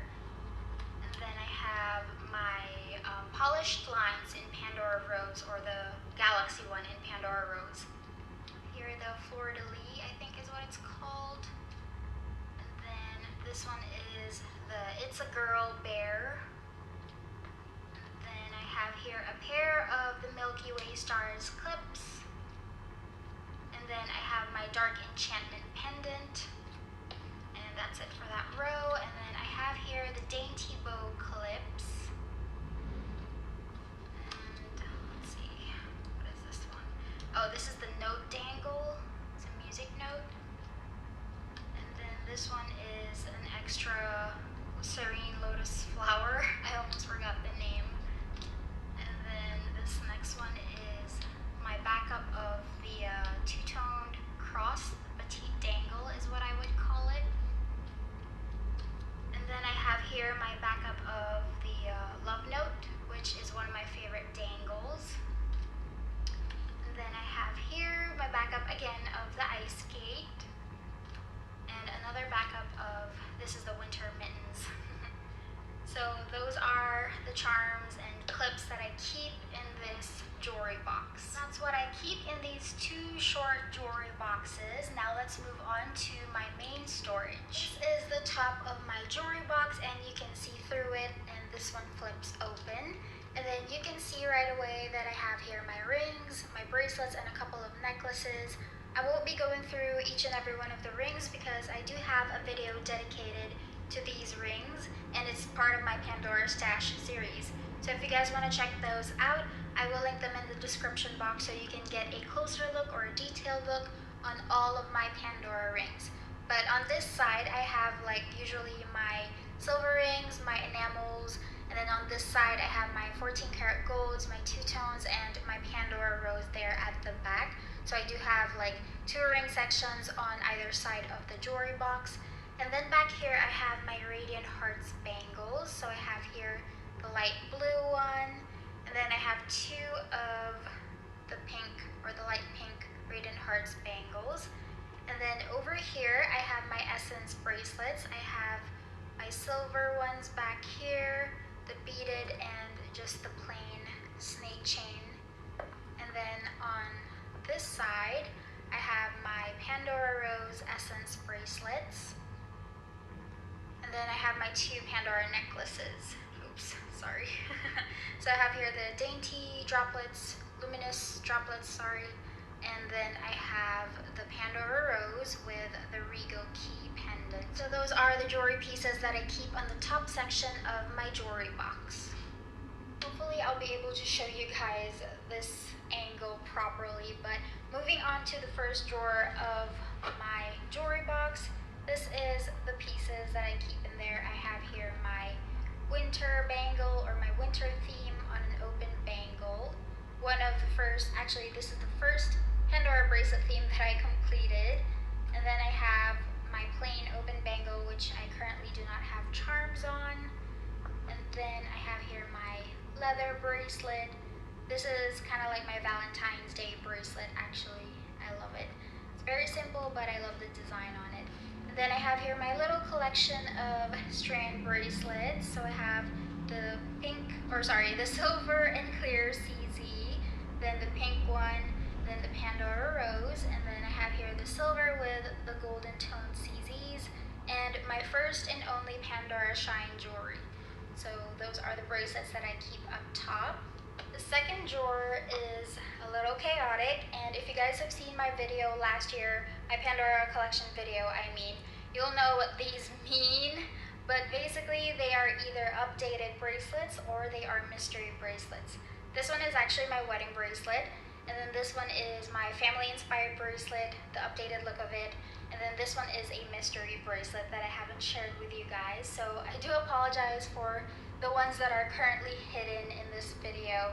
But this one here, this is my updated Enchanted Castle bracelet, which I am just so in love with this bracelet. I love it so much. I love everything about it. So that's my first two-tone bracelet actually that I started putting together. And then next to that I have my little Paris bracelet, kind of dainty looking. And then over here I have my Disney princess with all the dress dangles. So like Dangle City over there. And then I have here my personality bracelet, or my Alyssa bracelet. I'm actually trying to see if I could update this one, but I don't have any ideas at the moment. But there might be some charms that I would, or might take out, I should say. But yeah, those are my snake chain bracelets in this drawer. The next drawer really kind of gives me spring and summer vibes because of the themes that's in this drawer. So I have here my Pandora Sisters with a simple design. My Club Charm bracelet, which I recently moved, as I'm filming this at least, to the Starry Sky Class bracelet. Then I have my Pixie Hollow bracelet theme, all silver. And then I have my bangle, and this one holds my Tinkerbell charms.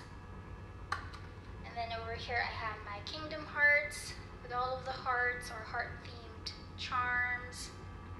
And then I have my Garden Tea Party, my two-toned silver and Pandora Rose is like the focus of it in pastel colors as well. And then I have my Love Rosie bracelet. Very simple, but I love it so much. It looks so elegant. And those are the bracelets in this drawer. Now the fourth drawer, you know how I said this one gives me spring vibes.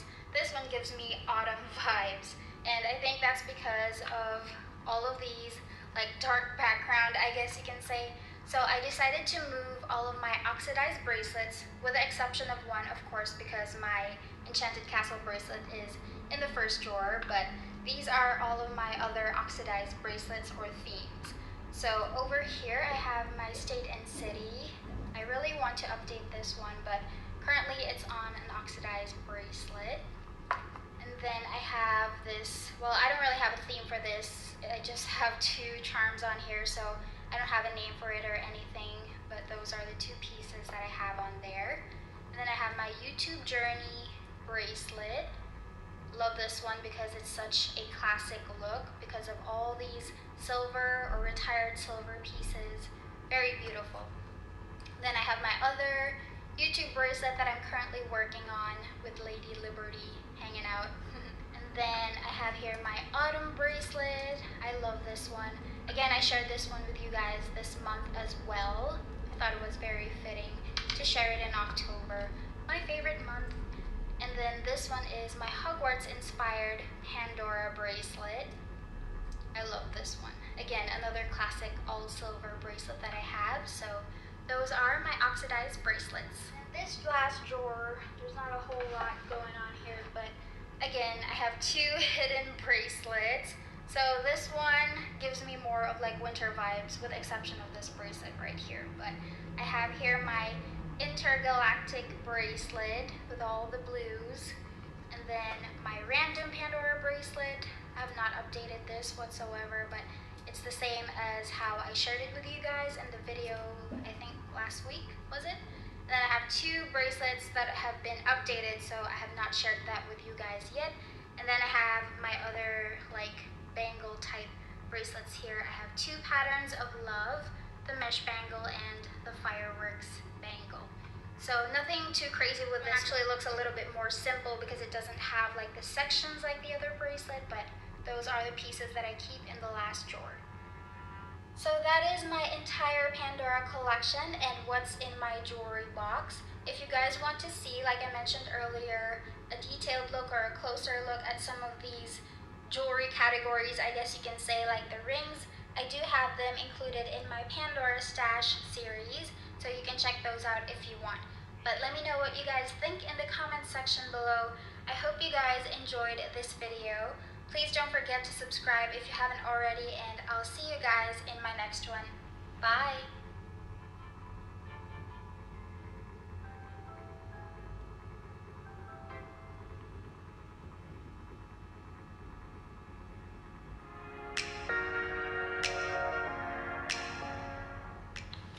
Hi everybody, welcome back to my YouTube channel. So in today's video, I'm going to be sharing how I style and stack all of my Pandora bracelets together. I'm going to be mixing and matching, not only using bracelets from Pandora, but also other brands like London Links and Tiffany as well. This is a pretty highly requested video. A lot of you guys want to see how I wear all of these bracelets. It does seem like very excessive since I don't even know how many, I didn't really count prior to this video, but I do have a lot of bracelets in general, so it seems really excessive, but I feel like I can proudly say that I wear the majority, if not all of them, on a pretty frequent basis. Obviously not now, since the quarantine has really I guess restricted us in terms of going out, so I haven't really been playing around with my jewelry during quarantine, but typically I do like to wear jewelry every single time I leave the house, whether that's going to school, going to special occasions, special events, going to work, or whatever the case may be. I always gravitate towards bracelets. I feel like it's my #1 most worn jewelry item. So I just want to show you guys how I would typically style my pieces. So without further ado, let's just jump right into this video. If you guys haven't seen my jewelry collection video, I'll be sure to insert a link in this video. But essentially, I talk about where I purchase my storage units. They're all purchased off of Amazon, and I just love how functional they are, and they're also very, very affordable too. So really great. I love how this storage unit, it displays all of my bracelets in a pretty organized and structured way. So without further ado, I'm just going to delve right into this video and show you guys what I have in here. So I feel like I'm just gonna go box by box and show you guys how I usually wear everything. I like these boxes or these cubby holes because I just put all the bracelets that I like to wear together in one hole, so I can literally just go box by box and show you guys. But it might not be extremely as organized as it should have been, so I'll just delve right into it and just stop talking because I think that you guys have had enough of that. Alright, you guys, so starting off in the first section here, I have my London Links. This is the Sweetie bracelet, and there are no charms on this bracelet. I just love wearing it plain on its own. It's a gorgeous, gorgeous standalone statement piece. And what I like to do is layer this with my Tiffany & Co. Return to Tiffany. This is the large link bracelet. It's my all-time favorite Tiffany & Co. piece. It's just, again, a really gorgeous bracelet that I love to wear with my London Links bracelet. And of course, I love to stack all of that with my Pandora Infinity link bracelet. This, I believe, was released a few years ago when they came out with their Mother's Day collection, so I just love wearing all of those together. And of course, I have another bracelet. This is the one that I made on my own, purchasing jewelry components from a wholesaler, and I love wearing all of these pieces together. They're just so gorgeous, and I feel like they go really, really well together, kind of staying with that link type of theme. So that's what I like to do. Moving along into the second compartment, I have all of my everyday jewelry pieces typically stored in here, but of course I am wearing it on my wrist right now. So I do have a video here on my channel where I talk about all of these bracelets, but in a nutshell, I have a couple of Tiffany & Co. I have my Beads and Pave. I have my Pandora. This is the Celestial Stars and Essence bracelets. So all of those together, I just love stacking it like this. And I just think it goes really, really nicely together for an everyday stack. So really, truly love this.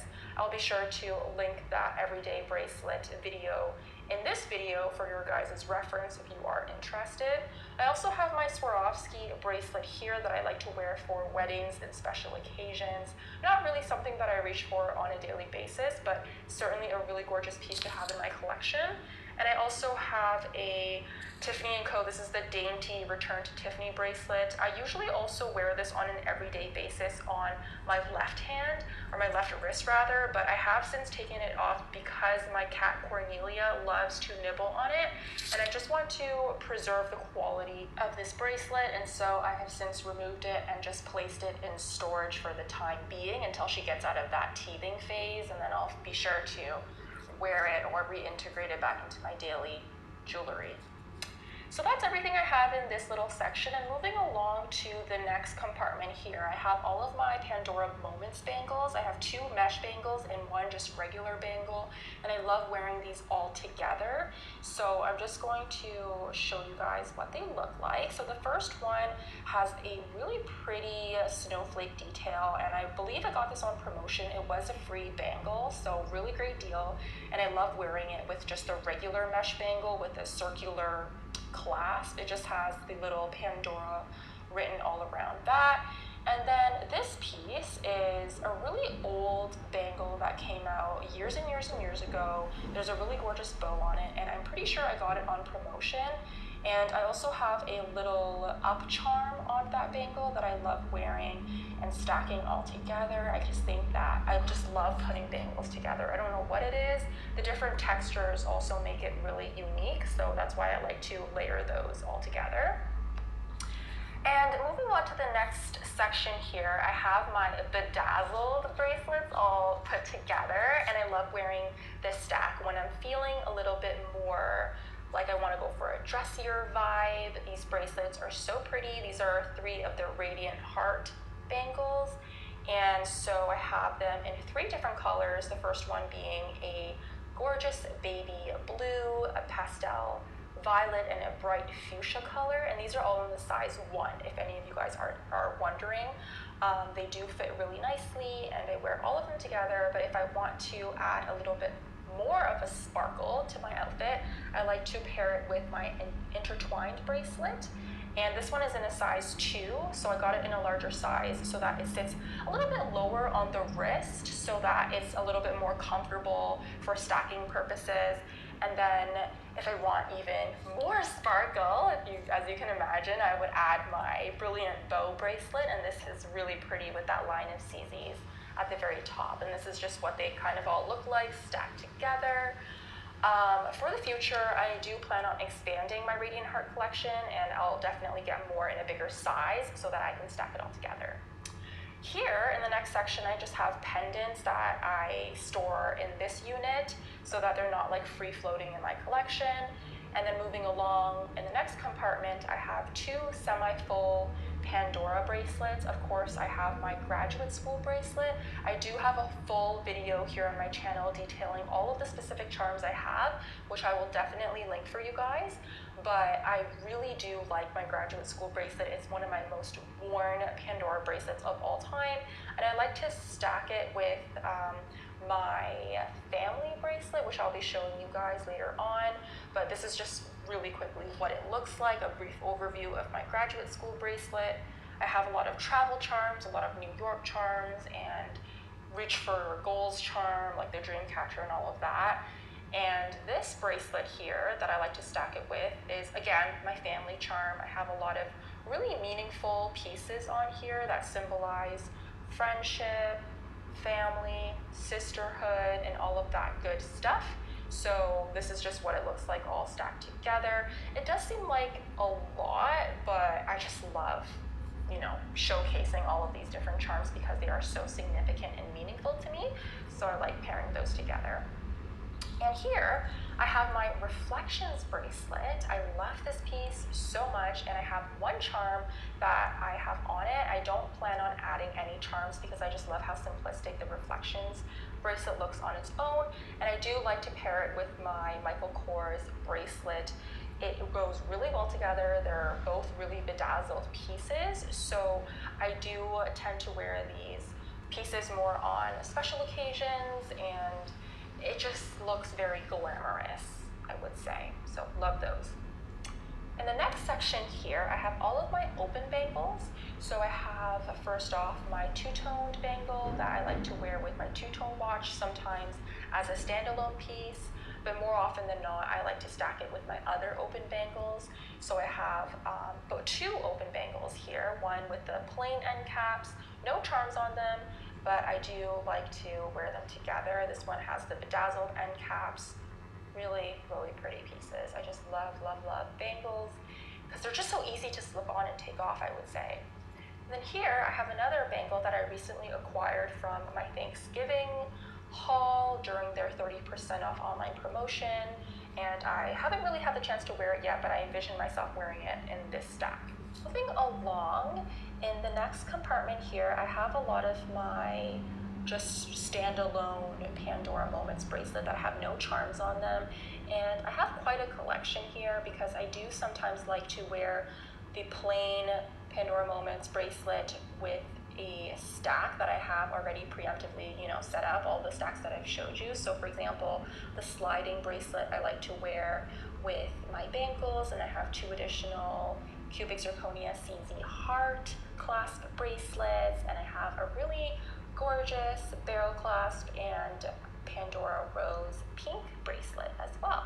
So I just love all of these. Sometimes I do just wear a bunch of them together, just the plain ones in an arm candy stack, but more often than not, I would take one of them and add it to the pre-existing stacks that I have showed you. So that's that.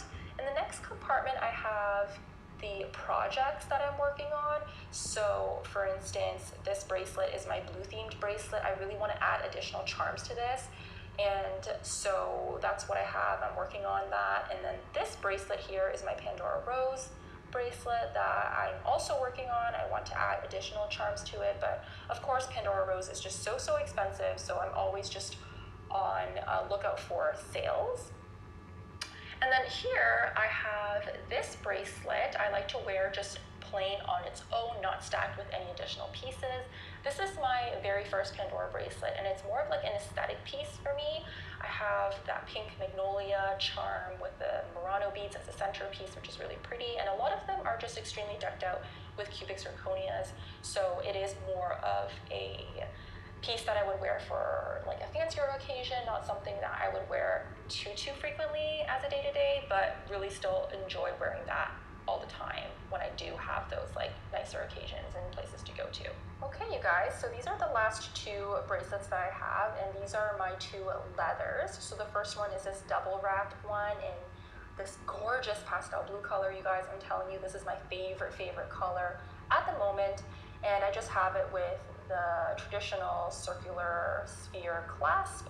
And then my next leather bracelet is in that black color, and I have all of these charms. This is what I consider to be my boyfriend bracelet, because most of these charms John purchased for me for like my birthday or a special occasion, so they are significantly meaningful, and I like to wear both of them together. They're just so different. I feel like not a lot of people wear leathers nowadays, so it just adds a little bit of edge to an outfit, and it's just unique overall, I think. So love those two pieces, and yeah, that is everything for my bracelet collection. I hope you guys enjoyed tuning into this video and watching, learning how I personally stack and style all of these pieces together. And as always, if you guys enjoyed watching this video, please do not forget to comment, like, subscribe to my channel.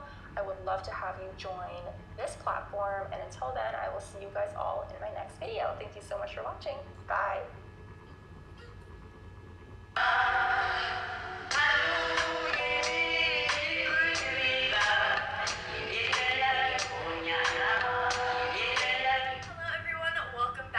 Channel. Today I'm filming a video that is really requested by you guys right now. I think it's my top most requested video. I got my most requested video out of it, which was a room tour. I did that not that long ago. It's funny because my room is like 360 different than it was, and that video was only like 2 months old. But my next most requested video was a jewelry collection, which I thought was kind of weird until I was like, duh, you're a fashion channel. Like, of course people were gonna request that.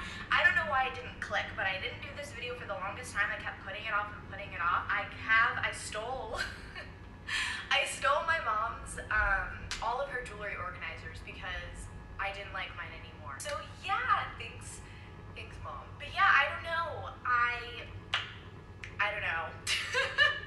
I don't even know what I was gonna say by saying I don't know, but yeah, here we go. Here is the jewelry collection. I decided I would give you an overview of everything and only talk about like a few of my top, newest, or favorite pieces. The first accessory that I'm going to talk about is rings. My number one ring that I'm always wearing are these two right here. I practically don't take them off. Like, I shower with these babies on, I sleep with them. I don't take these off. Like, they never come off. So they look like Cartier rings. They are definitely do have to update these a lot because they do. I like the gold ones, so they turn. I get mine on Amazon. I will link them below for you guys. They're very easy to find. I get them for like less than $20, but it's really easy if you just type in like gold love ring on Amazon. Like, a bunch of them come up. Like, they're literally everywhere.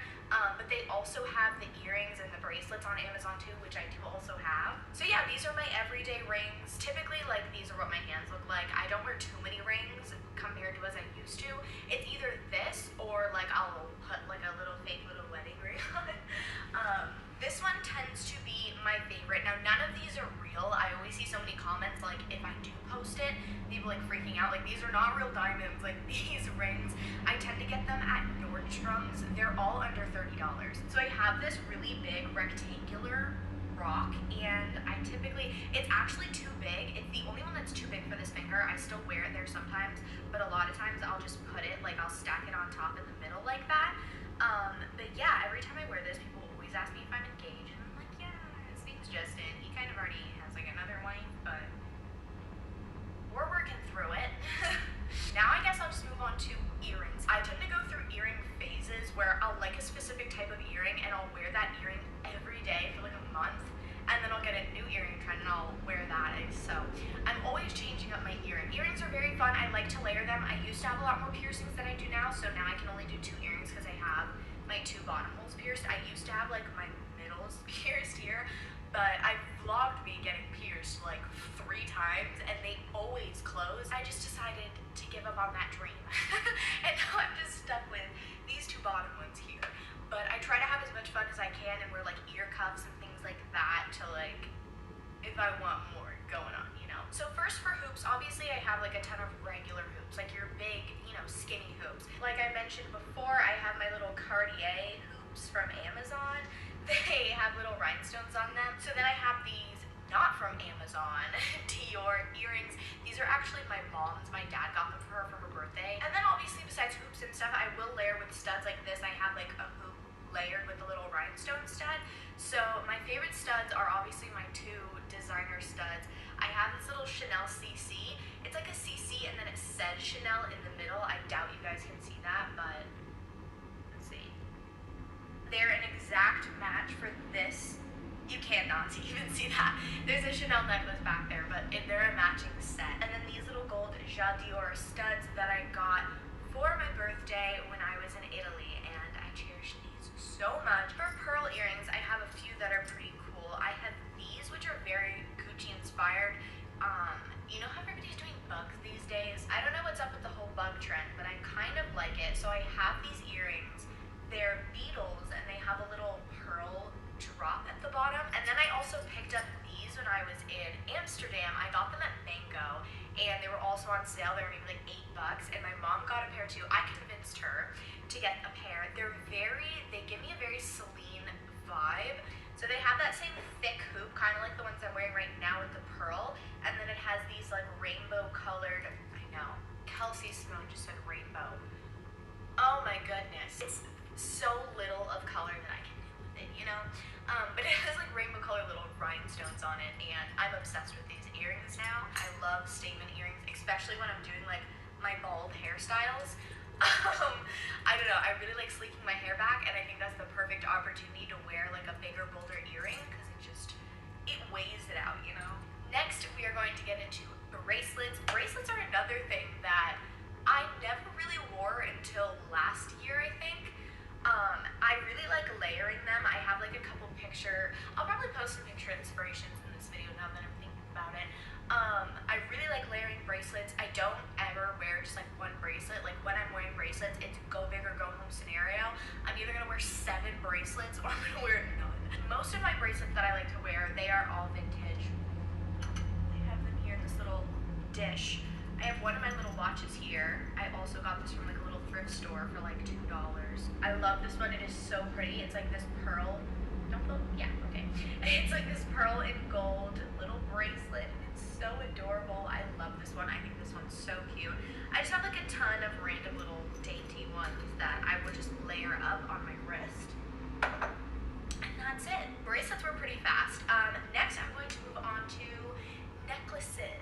Necklaces used to be my everything. I wouldn't leave the house without a necklace. I've gotten a little bit less like that. Right here on this little neck bar, that's definitely not what it's called. Whatever these are called, this fake glass neck. I have just 3 of my like designer necklaces. They're like my cherished, and it's a reminder that if I ever lost them or got them tangled, I'd die. I have this big Chanel chain. This Dior necklace I got when I was with Alex in Annapolis in like a little consignment store. It was such a good find. And then this little rhinestone CC Chanel necklace up there is from a really cute little Instagram jewelry boutique. I will link it below for you guys. I just went and grabbed a few of my favorite chains. I just grabbed 3. So I tend to like a lot of beachy themed jewelry. So I have this here. This is they're gold seashells, and it is the most adorable thing I've ever seen. It is a choker though. It actually kind of looks cute with my outfit. Most of the time I'm wearing really dainty little necklaces like this guy. Let me show you. This probably won't even show how pretty this necklace is because it's super sparkly, and it's just these little, I don't know if they're supposed to be flowers. Oh, one more thing. The last accessory that I have is a new accessory to my collection that I never really used to adventure into or wear very much, and it is hair accessories. So I've been super into like these little clips. I have this one that says Dior on it, and I also have the same one that says Chanel on it. These are from a brand that I found on Instagram called Deluxe Chokers. She sent me these, and they're just so fun. Then I have some just plain like this little tortoiseshell one. You guys know I went through my whole tortoiseshell phase, so I really love tortoiseshell still. Then I also have these little bobby pins, like decorative bobby pins. I have some pearls and little gold stars, and these I actually got. I always get questions about these too. I got them in like a whole set from a vintage store. I really don't know where to tell you to find these, but I feel like they're pretty simple. Like this is something I feel like Forever 21 would just sell, little pearl bobby pins. And that is all for my jewelry collection. I hope that you guys enjoyed this video. Give it a thumbs up if you did to let me know that you liked it. If you guys want more collection videos, this is not something I would have ever thought about doing. But if you like this sort of video, then let me know what other collections you would want to see from me. Make sure to subscribe to my channel for more fashion videos. I post 2 videos a week, one on Tuesday and one on Fridays. I love you guys so much, and I will see you in my next video. Hi, good afternoon. Today I'm coming to you with my jewelry collection video. I have a whole tray of my eye candy. This is more or less brand collection. It's Tiffany, Chopard, Gary, and what else? Cleave. Okay, so let's get started. I'm gonna start with the little first. I have that gorgeous concrete piece. Love it very much. It has a kind of flower. I don't remember what's the flower called. I have a bread trace, and it's in red. I believe that it's still called Calcedony. Something, I'm not sure. Very pretty piece in rose gold. I like to stack those other necklaces. Like I would definitely wear it with those two. I'll probably take one.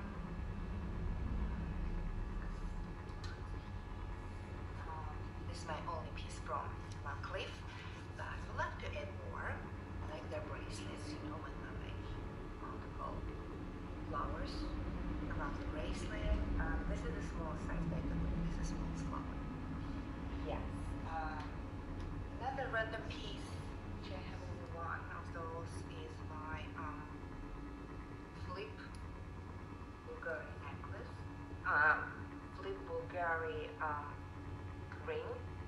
It's yellow gold. It's onyx on one side and mother of pearl on another. See, this part flips. That's why it's called flip. And it's yellow gold. That's how it looks. Okay. Next, let's move on to Chopard.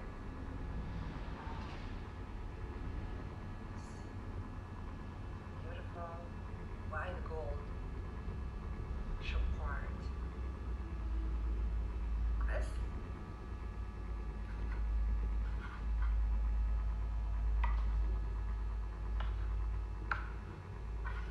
It's from, I think it's called dancing diamonds, or it's called floating diamonds. I don't remember. There's a little diamond in this little heart.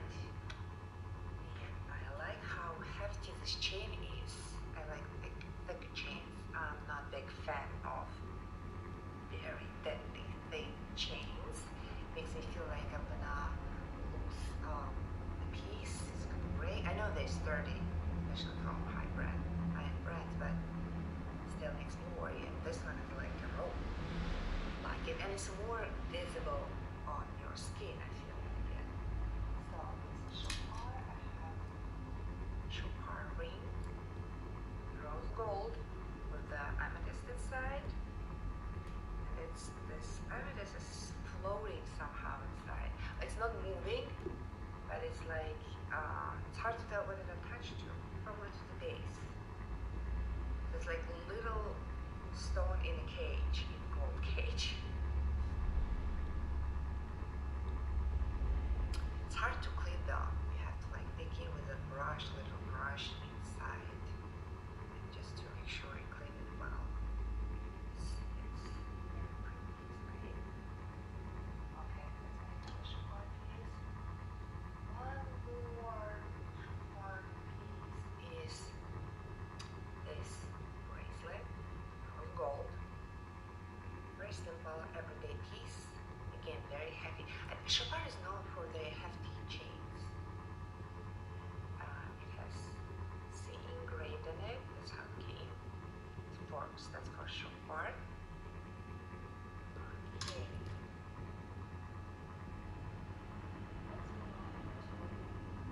Cartier.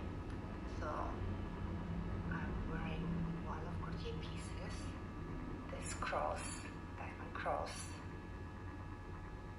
I wear a cross all the time, either this or sometimes silver. It's rose gold. That's what Cartier emblem. This can see well, I hope so. And they are diamonds. I hope I don't have to reshoot this video and lighting is good. Okay. Of course I have that bracelet, you've seen that before. It's a yellow gold love bracelet, not a cuff bracelet. I opted for this type of like bracelet. I like the idea that it's on you, you don't have to work to lose it, even though it did prevent me to losing it once. I mentioned that in another video. You always have to tighten up the screws once in a while, at least once a week, if not even more often. Well, I didn't do that. I almost lost it. This is a screw which comes with a bracelet. This is pure gold. This is gold plated. Okay. Other two Cartier pieces is those two rings. Love ring. And just include yellow gold, rose gold. It's not diamonds, nothing, neither on a bracelet or on a ring. If you would love to have this ring with the diamonds, just know that it's going to be much thicker and bulkier, which makes sense because they need a room to set diamond in. I tried them both.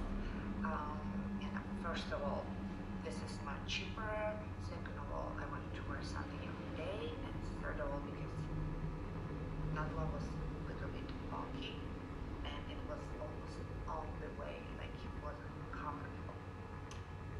Okay, I think this is it with my Cartier bracelets. Love Cartier.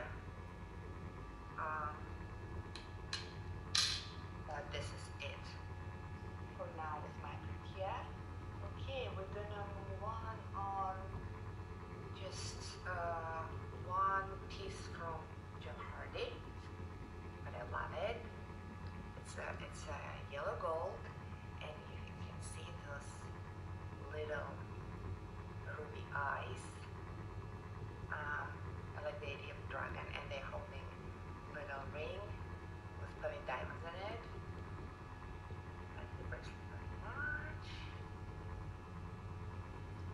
Okay, which one now? I think we're gonna move on Tiffany. I have a lot of Tiffany silver. I've been collecting it since I moved in US, basically. I bought my first piece very long time ago. I don't remember what it was. It could be one of those I already have sold.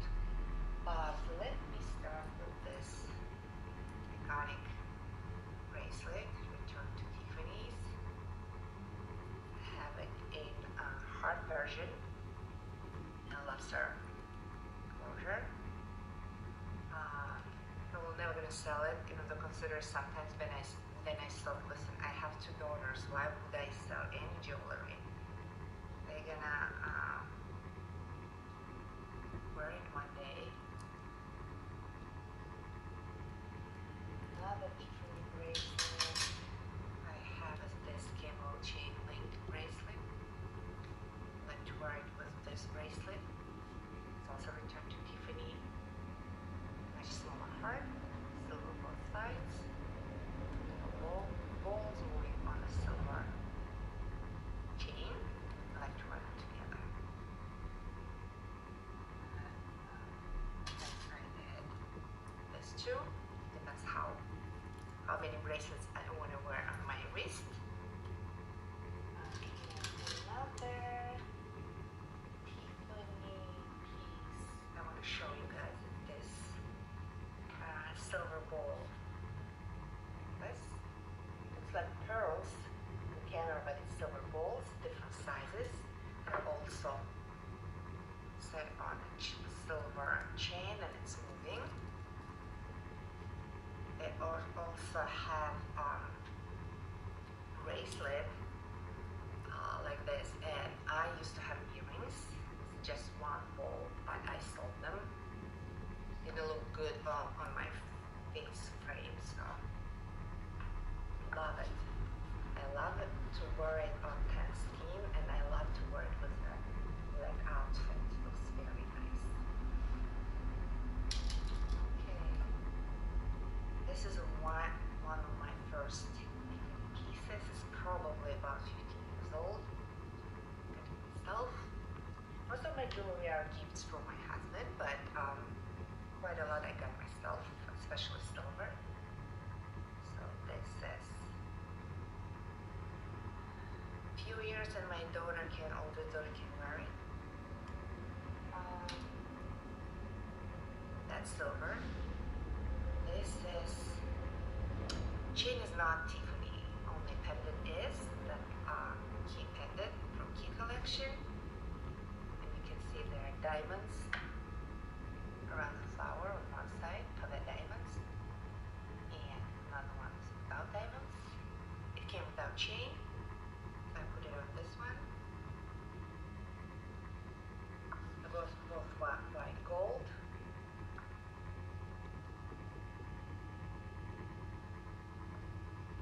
They're pretty. Didn't wear it for a while. I think I'm gonna take it out. The thing is, lately more of a gold person, yellow rose gold person. I used to wear a lot of silver and white gold when I used to work. I thought it's like more professional. I don't know why. Kind of in the phase of yellow or rose gold. For now, can you see the beautiful piece? Any suggestions how to make those little pieces pockets and to show you those little diamonds well, please comment below. I'm still new to all this YouTube thing and video thing. Okay, so another Tiffany piece which is very, very new to me. Was first present from my husband. We were dating for a few months back then, and he gave it to me for Christmas. I believe it's platinum diamonds.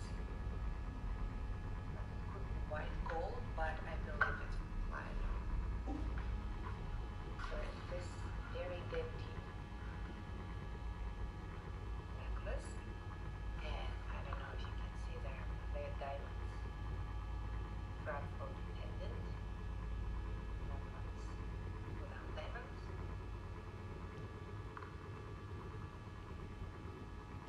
Okay. So I love this piece. I wore it. My hair is hurting me. I wore it for a very long time non-stop. When I don't wear yellow gold, I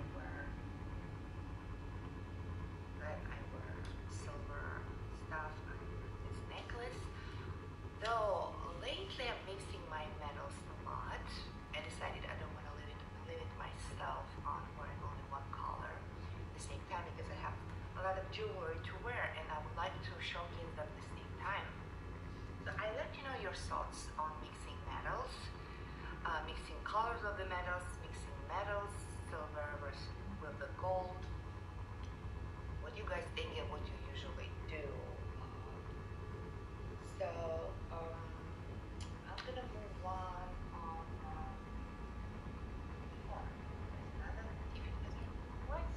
What pieces? Okay, so this is another necklace.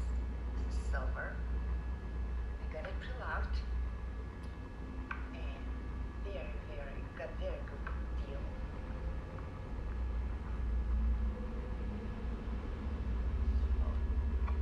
Which unfortunately we still value on especially Tiffany silver.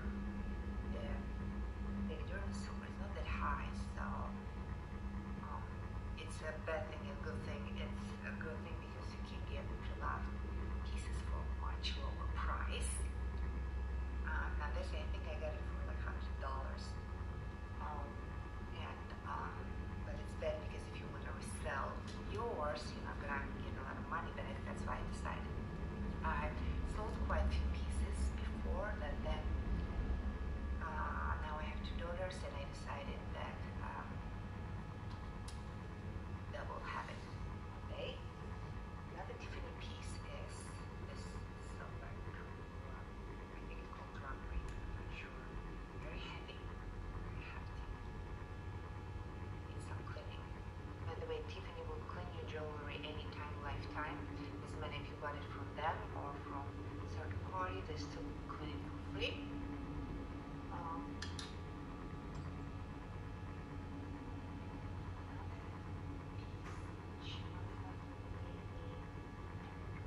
It's sold separately, but he gave me from one of the Valentine's Day. I think it was our first Valentine's Day. I showed you separately. So this little earring starts with, it's a silver with sapphire, pink sapphire. Then ring to match. And a little sapphire in the middle of the heart. And this is by the Yarn collection. It's very dainty but very pretty bracelet with pink sapphires. Slide again. Should I move? Oh no, I'll stay where. Very pretty. Another Tiffany piece I got pre-loved. Very hefty bracelet, very heavy, very heavy. It's like nuggets of silver. And stand right here. I got it pre-loved at an extremely good deal. I believe the retail value of this bracelet was around $400, if I'm not mistaken, because it discontinued. I got it for $100-something, $140 on eBay, one of those websites, I don't remember. Love to wear it on this bracelet.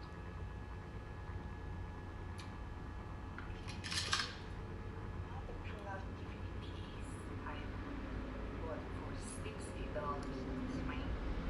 When it discontinued as well, and it was in stores, I loved it very much. I never got it, I don't know why. It came in silver, white gold, yellow gold, and also it came in a gold with diamonds over this cross.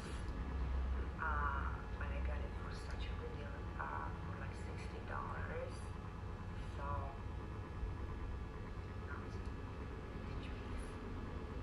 another ring from Tiffany's.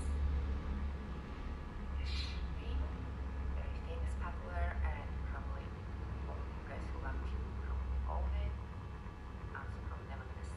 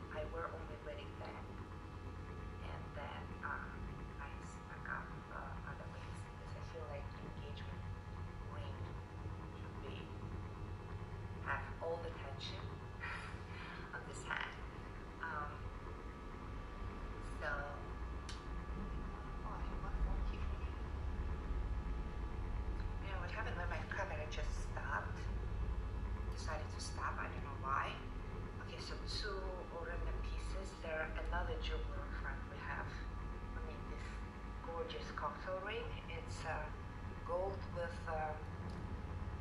forgot the name of the stone again.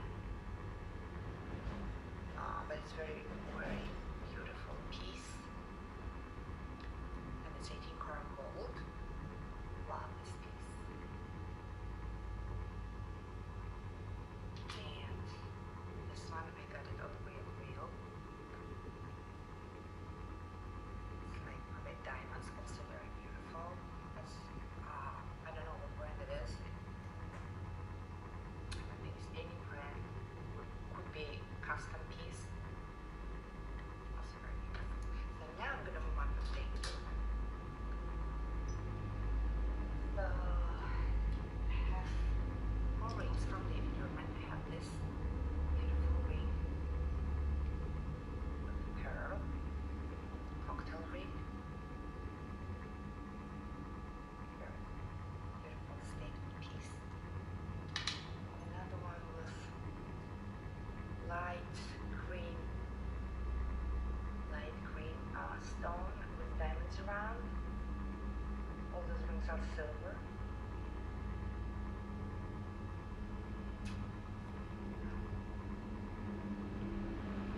Called Pinkie Ring. I have this onyx ring, very beautiful. Silver.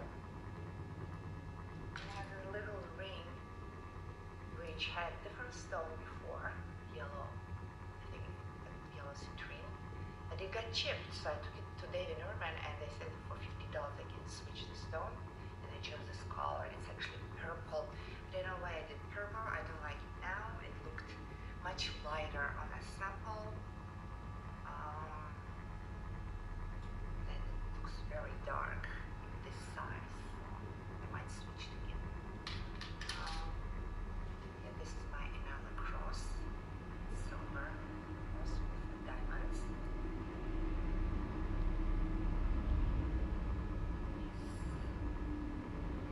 Actually, I made it adjustable. I mean, I custom ordered it adjustable, and I think they did it for free. It didn't come adjustable.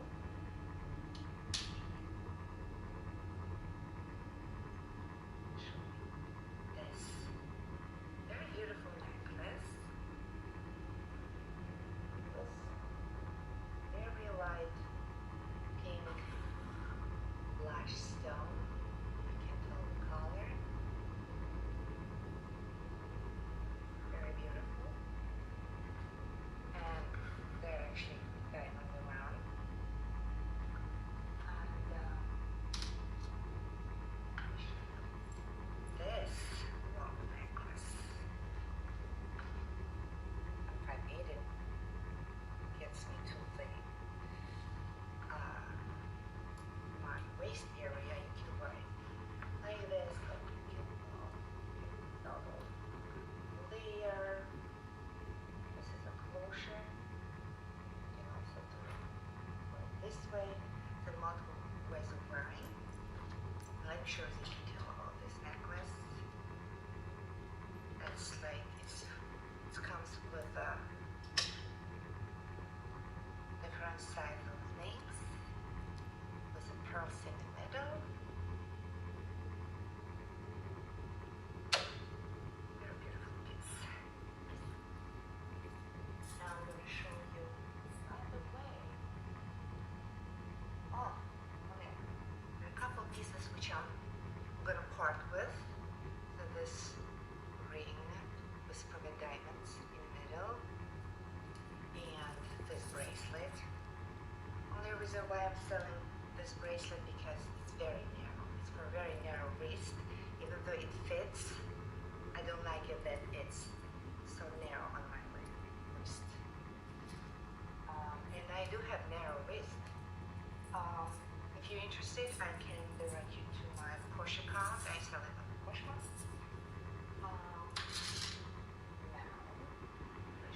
bracelets. This bracelet I actually traded with my coworker who also was doing David Yurman.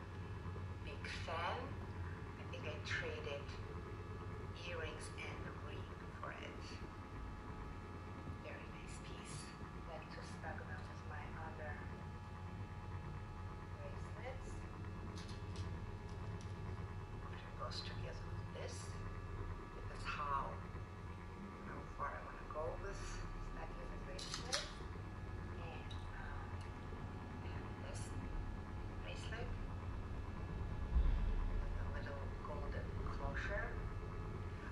actually, it always gets caught on some meat, if you wear meat, and pulls the iron coupled sweaters. So I have to be careful with this. It's short. And I usually, this I got myself a long time ago. This my husband bought it for me to slap these two bracelets together for my birthday. It's again green, light green stone with diamonds around.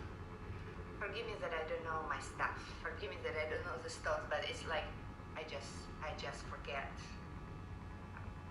Just forget what it is. The most important is beautiful.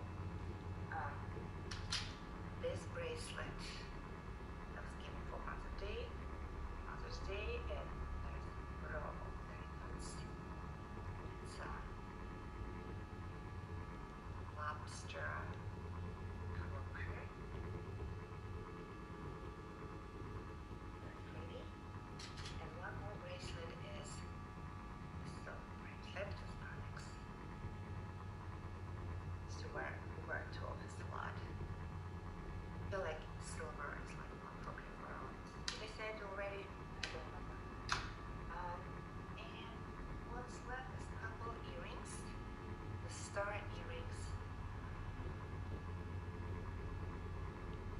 Those are little pretty diamonds in the center. And these gorgeous earrings. It's a blue topaz. Silver, but like dark silver. Very good. Some outfits. So that's basically it. So today I basically showed you guys my more or less fancy jewelry or branded jewelry. I have much more. I have Pandora, I like Moissanite a lot, but more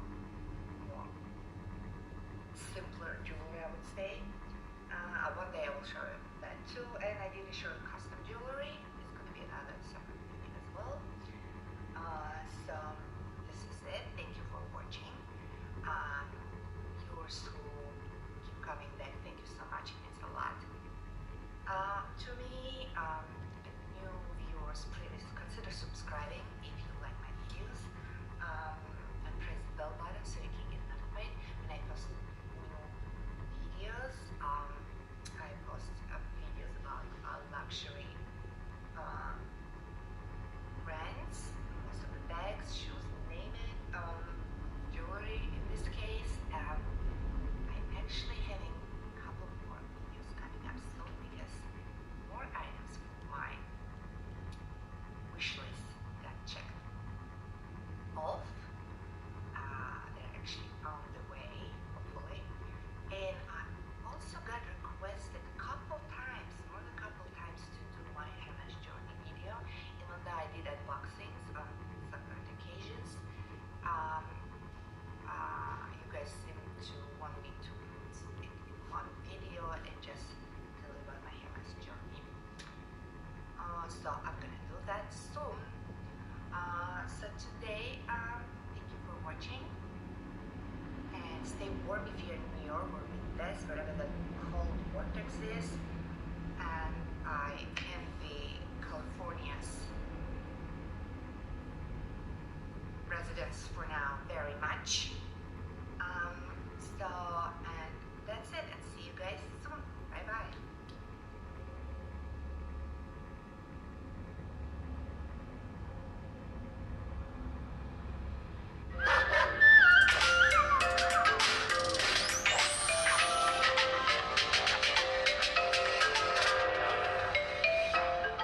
Welcome to SportsBling.com and PlatinumWholesaleGroup.com. In this video, we'll show you how our championship rings are made, and we'll compare a random Chinese ring we purchased from eBay to one of our high-quality championship rings to show you the difference. Make sure you watch this video all the way through, until the end, to learn how you can get your own customized championship ring at a very low cost. Before we show you how they're made, let's look at an example of a common generic championship ring versus one of our high-quality rings. Their rings are lightweight and hollow. They lack most detail, and they use inferior stones. They have shallow engraving, and they are mass-produced for quantity versus quality. Plus, they can take over 30 days to arrive from China. Our rings, however, are very heavy, just as the originals, and are extremely detailed. We use A++ CZ stones, and we use very deep engraving, which allows for both sharp and fine detail. Our rings are made the old-fashioned way, by highly skilled master jewelers, one by one. They are in stock, ready to ship, and you will normally receive your ring within about 2 business days. See how their ring is lacking in detail and sharpness and is hard to read? Our ring is very sharp, easy to read, and has all the details of the original ring. This side of the ring is no better. See how Jordan is hard to make out, and at the bottom, the number 23 is almost impossible to read on their ring.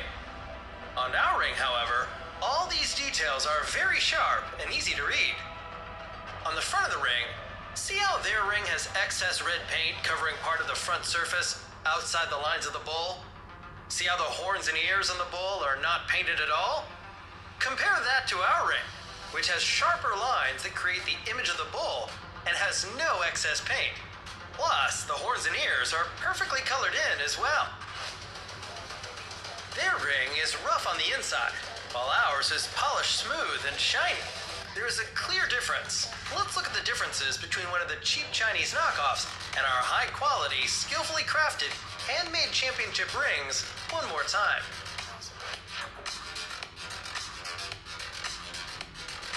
Now let's look at how our top-quality championship rings are made.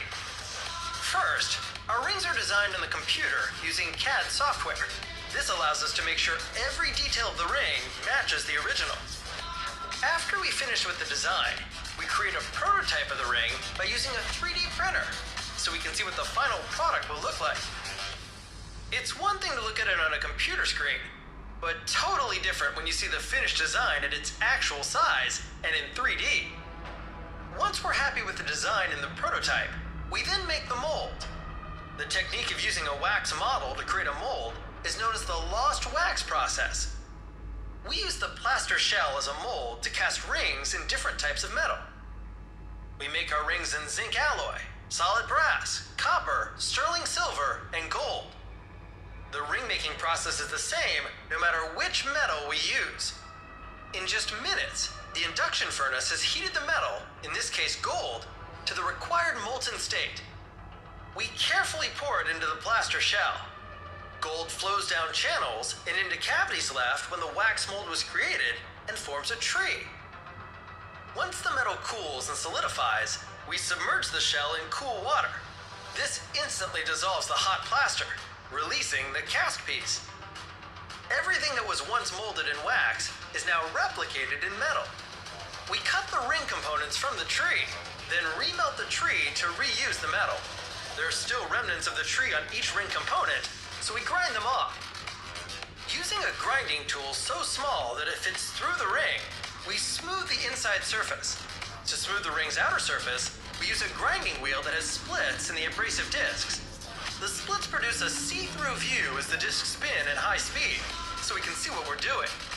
With the entire surface now smooth, the ring is ready for polishing. We apply some polishing compound, then, using another split wheel, we shine it up. Next, the top of the ring goes to the stone setting department. Using a fine rotary tool, a highly skilled craftsman contours each setting to fit the gemstone's pointed base. Next, he sets each gemstone, forcing down the 4 surrounding prongs onto the edge of the stone. Then he sets tiny diamonds. He presses each one into place, then pushes the surrounding metal inward to hold the stones down. The top of the ring is finally complete, so now we must solder it to the base, which completes this part of making the ring. We then clean the ring thoroughly in repeated ultrasonic baths. Ultrasound waves traveling through the water dislodge all traces of polishing compound and other residue. A few blasts of pressurized steam, and the ring is now completely dry. Certain rings also have enamel decoration. Enamel is liquid glass. It goes on like paint, but then it must be baked in an oven for 30 minutes to dry. The final step is to apply some polishing compound and polish the ring to a high gloss shine. After this final step, we now have a very high quality, handcrafted championship ring that rivals the original. We hope you've enjoyed watching how we make our championship rings. Now that you've learned how to compare our rings to the other inferior rings on the market today, let's find out how you can get one of your own Sports Bling Championship rings today. SportsBling.com is one of the world's largest websites for sports merchandise, with over 100,000 products to choose from. We have over 1,000 different championship rings in stock and ready to ship today. We also have a large selection of championship ring-inspired pendant necklaces, bracelets, and other sports-related jewelry, all in stock and ready to ship today. We are constantly adding new products to make sure our customers have the best selection available at the best possible prices. We are a USA-based company, and most of our items are in stock and ready to ship from Ohio, a central location in the USA, which means most people will receive their orders in about 2 business days. We can also customize any one of our rings for you, or even create a brand new and unique ring of your own design. Let's look at some of the things we can customize. We can customize the header text, the logo, the footer text, and we can use stones of your choice. You can also choose your material, player name, year, color, and size.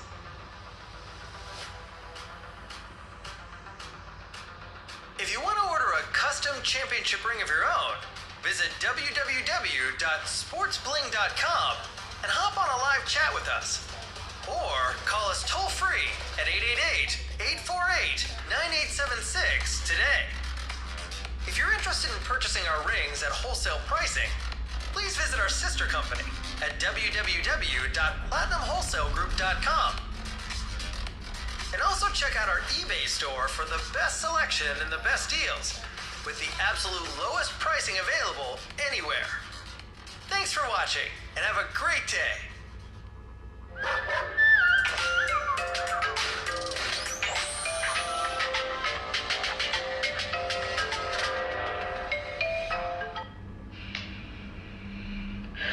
Why is it so hard to make intros?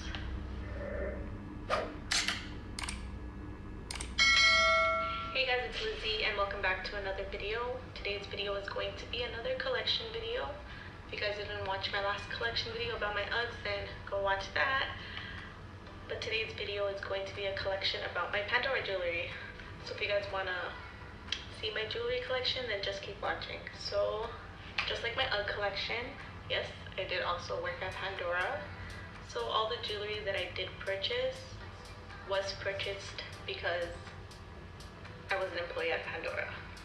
So in this video, I'm going to be showing you guys my collection as well as my charm bracelets and my charms and the reasons behind my charms, just because each of my charms means something special to me.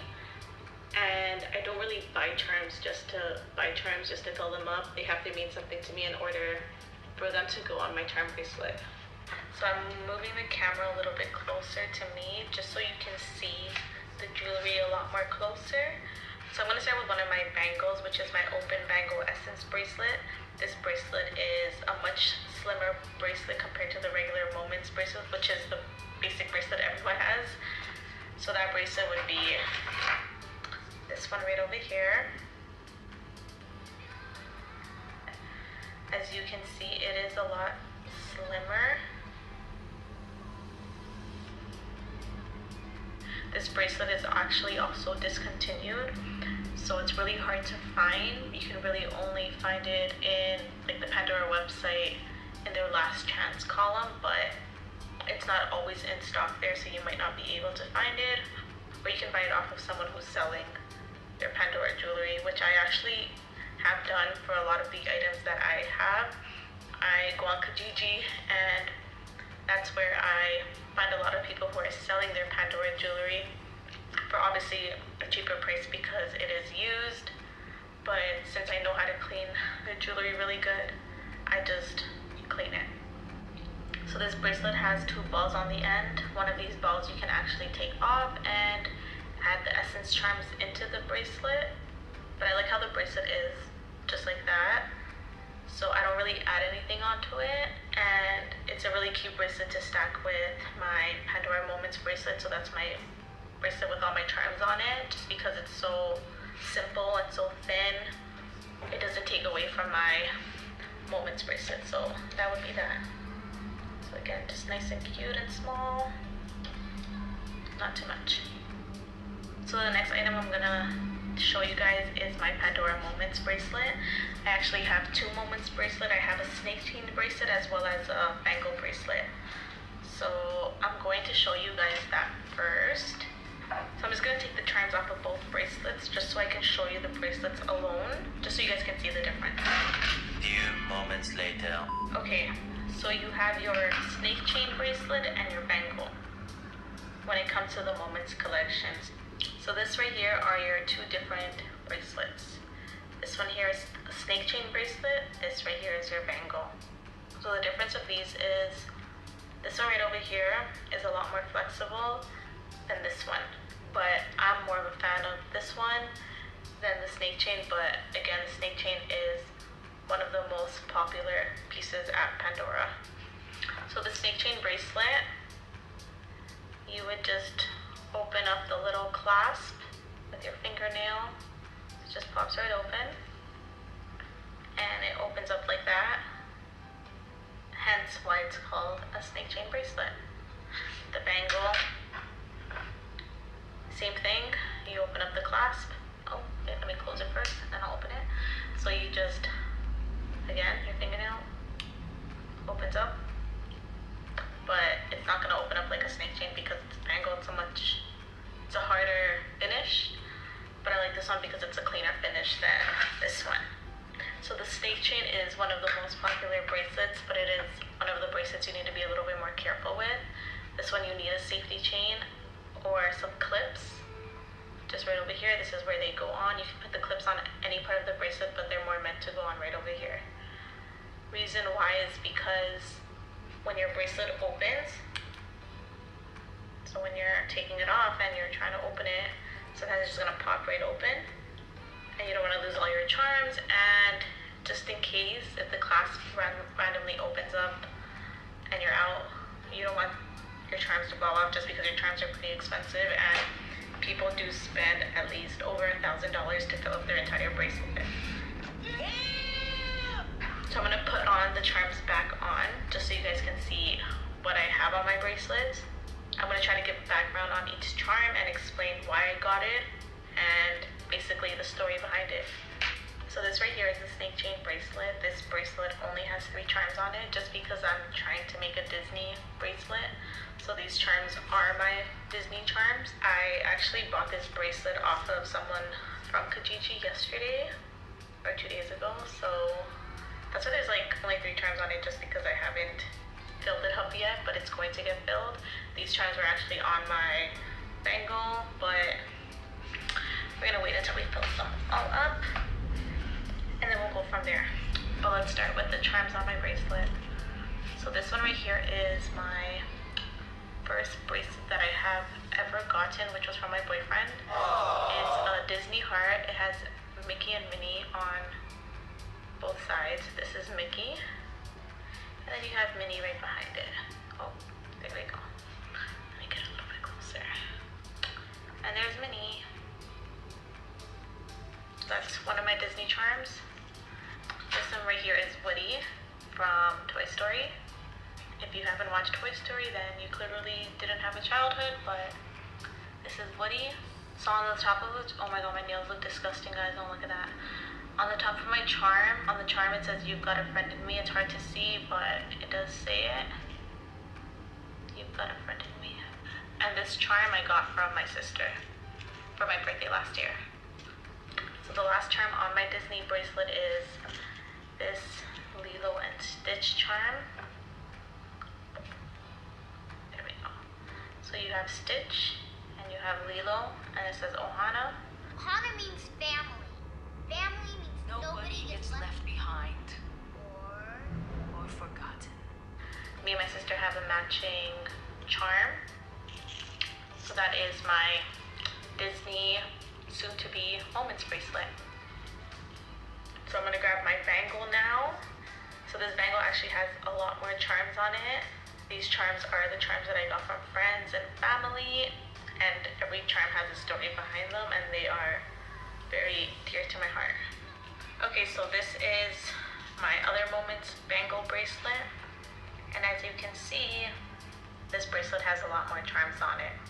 So I'm going to start from this side. I'm going to go all the way up, and I'm going to let you guys know what each charm means and a little quick story behind them. Okay, so this one is my Gemini charm. So I am born on June 20th, which makes me a Gemini. This one is a little wing, like an angel wing with a little gold heart on it. This one is the Love and Guidance charm. The reason I got this is not really something that I'm going to say why I got it. It's really a personal reason, but I do really like this charm. It's really cute, and the meaning behind it is pretty important to me. So I'm not gonna really say why I got it, but yeah, there's that one. The next one is this bear. This is another charm that I got from my boyfriend. He actually calls me bear in his language, which is dubba, yeah, he calls me dubba, which means bear. But I think the reason he calls me dubba is because I'm chubby. And this bear, as you can see, has a little tummy like me. This one is my next one, which is the Evil Eye. I have this charm, and I got this charm from my mom as well. So we do have this as a matching charm. This is a little dog. So I got this because if you ever watched my other videos, you know that I have a German Shepherd, mixed Rottweiler. So this is her. Next is this one. So Pandora does have a lot of letter charms. This is one of the old vintage ones. This is an E. So if you know me, you know my name's Elizabeth. And that's what the E is for. I was gonna get an L for Lizzie, but they didn't have any L's, so I'm just like, let me just get an E. This one is a Dreamcatcher charm. This was one of the first ones I also purchased. I really like it because on the top it says, follow your dreams. Guys, my bracelet's really, really dirty. It's really tarnished. I have to clean it. So let me know if you actually want to see me make a video of cleaning Pandora jewelry.